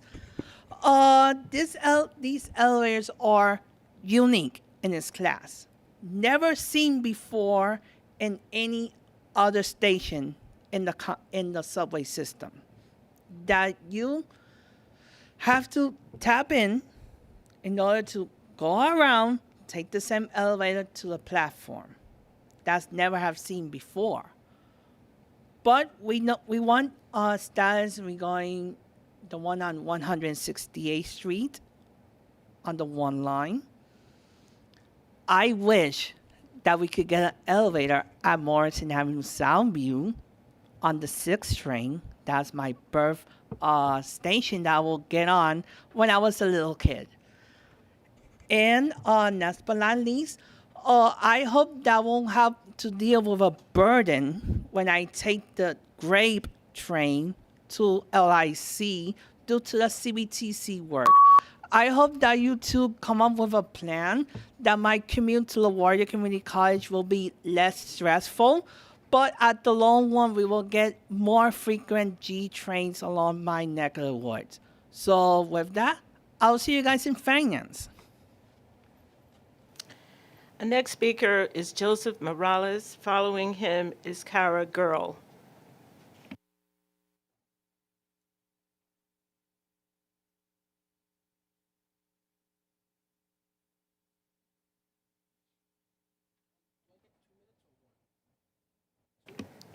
Two minutes, please. All right, good afternoon, everyone. My name is Joseph Morales. I go to Bronx Engineering and Technology Academy. A few things I saw in this month's committee book. I'm glad to see resiliency work being prioritized at the 207th Street Yard and for the Rockaway Viaduct. I also read that the Rockaway Viaduct is being rehabilitated via a design-build contract. I'm not sure about 207th, but the MTA has been really successful with the design-build in the past few years, so I'm really happy about that. And the 207th Street Yard is home to several subway lines, and the Rockaway line was severely disrupted during Hurricane Sandy. So these are two big priority areas, and I'm happy to see the MTA working on both of them at once. I noticed that there are towers planned for the bus radio system at Todd Hill in Staten Island and at Kearny, New Jersey. These are both suburban areas with a lot of single-family homes, so I feel that the MTA should aim for a minimum height if they have to be built in residential areas, and that in order to maintain residents' home values, and that the MTA should be transparent with the community and be open to feedback, especially since in New Jersey there's a lot of pushback over congestion pricing, and a lot of New Jersey residents, not all, don't use MTA services, so we need to make sure we're transparent with the communities. Lastly, as the Jamaica Bus Depot is phased out, its phasing out of the current one must be coordinated with the construction of the new one. I understand that's already the MTA's plan, but we really need to make sure it runs smoothly, because if we phase out the old depot too fast, we don't want to have service disruptions. Even with the temporary parking lot, I still feel like this needs to be a point that we remember throughout the entire process. Thank you for your time. Our final in-person speaker is Michael Cohen. After Michael Cohen will be Charlton D'Souza. I think you skipped Cara Girl, Ms. King. Oh, I'm very sorry. Cara Girl, and after Cara Girl will be Michael Cohen.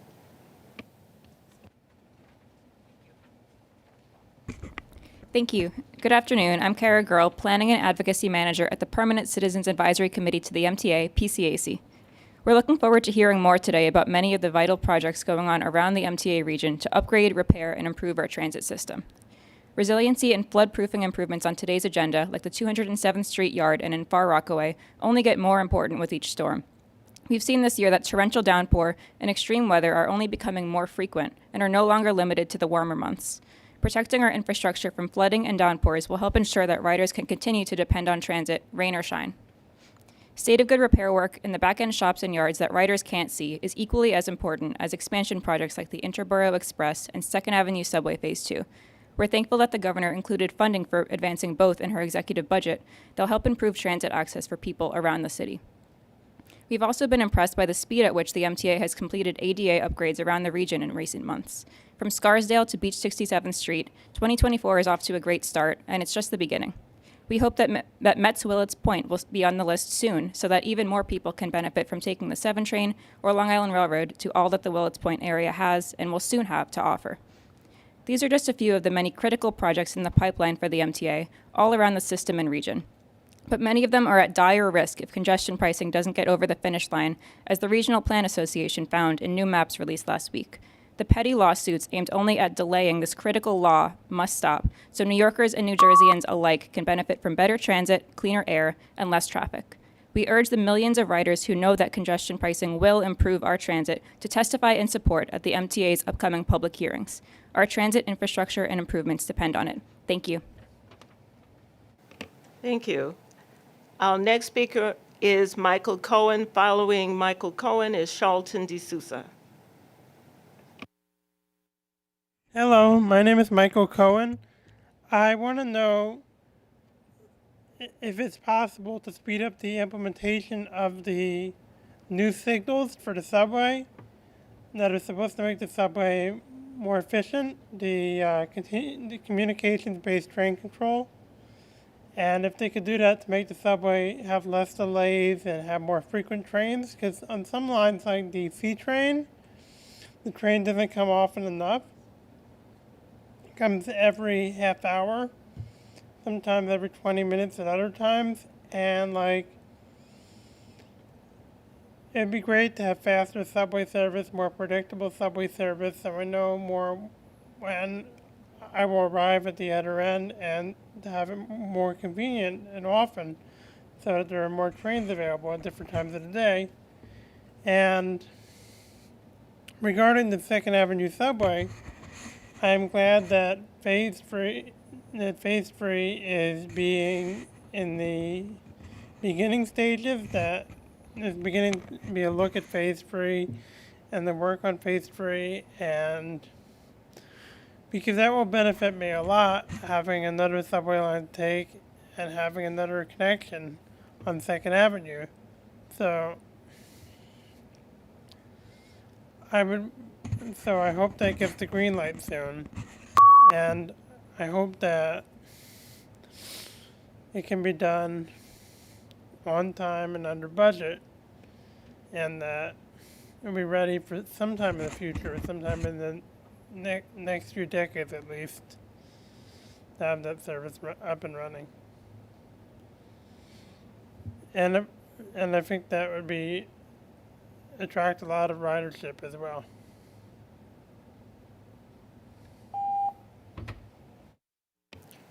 Our next and final speaker is Charlton D'Souza.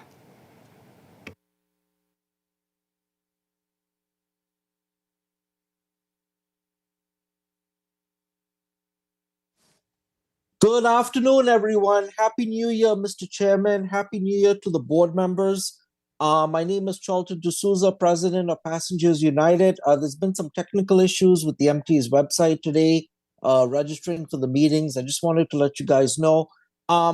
Anyway, thank you for having me on. I do want to say I'm very pleased that the Hollis station is finally going to get worked on. Thank God that you guys were listening. It needed to be that station is in really bad, dire straits. It needs to be reconstructed completely. I hope that you guys will coordinate with the city of the Department of Transportation and the city planning department to clean up all the grass and the weeds over there and to reconstruct the road and also to put a garden over there. There's also some issues with vermin, rats, and I'm sure you guys will work all that out. Now, I understand that the Hollis Station Long Island Railroad project is also contingent on congestion pricing being approved. So what I would say to that is there was so much money saved with all the other projects at through Third Track. So why not use some of the money from that to fix up Hollis? Why do you want to wait until congestion pricing is finally gone through? I really think Hollis is one of those stations that is in a low poverty area. There's a lot of people of color over there. And again, everyone's below the income line. So you need to really fix that station up. It needs to be a priority. It has to get done. I want to thank the board because we at Passengers United have been pushing for this for a long time. Thank you for listening.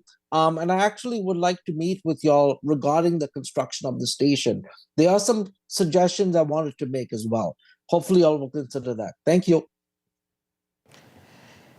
Mr. Chair, that concludes the public comment session. Thank you, Ms. King, and thank you to all of our public commentators. Copies of the December Capital Program Committee minutes have been distributed and are, as always, available on the website. Are there any changes or comments to be heard at this time? No. May I have a motion to approve? Thank you, Mr. Jones. Second. Thank you, Mr. Chu. All in favor? The minutes are approved. Are there any changes to the work plan, Mr. Torresbringer? No, there are not, Chair. Okay. With that, let me turn it over to you for your President's report. Thank you very much, Chair. Good afternoon, members of the committee. Glad to be back in front of the board for a very busy 2024. So let me just go through some progress we've made before handing things over for our infrastructure report. Next month, we'll be reporting a little bit more completely about our year-end progress and our targets for 2024. I did just want to give you a couple of highlights.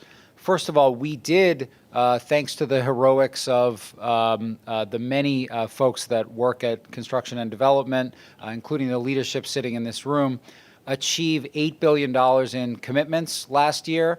We, as we've said, would have achieved $10 billion were it not for the unnecessary delays to taking advantage of the congestion pricing funding. In fact, it was good to hear one of the public speakers mention the importance of re-signaling the Fulton line, the A and the C in Brooklyn. That was the project, total overall budgeted at about $2 billion that we were not able to award and are still not able to award due to the litigation within New Jersey and elsewhere. As we've said repeatedly, we're confident about the results of that litigation, but have to be responsible and ensure that we don't commit public funds until we can be certain that we're through that litigation. And so in addition to that, that project being held up, there are projects right now that could be awarded were it not for the fact that we're holding for congestion pricing.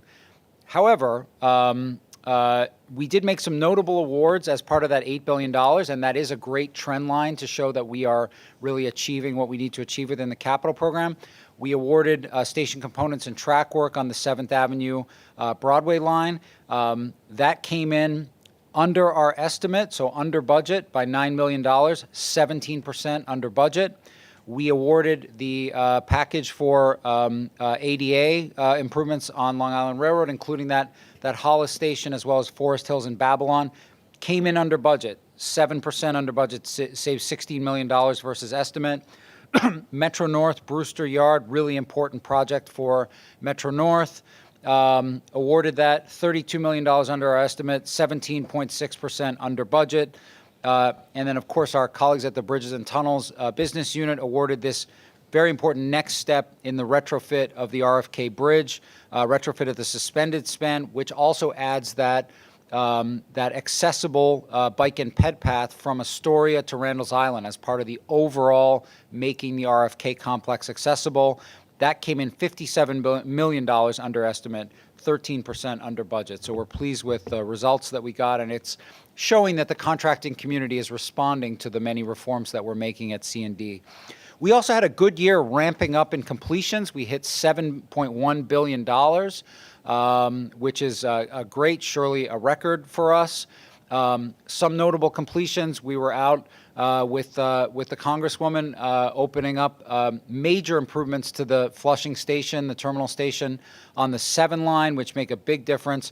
That project brought in on time, on budget. Long Island Railroad Cherry Valley Bridge improvements brought in on time, on budget. Metro North Harmon Shop is a generational investment in improving the shops and facilities that service most of the Metro North trains, and it's a real marker and great example for the further investments that we're making in shops and yards, which Peter will be talking about today. That we finally managed to complete. That was really a generational project. The Throgs Neck Bridge, that was brought in as the Bridges and Tunnels group expressed last month. They did miss the target by 1 month, but really accomplished a really significant amount of work during that month and brought that project in under budget. So lots of on-time, on-budget, on-time, under-budget delivery, as is being noticed more and more by C&D. We continue the historic investment in ADA accessibility. We were present opening the first fully accessible subway station of the year a couple weeks back. First of many planned for this year at Beach 67th Street in the Rockaways along the A line. This one includes a direct-to-platform elevator, which we are going to do more of, and it enables both smooth passenger flow and enables us also to work with some of those difficult station conditions where the mezzanines may not be able to handle the structural load of an elevator. So rather than having to fully rebuild a mezzanine, we're going direct to platform. 41 stations in construction for ADA, made 25 accessible since 2020. And we're still ramping up. As you may recall, this capital program included 2 stations to be named later. 145th Street on the A, B, C, and D has been selected as one of those stations, which will make this a critical transfer hub in Harlem fully accessible. We're announcing this now because we'll be applying for federal funding to advance 145th Street, along with a larger bundle of ADA stations, and that builds on the $254 million grant that we received last year for ADA accessibility, which will be advertised and awarded this year, Tim, am I right, as Package 6.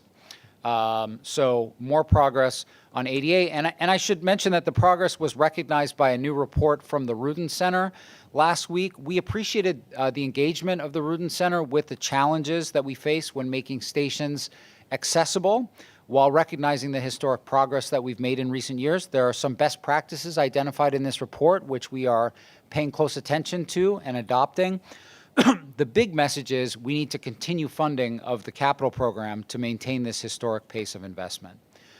Not to be forgotten, the commuter railroads, we've talked about awarding the next package for Long Island Railroad.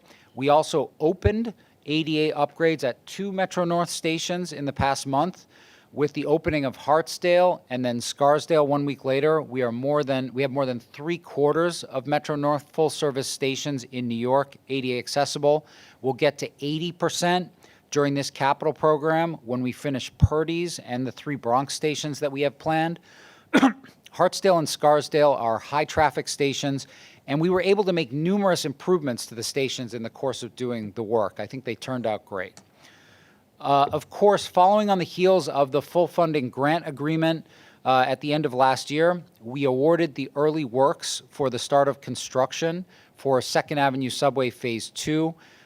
This work is relocating utilities along 2nd Avenue to make way for the first cut and cover station at 106th Street. As we noted when we announced this, one of the important lessons learned from Phase 1 of 2nd Avenue Subway was that early utility relocation is really important to making sure that we don't get delayed, and so we're proceeding as fast as we can with this important contract.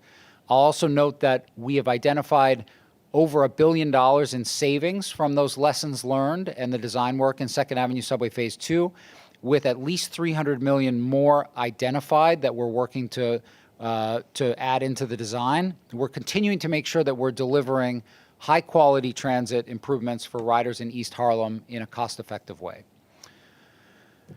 There is an all-MTA effort to reduce incidents of fare evasion across the system, and C&D is proudly supporting that work. We completed new, more accessible fare array at Sutphin Boulevard as part of a pilot to learn more about how new gates work in our system, and we've learned a lot, and we continue to adapt the system based on those learnings. But we've seen an increase in fare payments of 20% since the installation at this station, as Rich Davey mentioned earlier in the Transit Committee.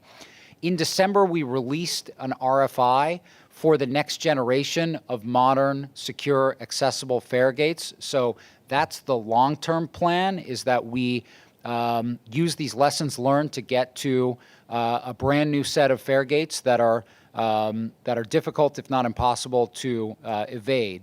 In the short term, Rich announced earlier, we now have variances in hand from the State Department of State that will allow us to install delayed egress on the exit gates, which we are rolling out at three stations in the near future.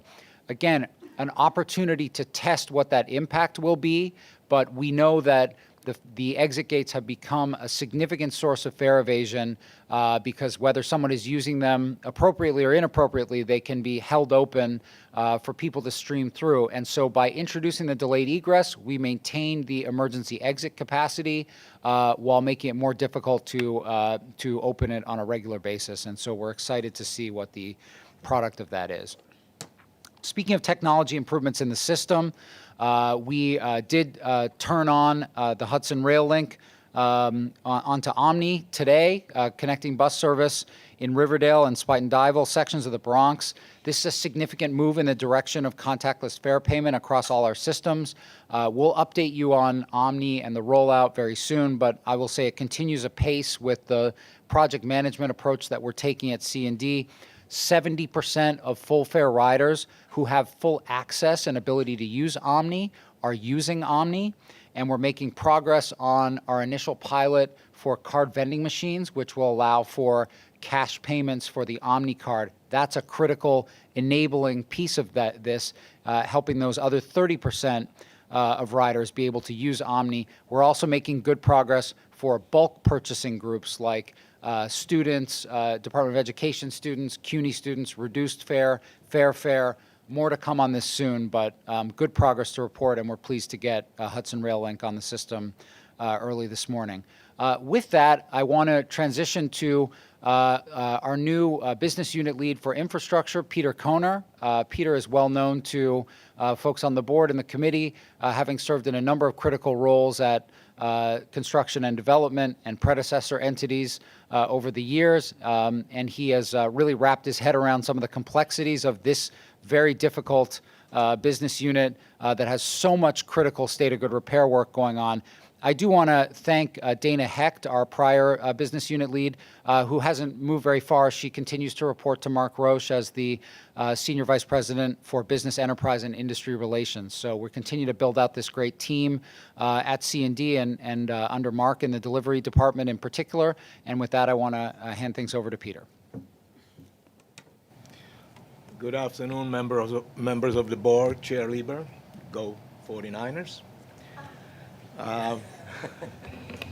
Go 49ers. All right, so before we get into the presentation, I'd like to talk briefly about what the Infrastructure Business Unit is. It is the largest of the portfolio of business units within the Construction and Development Agency. It has 300 projects in flight in various phases of completion with $9 billion worth of value. The BU, and so the real question here is, how do we do it? It's a big portfolio, it's a lot of people. We are organized into 4 areas, into 4 program areas that address specifically focus of interest, and that is wayside power, focusing on much needed modernization of the power distribution network to assure reliable and safe transit operations. Facilities, the back of the house operation, that are the shops, yards, and warehouses to create efficient and safe operation for our MTA employees. Line structure that operates in the right of way, both above and below the ground, where service interruptions are measured in minutes and productivity is the norm to assure timely return to service for our riding public. And finally, Sandy resiliency, focusing on protecting our assets against events like Superstorm Sandy. 2023 was a particularly rewarding year with a substantial completion of our Coney Island Yard resiliency project. This presentation will provide you a glimpse into our program areas and some of the projects.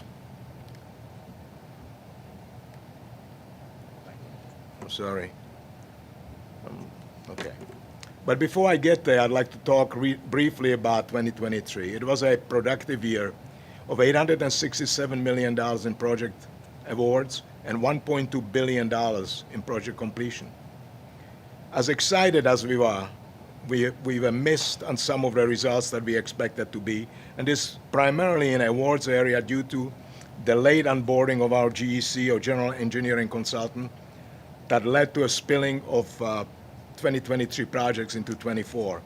And the completions, we missed our mark by strategically delaying the substantial completion on our 207th Street Yard to commercially benefit the MTA. We look forward to a very robust 2024, both in awards and in completions. What you can see on the screen is some of the glimpse into the awards and completions.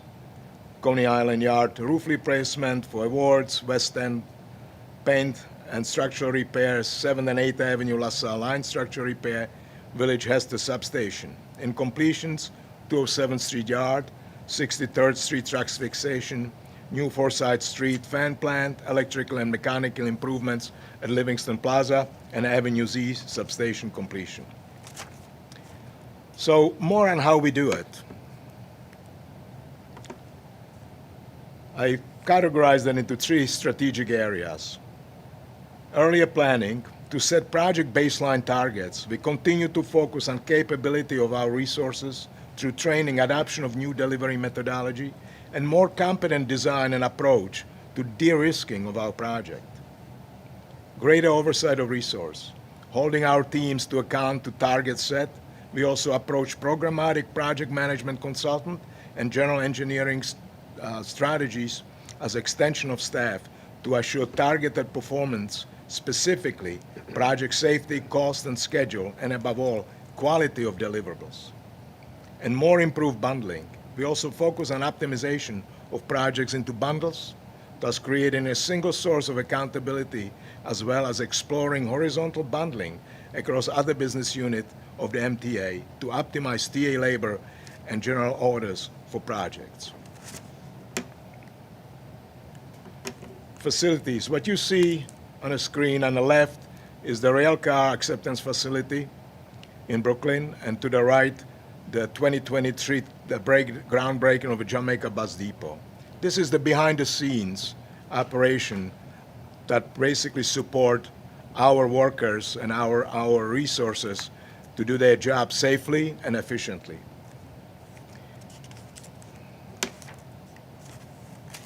Line structures. The photo above shows the wards of Myrtle Avenue with overcoating. To the right, the completion of the Staten Island track replacement. Wayside power. The wayside power is a critical component of our infrastructure as it provides for safe distribution of power to our rails. In the 20-year needs, it was assessed that it is particularly vulnerable due to the aging infrastructure. The BU is ahead of this by modernization and refurbishing and adding substation across the system already. The photo above shows the Patchen substation, Fulton Street line commissioned in 2023. Sandy recovery and resiliency. There's a snapshot of the number of assets and category of assets that were completed under this program. The final program is the Sandy and resiliency. Thanks to support from the FDA and MTA, an overall $8 billion program was made to the entire system to make it more resilient. At infrastructure, we are responsible for $4.5 billion, of which 2/3 is complete, and the remainder is in construction and design. As you can see, the scale of the investment is hard to wrap your head around, protecting hundreds of critical assets throughout the locations. I would like to now take you for a brief ride throughout Coney Island, introduced by our PCO. Hi, I'm Deirdre Harvey, PCEO of Coney Island Yard Flood Mitigation. Coney Island Yard is now more protected than ever against extreme weather events. The 100-acre complex is encircled with over 2 miles of 12 to 15-foot steel-reinforced flood wall. To complete this perimeter protection against flooding, each of the yard's 9 access points have been outfitted with heavy-duty flood doors or stop-log barriers that can be deployed in advance of severe weather. Power and communication cables now span the yard on an elevated cable bridge instead of buried underground, keeping them safely out of risk and making them easier to maintain. 2 pump stations and 20,000 linear feet of underground drainage have also been added to mitigate flooding from rainfall. These protections work together to mitigate damage to equipment and potential service delays coming out of Coney Island Yard during any extreme weather event, ensuring a safer and sustainable future for our property and our assets. I would like to add that this project was completed with minimal disruption to the yard, enabling 800 rail cars to be moved around as required, as well as not too much of a distress to the 3,000 employees that are housed in this particular project. 207th Street Yard is another resiliency project that is being put together in the Bronx, in Manhattan. The 207th Street Yard is a design bid build project under Sandy, has been strategically aligned to bring together 5 separate projects under one project management team for single point of accountability to control cost, schedule, risk, and safety. For those not familiar with the project implemented 4,500 feet of flood walls, 5 floodgates, signal tower and signal work, and 200,000 square feet of roof over the shop. The 207th Street sewer work is progressing, and we are mitigating our delays, anticipating completion in fourth quarter of 2024.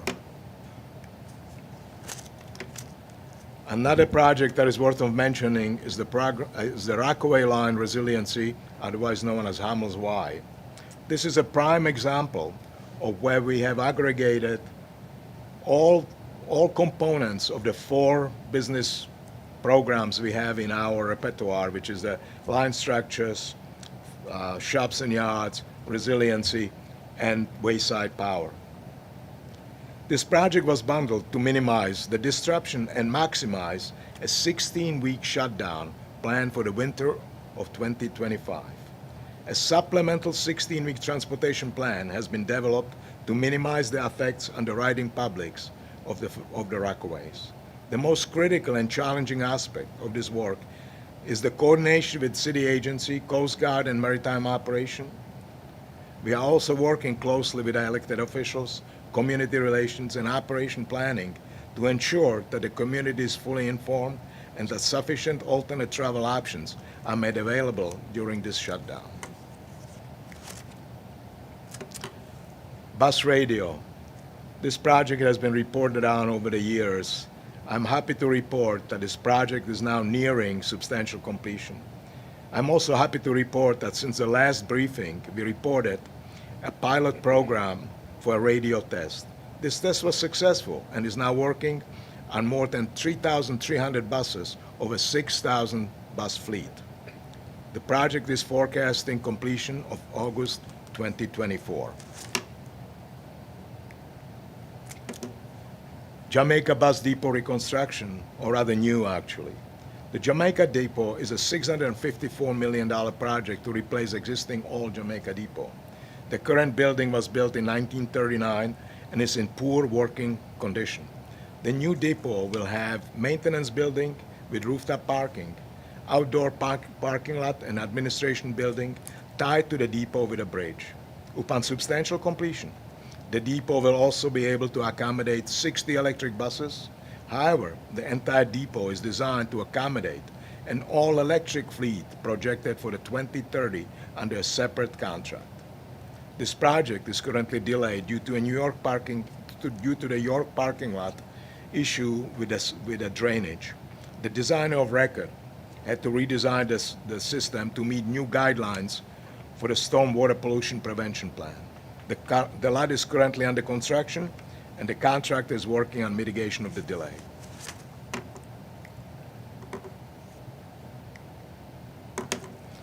Mainline trucks replacement. This is the third leg of this project, 63rd Street. It is currently under construction and is forecasted to be completed by March 31st, 2024. The project outage is being supported by shuttle service as well as in-house operation. This is a challenging project. Includes a replacement of 25,000 feet of track, third rail, and installs newly engineered composite ties, which will extend the life cycle of the main line. We know this has been an impactful project for customers, and at the end of it, the restored track should last for approximately 50 years. And that ends my presentation. Okay, a lot of big projects. Yeah, a lot of big projects, and a lot of them that involve a ton of community collaboration. I just want to underscore that's part of our challenge and C&D's challenge is making sure that people understand 63rd Street, I think, did a pretty good job of that. Obviously a little bumpy at the beginning, but getting very good feedback from folks who are being impacted there, especially Roosevelt Island. But we got to do a great job on making sure that everybody in the Rockaways understands why that shutdown is necessary, and that everyone has information about the alternatives that are being brought to bear. It's like the G train outage, which has occasioned some public conversation, is 6 weeks long. This is a little the Hamels Y impact on the Rockaways with the A train is a little longer, and we got to get it right. That's a very transit-dependent community. At this point, we'll hear from the IEC and then invite the board to comment and question. Thank you and good afternoon, Mr. Chairman. As part of the IEC's oversight responsibilities, we have analyzed a total of 129 infrastructure projects for both cost and schedule performance. These projects were featured in the latest traffic light report presented at last month's CPC meeting. The IEC reviewed infrastructure variance reports that cited problems that were encountered, and we agree that with the corrective measures that have since been executed by C&D. The IEC also undertakes more detailed project monitoring with our in-depth reports of the 5 infrastructure projects we are reporting on today, beginning on page 18 of your committee book. Regarding the 207th Street, the IEC reports the following. The project is 97% complete, The project current budget is $637 million with an estimated completion of $642 million. The IEC forecasts an EAC within the project's current budget. Since our last report, C&D's forecast for substantial completion has slipped from November 2023 to May 2024 due to unforeseen field conditions. IEC concurs that with the May 2024 substantial completion date. The IEC notes that the facility has and remains in operation throughout construction, and this delay does not materially impede yard operations. Top remaining risks include the rapid response and coordination to differing site conditions, the delay in inspections impacting occupancy of the relay towers, and maintaining sufficient resources to complete contractual requirements for substantial completion. The IEC considers the risk mitigations implemented on this project to have been effective in minimizing further impacts. On 207th Street sewer replacement, the project is 75% complete. The current project budget and EAC is $153 million, a decrease from last report. The IEC concurs with this EAC. The substantial completion forecast remains November 2024, but the project team is working to improve this forecast by taking advantage of track outage opportunities.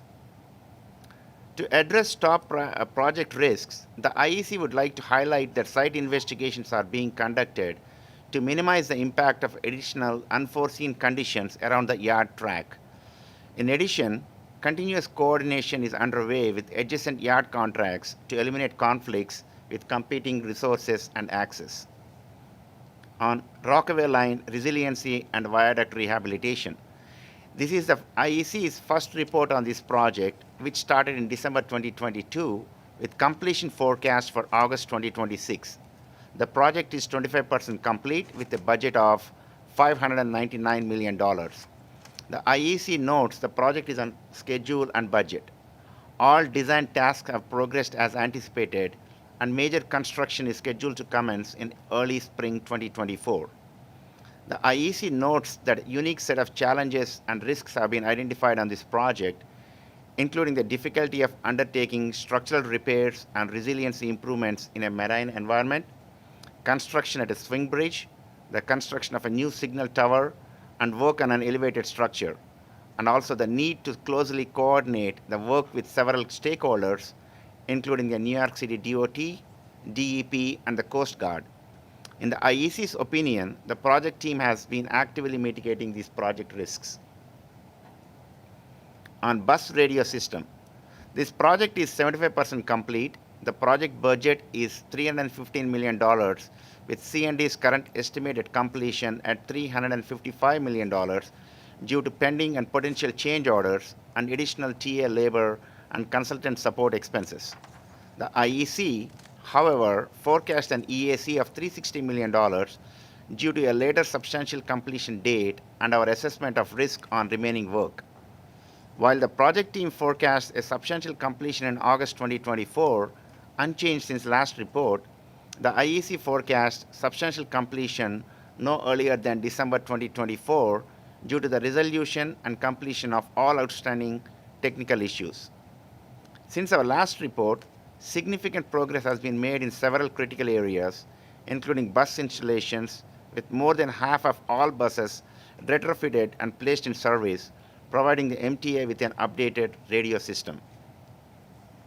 The installation of mobile base stations and utilization of 800 MHz frequency or band pass filters can mitigate the radio coverage and frequency issues that C&D and the IEC have cited in previous reports. Full system load and stress testing remains a risk moving forward. On Jamaica Bus Depot, this is the first time the IEC is reporting on this project to the board. The project is 13% complete. Current budget and EAC are $654 million. The IEC concurs with this EAC. Due to redesign and late permitting of a temporary parking lot needed to maintain continuous operation of the facility during construction, the project has experienced a delay of 8 months. As a result, the current substantial forecast has shifted from December 2026 to August 2027. Of note, however, is that C&D is working with the contractor to improve this forecast, and with substantial time remaining on the project, the IEC agrees that some schedule recovery is possible. The top risks have been identified and their respective mitigations are being developed. This concludes the IEC's comments on C&D's infrastructure business unit. Okay, just to confirm, the issue on Jamaica Bus Depot was that the permit for the stormwater capacity of the temporary parking lot took some additional engineering and approvals, correct? And you guys are committed to trying to recapture that time, am I correct? Yeah, there's also some mitigations underway. You know, we initially planned to have no disruption to services in the building, but as we've worked with the folks who run the place, we can move into new places earlier than we thought. So we think we have some pretty good mitigation measures to get back on schedule. Okay. All right. Well, let's hopefully see those in the months to come. I'm going to skip quick Q&A for the moment and come back to it because we're going to lose a quorum, and I want to do the procurement. So, Ms. Boudoir, would you quickly lead us through procurements? Thank you. Construction and Development is presenting 2 procurement actions totaling $3.3 million to the Capital Program Committee for approval this month. The procurement package contains 1 competitive action for an authorizing resolution to use the RFP process in lieu of sealed bids to procure a series of indefinite quantity contracts for asbestos abatement and environmental remediation services. The package also includes a request to ratify a modification for additional design services for the Penn Station reconstruction project. These items are described in detail in the staff summaries contained within your committee books, and I hereby submit them for your consideration and vote. I have a motion. Mr. Chu, thank you, Mr. Jones, for the second. Any questions, comments before we take a vote? Okay. All in favor of the procurements? Any opposition or abstention? Okay, the items carry. Now, moving back to the, now that we're done with procurements, thank you, Dr. Rizzo. We're just an opportunity for board members to ask questions. This is, you know, the presentation today didn't talk about every project, but, you know, coming from C&D as I do, this is the biggest business unit. This is the stuff that makes it possible to run all these systems and some of the most complicated projects. So I just want to acknowledge that team has come together and is managing a huge workload, but also give the board members a chance to ask questions or make comments. Anything? Guess not. Okay. Yeah. A lot of work. We like the phrase on time and on budget, and we're going to get it back for Jamaica Bus Depot, right? All right. There's nothing else on the agenda for today. Anything else before we adjourn? Okay. May I have a motion to adjourn? Thank you, Haida. Thank you, Mr. Chu. We are adjourned.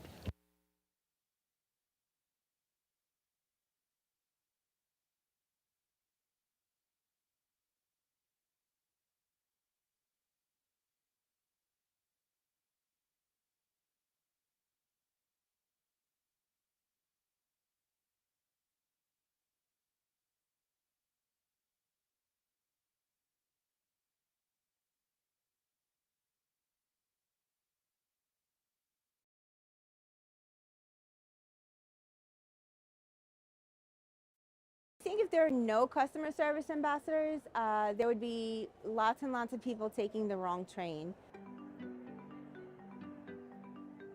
A customer service ambassador is a frontline contact providing fast-changing, accurate information, especially during service disruptions. We're here to direct you, assist you, and be patient as well.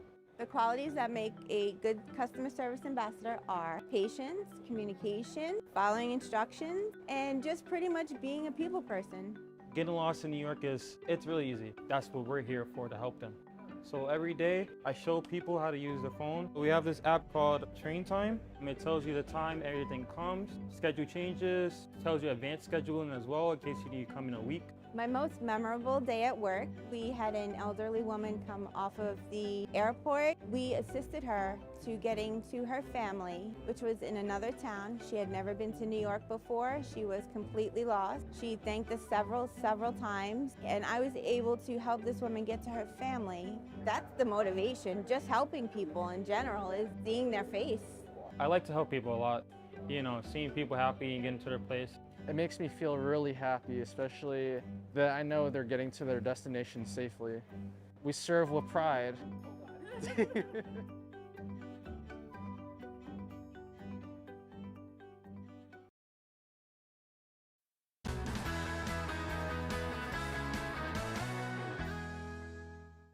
What does a system operator do?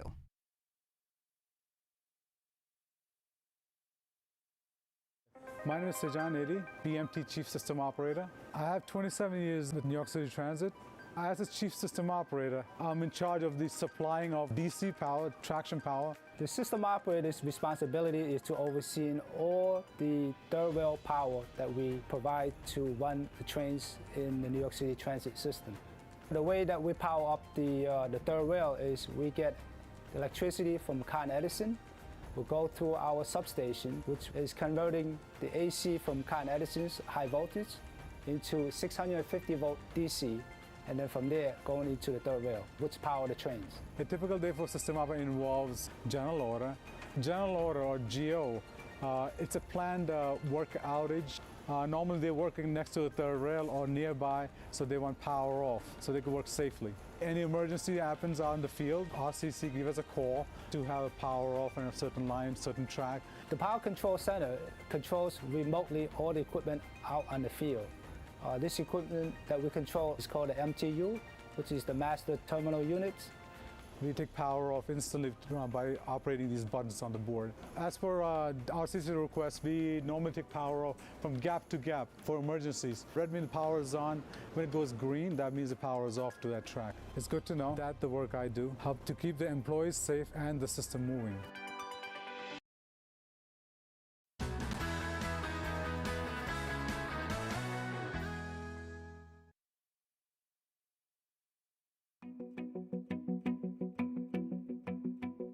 Hi, my name is Donna Charles. I am a station appearance maintainer.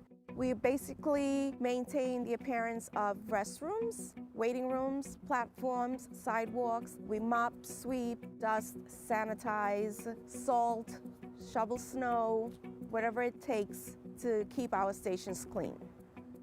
When you work a line job to go in between the stations, you take out a truck. We have cleaning supplies in it. Certain stations don't have facilities to keep the buckets and stuff like that, so there's always a bucket on the truck, a mop on the truck, and then basically we work out of the truck. And if we have to do quick graffiti removal or something like that, we have something to clean it up with.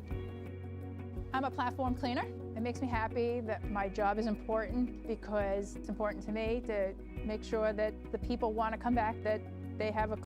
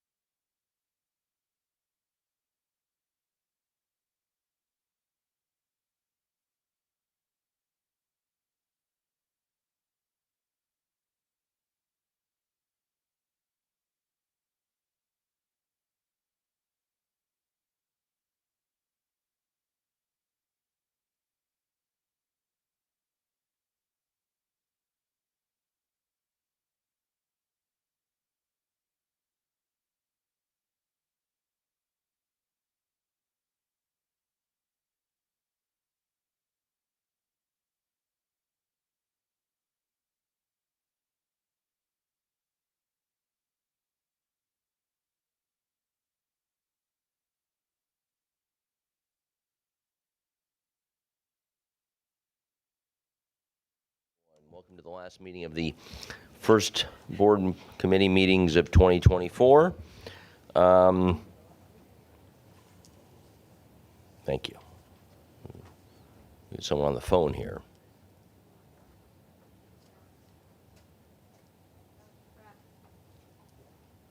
Yeah, thanks. Okay. That's okay. All right, great. We're called to order. Thank you very much. Steve Weiss is pinch hitting today for David. Steve, I'm sure you'll be great. I expect a 250 batting average today. So it'll be pretty good for a pinch hitter, I guess. And I'm making this up. I don't know anything about baseball. Hader, you know a lot more than I do about baseball. That's okay. That's okay for the major leagues. Anyway, Steve, do we have any public speakers? David's batting 210, so you can relax. Can he hear that somewhere? He's going to watch the video of that. All right, David, that's not true. I'm sure you're doing a great job, better than that. Anyway, Steve, do we have any public speakers? Thank you. Yes, Chair, we have 5 members of the public registered to speak today. As a reminder, we ask that all public speakers adhere to the MTA's rules of conduct and decorum. I would also like to remind our public speakers that in the interest of time and fairness to all speakers, we limit everyone to 2 minutes. Please be aware that there will be a warning beep to remind you that you have 30 seconds to conclude your remarks. Our first speaker will be in person Jason Anthony, followed by Joseph Morales. Hey Neil, hey Kevin. Let's continue along that line of football and everything. Let's roast a little bit New Jersey Transit corporations and their subsidiaries. After almost 10 years, they had to raise the fares. Not surprising, but 15% fare hike? That is no good. After them realizing that they are in a fiscal cliff, what is going to cause them to realize that we in the Metropolitan Transportation Authority, we are good and we do things in a wise way? The clock is now on. So, let's start 2024 with the right foot. Kevin, keep doing a good job. I appreciate everything that you're doing. Neil, hats off for you of chairing the committee like you always do. And let's teach our folks in the other side of the Hudson that New York doesn't get full very easy. So with that, I'll see you guys on Wednesday. Okay, thank you. Next in person is Joseph Morales, followed virtual by Maddie Bucky's Highland.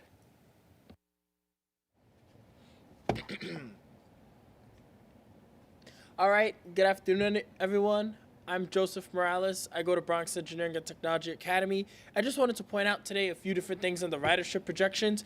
I noticed that in very good news, Subway, it looks like Subway ridership is just below the McKinsey Group projections, and Subway and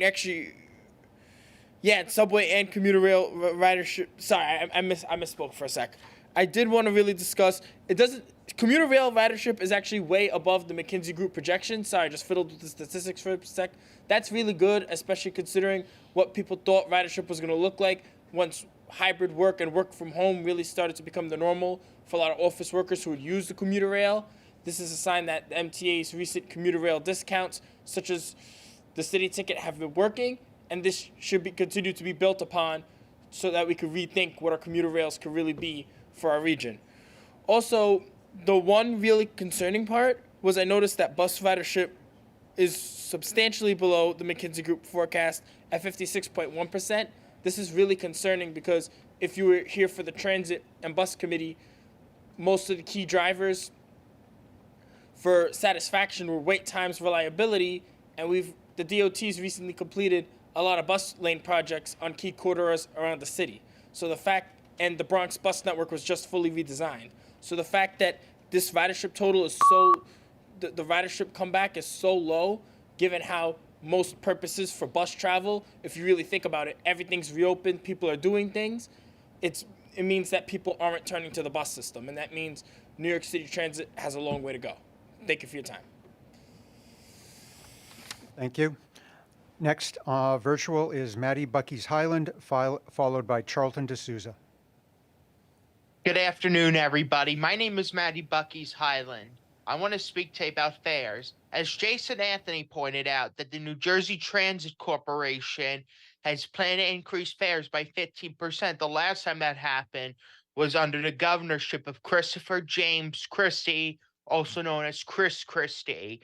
At the time, the commissioner was either Jamie Foxx or Richard Hammond, but I'm not ruling out even Jim Simpson, who was Christie's first transportation commissioner. That could be a triple whammy. I say that because last month I spoke about congested pricing about this with this fare hike, though, that's going into effect. Because in Rockland and Orange County, we have a joint agreement with the Transportation Corporation. So I hope for that. Earlier today, I spoke at the Bridges and Tunnels meeting and with the Central Florida Expressway Authority's E-Pass program, which is as an acceptable form of payment method. Anyway, I hope everybody had a good day. God bless you all, and be safe driving tonight. Oh, back over to you. Thank you. Our next virtual speaker is Charlton D'Souza, followed by Alita Dupree. Good afternoon, everyone. So today I wanted to talk about a couple of things. One, the Omni vending machines that are working in subway stations. Some of the Omni machines are not giving receipts, and some of them are not working at all. There's also been issues where people tap their Omni card to load up money, the prepaid card, and it didn't refill. So this is something you guys need to look at 86th Street on the 4, 5, and 6. There's been issues at Junction Boulevard. There's also been issues at Bowling Green and also at Atlantic Terminal, where you'll have that there, Barclays. So you'll need to look at that. And the other thing that I want to talk about is fare evasion. So a lot of the MetroCard vending machines citywide are not working. And you guys are always complaining about fare evasion. Well, how is it that the machines are not accepting cash? Many of the machines are not refilling unlimited MetroCards or MetroCards at all. And some machines are not even returning the MetroCard back. That is a big problem. So people are losing their money. So what I want to know from the MT and from the chairman, what are we going to do to make sure the MetroCard vending machines are working until the full rollout of Omni takes place? But also the Omni machines are brand new and they're breaking down. So you guys need to have a comprehensive plan. Also, Nice Bus, Nassau Intercounty Express. So they're having their board meeting next week on Wednesday. I want to know, when is Nassau Intercounty Express going to have Omni installed on their buses? Is it going to be in June or by June this year? Because a lot of Nassau County residents are not able to take advantage of the Omni discounts and the Omni fare capping, because Omni is not accepted on Nassau Intercounty Express. Mr. Chairman and the board, please fix that. Thank you. Thank you. Our final virtual speaker is Alita Dupree. Thank you. Good afternoon, Chair Neil Zuckerman. Alita Dupree, for the record, she and her with Team Folds. I wish I could be with you, but I'm broadcasting from Oakland in California. Lots of good things in the report. We're doing some real estate work with some improvements. I saw mention of Brewster and about Penn Access, and I'm supportive of those. I've been thinking about fare policy. Maybe this evolves from the days of the tokens and the paper bus transfers going back like 40, 50 years. But when I get on a bus and I transfer the subway, or I transfer between two buses, or I go from the subway to the bus, I get 2 hours from the first tap. And I can ride until the 2 hours expires, so I get charged again. But when I ride the subway in succession, I get charged each time. And I think it's time to move toward a straight 2 hour time frame from when you tap your Omni card or your payment, your phone, before you get charged again. I guess it doesn't really matter for me because I ride enough that I'm going through 12 revenue trips in 3 or 4 days, some maybe even 2 days. But for someone on a short trip, that could mean more money spent. I think we should look at would a straight 2-hour policy negatively impact our revenue? But I think it will work in the future because we want to get more people on the buses and the trains, especially the subway, which is very, very important to me. And part of the building the best subway we can is to have a consistent fare policy. Thank you. This concludes our public comments portion of the agenda. Thank you to all of our public speakers. Yeah, thank you, Stephen. Yes, thank you to our public speakers. We appreciate your constancy and your thoughts. So this month, let's just, we have a slight change in our usual business. The team have changed our classic finance watch and budget watch. I've been on this board almost a decade. Yes, it's gonna. Andrew, how long have you been on this board? Okay, wow, a 22-year veteran. So I'm guessing this is the first time in a couple of decades we've made a change to the Finance and Budget Watch. Now, before everyone gets nervous about change, the only thing that's really changed besides the format is that we have stricken what had been the historic market macroeconomics numbers like employment levels and such. So I would ask you as we talk about these, if you see anything you deeply miss that you used and looked forward to every month, I'm sure the team could return it. It's not a test of your memory, because if we did, I'm sure most of us would not remember that we used to have the employment figures for the region. But anyway, if you see anything you don't like that's been omitted, please let us know. Hats off to you, Chair Zuckerman. I didn't do anything. Hats off. Hats off. I could use a hat to cover my hat.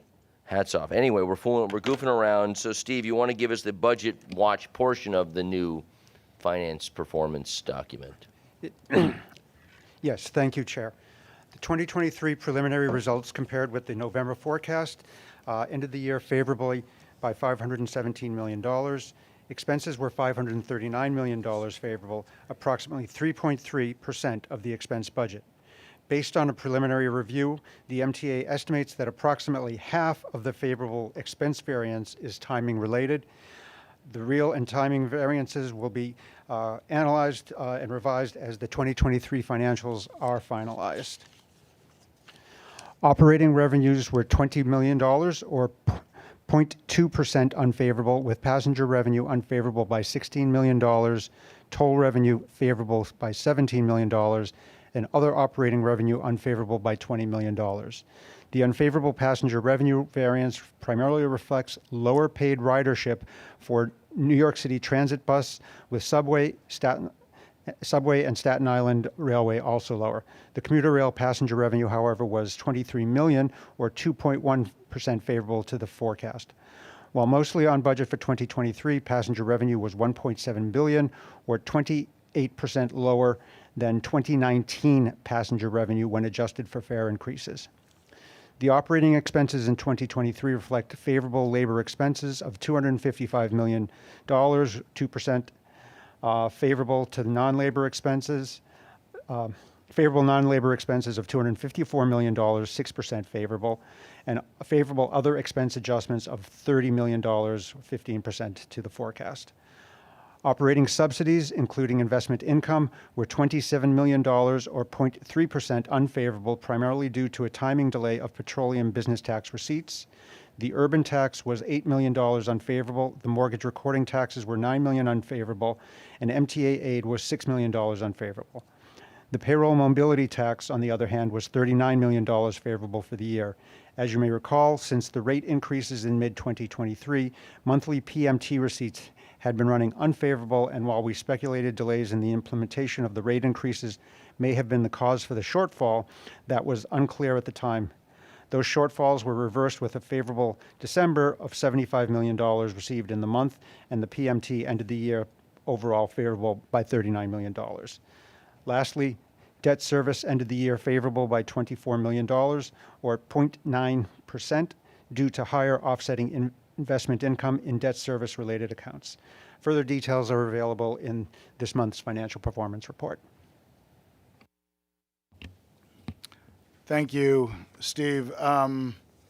Couple takeaways, and thank you for the commentary from the public speaker. But I think December, kind of the same trend on ridership, where commuter rail was really good, subways was kind of right there, a little bit down, and bus paid ridership was significantly down. Again, total ridership on buses is actually very good, but the fare evasion is what is curtailing the revenues. So I think that we closed the year out kind of right on budget, again with the the negative trends that we talked about in November and December.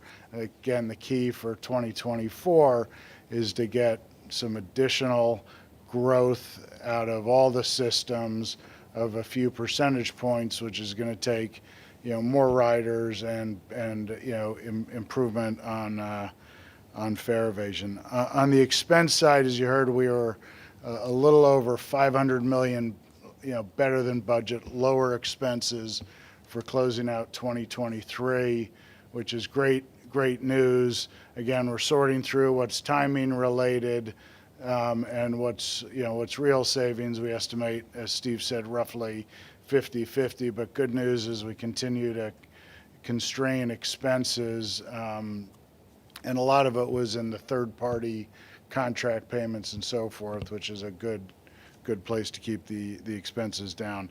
On the tax side, again, the great news is we kind of sweated as the payroll mobility tax, the increase on New York City employers seemed to be coming pretty slow since the new rate took effect in July. Well, December, anybody who forgot and was paying at the old rate must have paid at the new rate, because December kind of made up everything that was short. So right now, our payroll, the new payroll tax, is producing what we budgeted.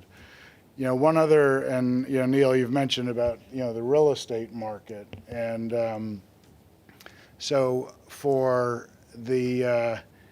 2023, our real estate related taxes were $636 million lower than the real estate taxes in 2022. So we went from $1.377 billion down to $741 million in real estate taxes. Now, shows how volatile that is. Now, the good news, so $636 million negative.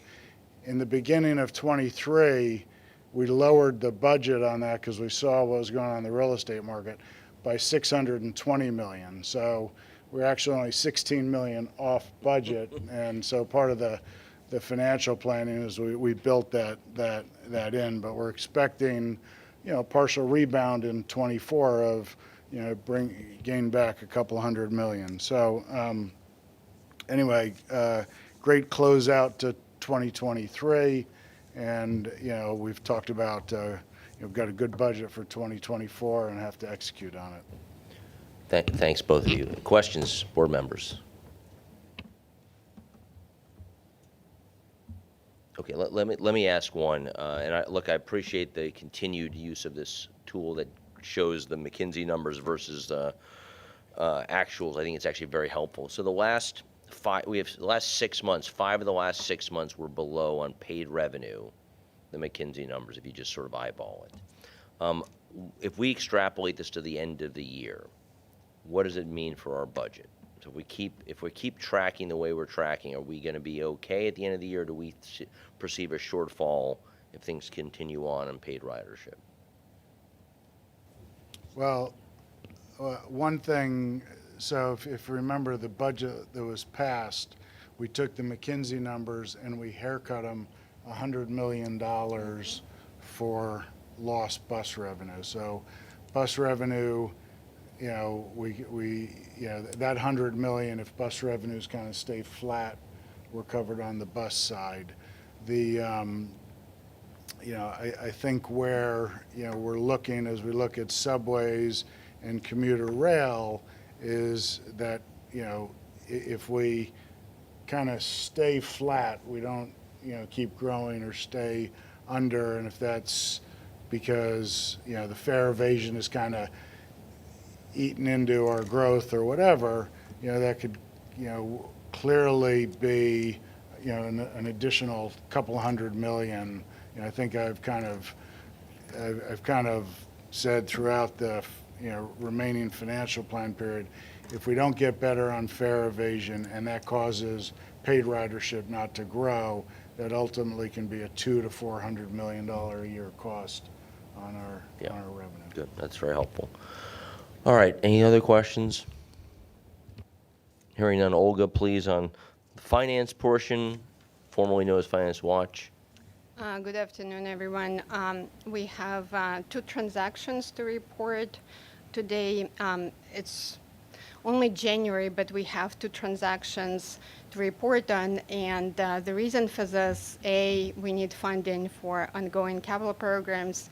But the other reason is that the interest rates have substantially improved from the highs of October market. And you can see this in your newly formatted report book. In the chart on page 10, the market has improved quite a bit, and it was important for us to start issuing sooner rather than later to try to lock in some of that improved rate picture we're seeing. So last week we closed $296 million of TBTA payroll mobility senior lien green bonds, Series 2024A. The proceeds of that issuance will finance transit and commuter projects in the approved capital programs. The bonds were sold competitively, so we received bids from 9 firms, and we awarded to Jeffries LLC as the winning bidder. So that's one transaction. The other transaction is in a pipeline. We will be pricing it later this week.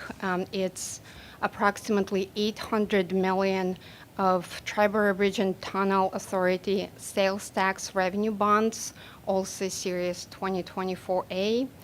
And proceeds of this deal will also be used to fund transit and commuter projects as well as infrastructure of the CBDT.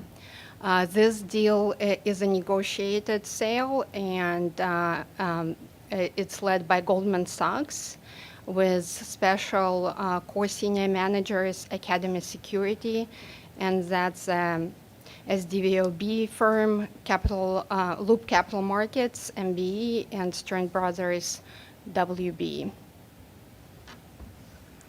This concludes what was formerly known as Finance Watch, and now it's Capital Markets Performance. Oh, God. So Olga, thank you. I'm sorry, Neil, can I ask a question? Go. I just leaned over and I asked Kevin the same question. So I thought we paid for the capital stuff last year. You said one of the new transaction we're doing is for additional capital work? I'm sorry.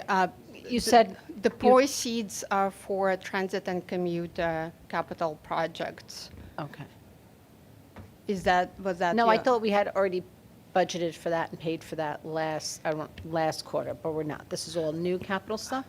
Yes. So, as you know, we have 2024 capital program currently. We also actually funding some of the projects in the prior capital programs. The funding is done on a cash flow basis. Oh, okay. So we commit contracts as part of the sort of capital programs window, and then as contractors work on our projects, bill us, we need to pay those bills basically, and those bills are funded from the bond proceeds as well as federal grant sources as well as city and state also big funding partners for us. So that funding is kind of ongoing, and that's why we're issuing these bonds. Great, thank you. Other questions? Okay, well, it's nice to see that yields have come down a little bit. That's a good thing for us. Although we're not, again, as everyone knows, we're not that exposed because most of our debt is long-term debt, not short-term debt. Okay. Okay, over now to Lizette. Are you now next up for? Oh, we have the work plan. Apologies in the minutes. Sorry, it's a couple of administrivia things. The minutes have been distributed to you for our December meeting. Can I have a motion? So moved. Second. Thank you, David. Additions, corrections, deletions? Hearing none, all in favor say aye. Aye. Aye, opposed, abstentions, motion passes. On the work plan, we reviewed the draft last month. There were some very minor comments on it, but I will take a motion on the work plan as submitted before with comments. We have a motion to approve the work plan. So moved. Thank you, Lisa. All in favor, say any comments on the work plan? All in favor, say aye. Aye. Opposed, abstention, motion passes. Thank you very much. Lizette, now over to you for actions from HQ. Thank you. There are 3 actions this month for MTA headquarters for Finance Committee approval in the estimated amount of $63.3 million. And these actions are found in the January 2024 Finance Committee book. The first item is the award of 2 competitively negotiated miscellaneous service contracts to IBM and Accenture in the estimated aggregate amount of $40 million for consulting services for the Chronos Systems Integration and Implementation Project. These retainer contracts are for a period of 3 years with 2 one-year options. IBM and Accenture will, on an as-needed basis, assist the MTA with planning, design, migration to testing, and implementation of the UKG Dimensions timekeeping platform. Each firm will compete and be awarded consulting services on a task order basis. Proposals were received from 3 firms. After review, IBM and Accenture were invited for oral presentations and then negotiations, and the selection committee determined both were technically qualified to perform the Dimension Systems integration work because of their in-depth technical and years of experience in helping large clients similar to the MTA migrate to UKG Dimensions. This is a time-sensitive project since UKG has announced that its current platform that we're on, Workforce Central Software as a Service, has reached the end of its useful life and will no longer be licensed and supported as of December 31st, 2025. So effective January 1st, 2026, it will only support and maintain UKG Dimensions, another platform. The next item is a modification to an all-agency competitively negotiated personal services contract with Dirad Technologies to expand the existing MTA implementation of contact center as a service to New York City Transit's Paratransit Department. The estimated price of this modification is $23.3 million. The Paratransit Contact Center is a crucial operation available to customers 24/7, 365 days a year. It handles about 9 million calls each year, with about 670 simultaneously active representatives and 80 supervisors. The on-premises technology currently used by the center was purchased in 2016 and is also now nearing the end of its useful service life. The existing hardware cannot be upgraded or expanded and lacks crucial emergency redundancy. Continued use of this aging infrastructure poses a significant risk of equipment failure and cause severe disruption to essential services for the accessible community. Dirad's license fee remains the same as established in the original agreement and is 37% below a competitor's license fee for similar software, 20% lower than the current manufacturer's published price, and 11% below the current price established by New York State Office of General Services. The current contract price has increased about 24% compared to the year 2021 contract rate, but we avoided that increase in price for the software by negotiating the 2021 rates. Also, Dirad further reduced MTA's overall price for this modification by $391,565 in software licensing. All negotiated pricing is deemed fair and reasonable. I submit these procurement actions for Finance Committee approval. Thank you. We'll take them as a package. Can I have a motion to approve, please? Second. Good. Questions on any of them? Hearing none, all in favor say aye. Aye. Opposed, abstention, motions pass. Steve, reports and information items, please. The first item is the Finance Department's 2023 year-end special report, and I'll turn that over to Olga Chinat. Thank you, Steve. Good afternoon, everyone, again. Today, as part of our standing year-end report, I will provide a recap overview of the fiscal 2023 debt management and capital market activities. And in addition, we'll talk a little bit about what's in store for us for this upcoming year.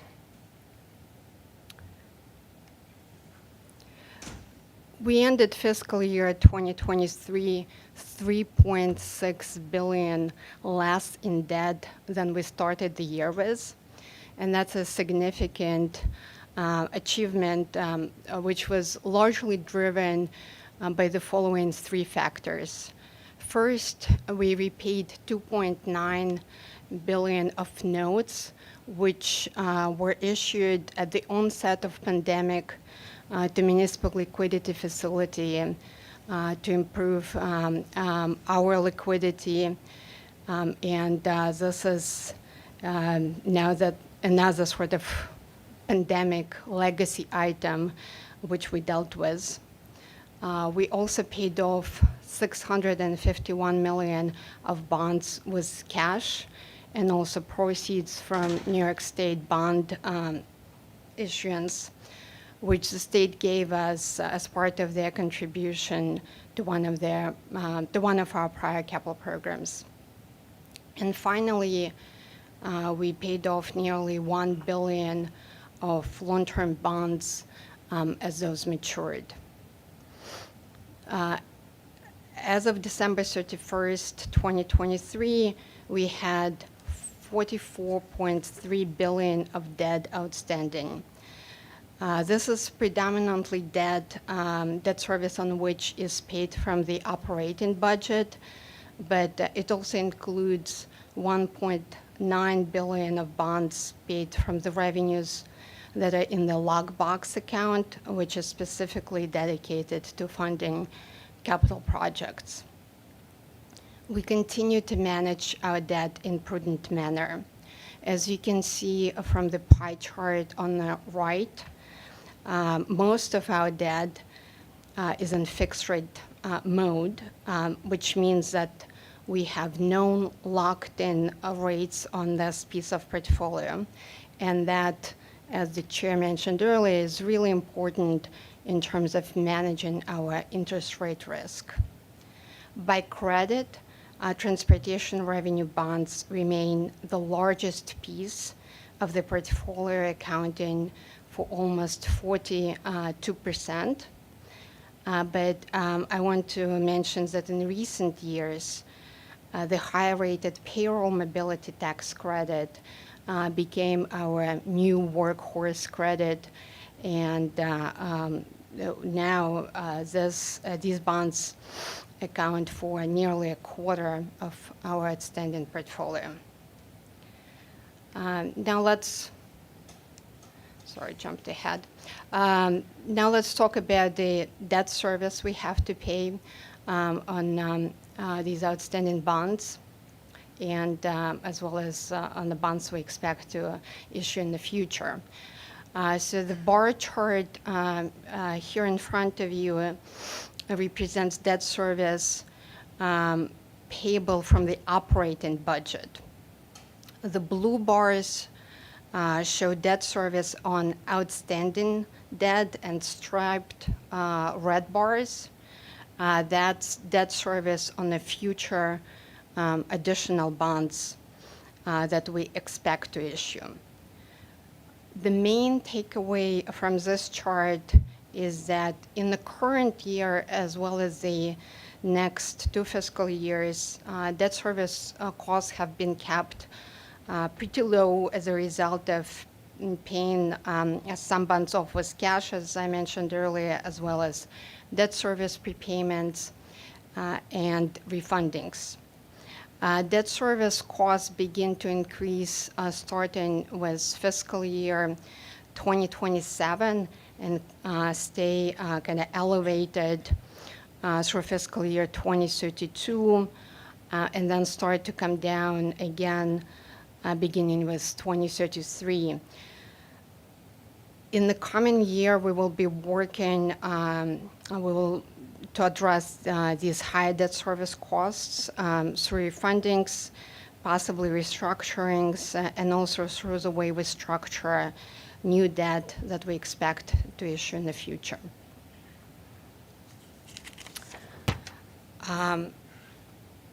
Here is another bar chart, but this is actually debt service payable from the capital lockbox account.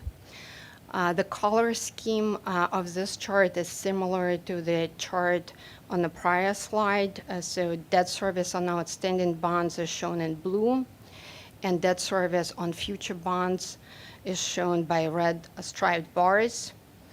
As you can see from the relative size of those bars, we started issuing bonds payable out of the lockbox, but we expect to issue significantly more in the future. And that additional future issuance will include bonds payable from congestion pricing revenues when that is online. Switching gears, we can talk a little bit about the market conditions dominating last year, and also how the markets are positioned for the current year. If there was one main theme of markets in 2023, I would say it was probably volatility. Rates have been increasing pretty much from the start of the year, and then as you can see from the line charts, they peaked in October before starting to come down in November and December. This reversal was largely driven by the improved CPI numbers and other economic data. For 2024, the federal dot plot is projecting 3 rate cuts, while the market consensus actually calls for up to 6 cuts this year, with the first cut occurring as early as this March. Of course, this is just market expectations, and the economic release data will advise and modify this as it becomes available. But given this pretty significant divergence between the Fed dot plot and the market expectations, it's not unreasonable to expect additional volatility for this year as well. And we actually already saw some of that earlier this month, with rates kind of starting to reverse out of the lows we've seen in December. Although just to be clear, and you can see this from the chart, the rates stayed significantly below the October peaks. I'm not going to spend a lot of time talking about this slide, just because this is information we provide at every Finance Committee meetings, but you can see that last year we were quite busy, and we executed 6 bond transactions. And again, unless there are some specific questions, I think we've reported on those before. I wanted to give some highlights of the 2023 activity. We sold 2 almost $2 billion of fixed rate bonds to provide funding for the ongoing capital programs. We also issued $3 billion of refunding bonds, realizing net present value savings of $259 million, or 8% of refunded par.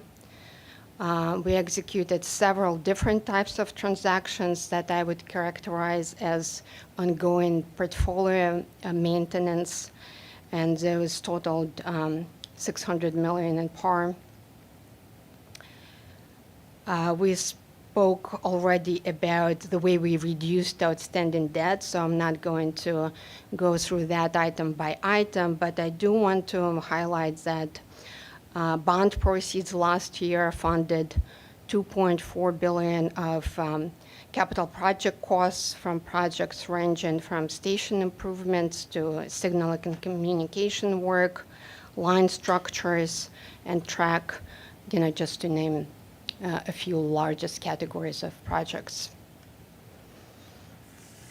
2023 was a great year for us on the ratings front, with our rating agency efforts paying off, and several rating agencies taking positive actions with respect to transportation revenue bonds, which are now rated in A category or higher. And we also have Moody's and S&P assigning positive outlooks to the credit.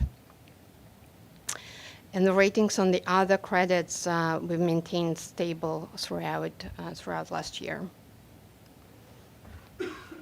Finally, I want to conclude with our 2024 financing calendar. We broke it out by quarters. And you can see that we have another very busy year ahead of us. We're looking to raise as much as $4.7 billion in proceeds for capital programs, issue $500 million of notes for working capital, refinance $1.7 billion of notes with long-term bonds, and also we'll be taking advantage of market conditions as those present to us and refinance bonds for savings when we can. This concludes my report, and I'm happy to address any questions. Questions? Please, Andrew. Has anybody quantified what, since the improved credit agency ratings, how much we've saved in interest as a result of that? No, I mean, we actually haven't been in the market with the transportation revenue bond credit. We just did receive a bunch of line of credit and letter of credit proposals, which I think generally came in on the lower end, but we haven't quantified it. So we've seen credit spreads get tighter and so forth. And I mean, to me, the great thing about the rating upgrades is in a backdrop where the federal government was getting downgraded and we were getting upgraded. Obviously, on the back of solving the fiscal cliff. So we have a lot of debt to issue this year for, which may vary depending on the actual cash spending in the capital program. So hopefully we'll continue to see that benefit play through. Here, any other questions? Olga, two questions unrelated. The first is if we're going to be financing $9 billion in 2024, is that a busy year or not so busy year? Just give us a sense of the tempo of how much of that is relative to what we normally are issuing in a year. Yeah, so I think a good comparison would be the 2023 activity.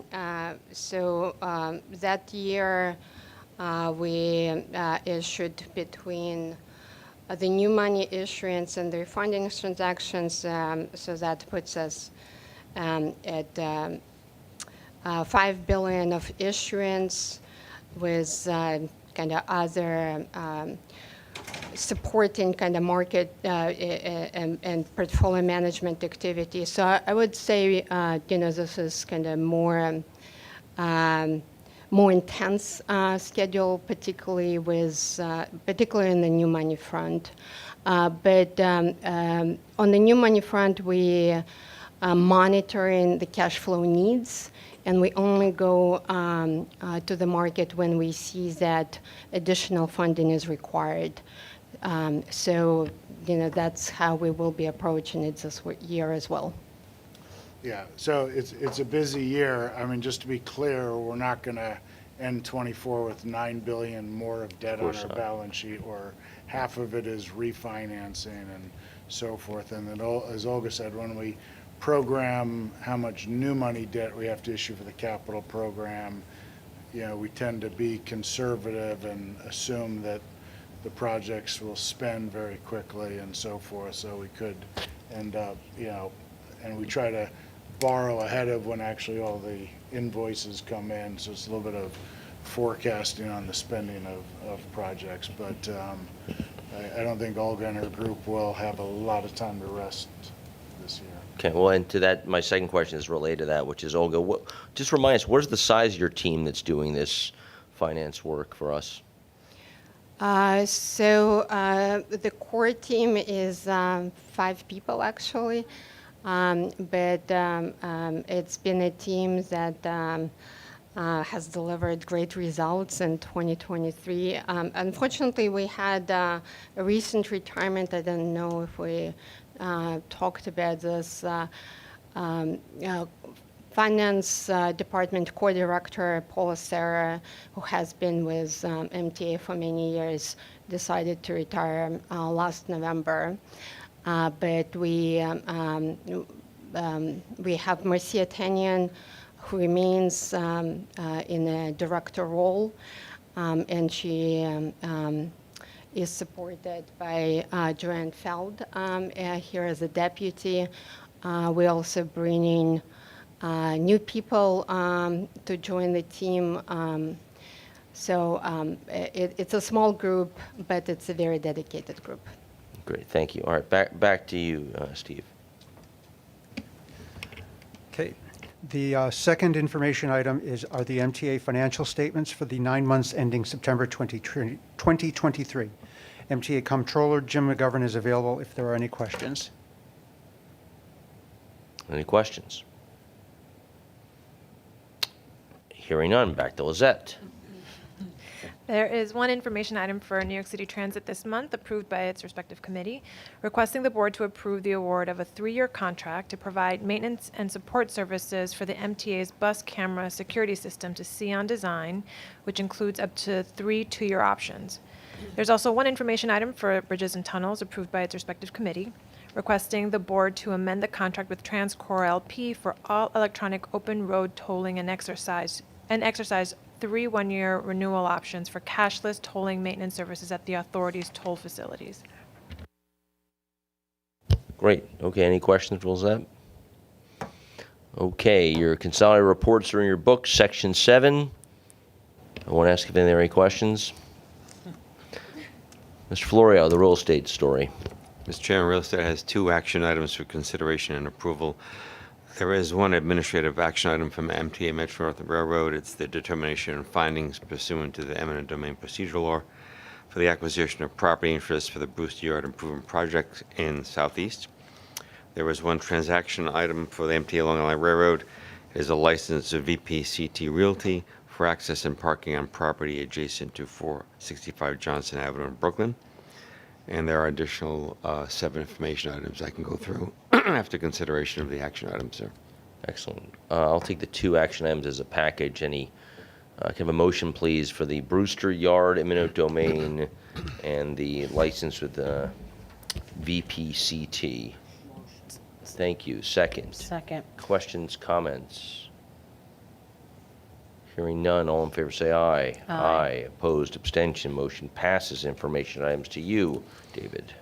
The first 2 information items are for Metro-North Railroad. They include short-term parking permit between Metro-North and the town of Cortland for its use of the parking lot at Cortland Station. A short-term access permit between Metro-North and the county of Westchester for use of an access road and staging area to replace one of our substations in Wilson Woods Park in Mount Vernon. The next two are for the MTA, and they include a license between the MTA and the Board of Managers of the 1776 Eastchester condominium to facilitate preliminary construction work in connection with the Penn Station Access Project in the Bronx. And there is a license between the MTA and RLF to Bassett to facilitate preliminary construction work also in connection with the Penn Station Access Project in the Bronx. The fifth information is for both MTA and Metro North, and reports of the transfer of the right to purchase MTA property interests from Webster Development to MADD Equities associated with Block 3272, Lot 101 in the Bronx. Those prior three are transit-oriented development items, and Bob Paley is here to answer any questions.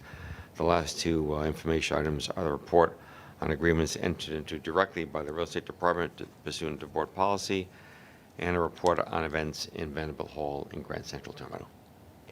Okay, can you expound upon the Eastchester condominium for our representative who lives in the Bronx, please? Sure. This is simply a license agreement to allow truck access for the construction trucks to cross private property. If you're familiar with the Morris Park Station, there's a road that goes the length of the right-of-way. It happens to be a private road, even though many people view it as public. So we needed to get access across the road. There's two parties who have an interest in that, and so they've been cooperative in giving us that access. Okay, I'm going to start issuing Coca-Cola products for this meeting in the afternoon. Yeah, we got to get. I know, we just got to get a little more excited. This is important stuff, ladies and gentlemen. No Bucks, no Buck Rogers. Andrew, go. Bob, I assume we're going to be hearing a lot more additional proposals for the land along the Penn Access route in the Bronx in the coming months? Well, we'll be hearing some permanent easements that we're going to be acquiring in cooperation with property owners. You also have been hearing, I'm sure, what the city is doing for rezoning to leverage our investment, and we've been working closely with the city, to ensure that coordinated actions are being undertaken, because it's a huge opportunity for the Bronx and for development around the train station. It's the definition of transit-oriented development. Exactly. Yes. Yeah. Okay, so we'll be hearing a lot more, I assume. Then. You will be. Yes. Yeah. Thank you. Okay, any other questions for David? We've taken the vote on the action items, so I think any new business for the committee? Hearing none, a motion. I'm trying to make it stimulating. Anyway, hearing no new business, may I have a motion to adjourn? Thank you. Second, all in favor, thank you very much. See you on Wednesday.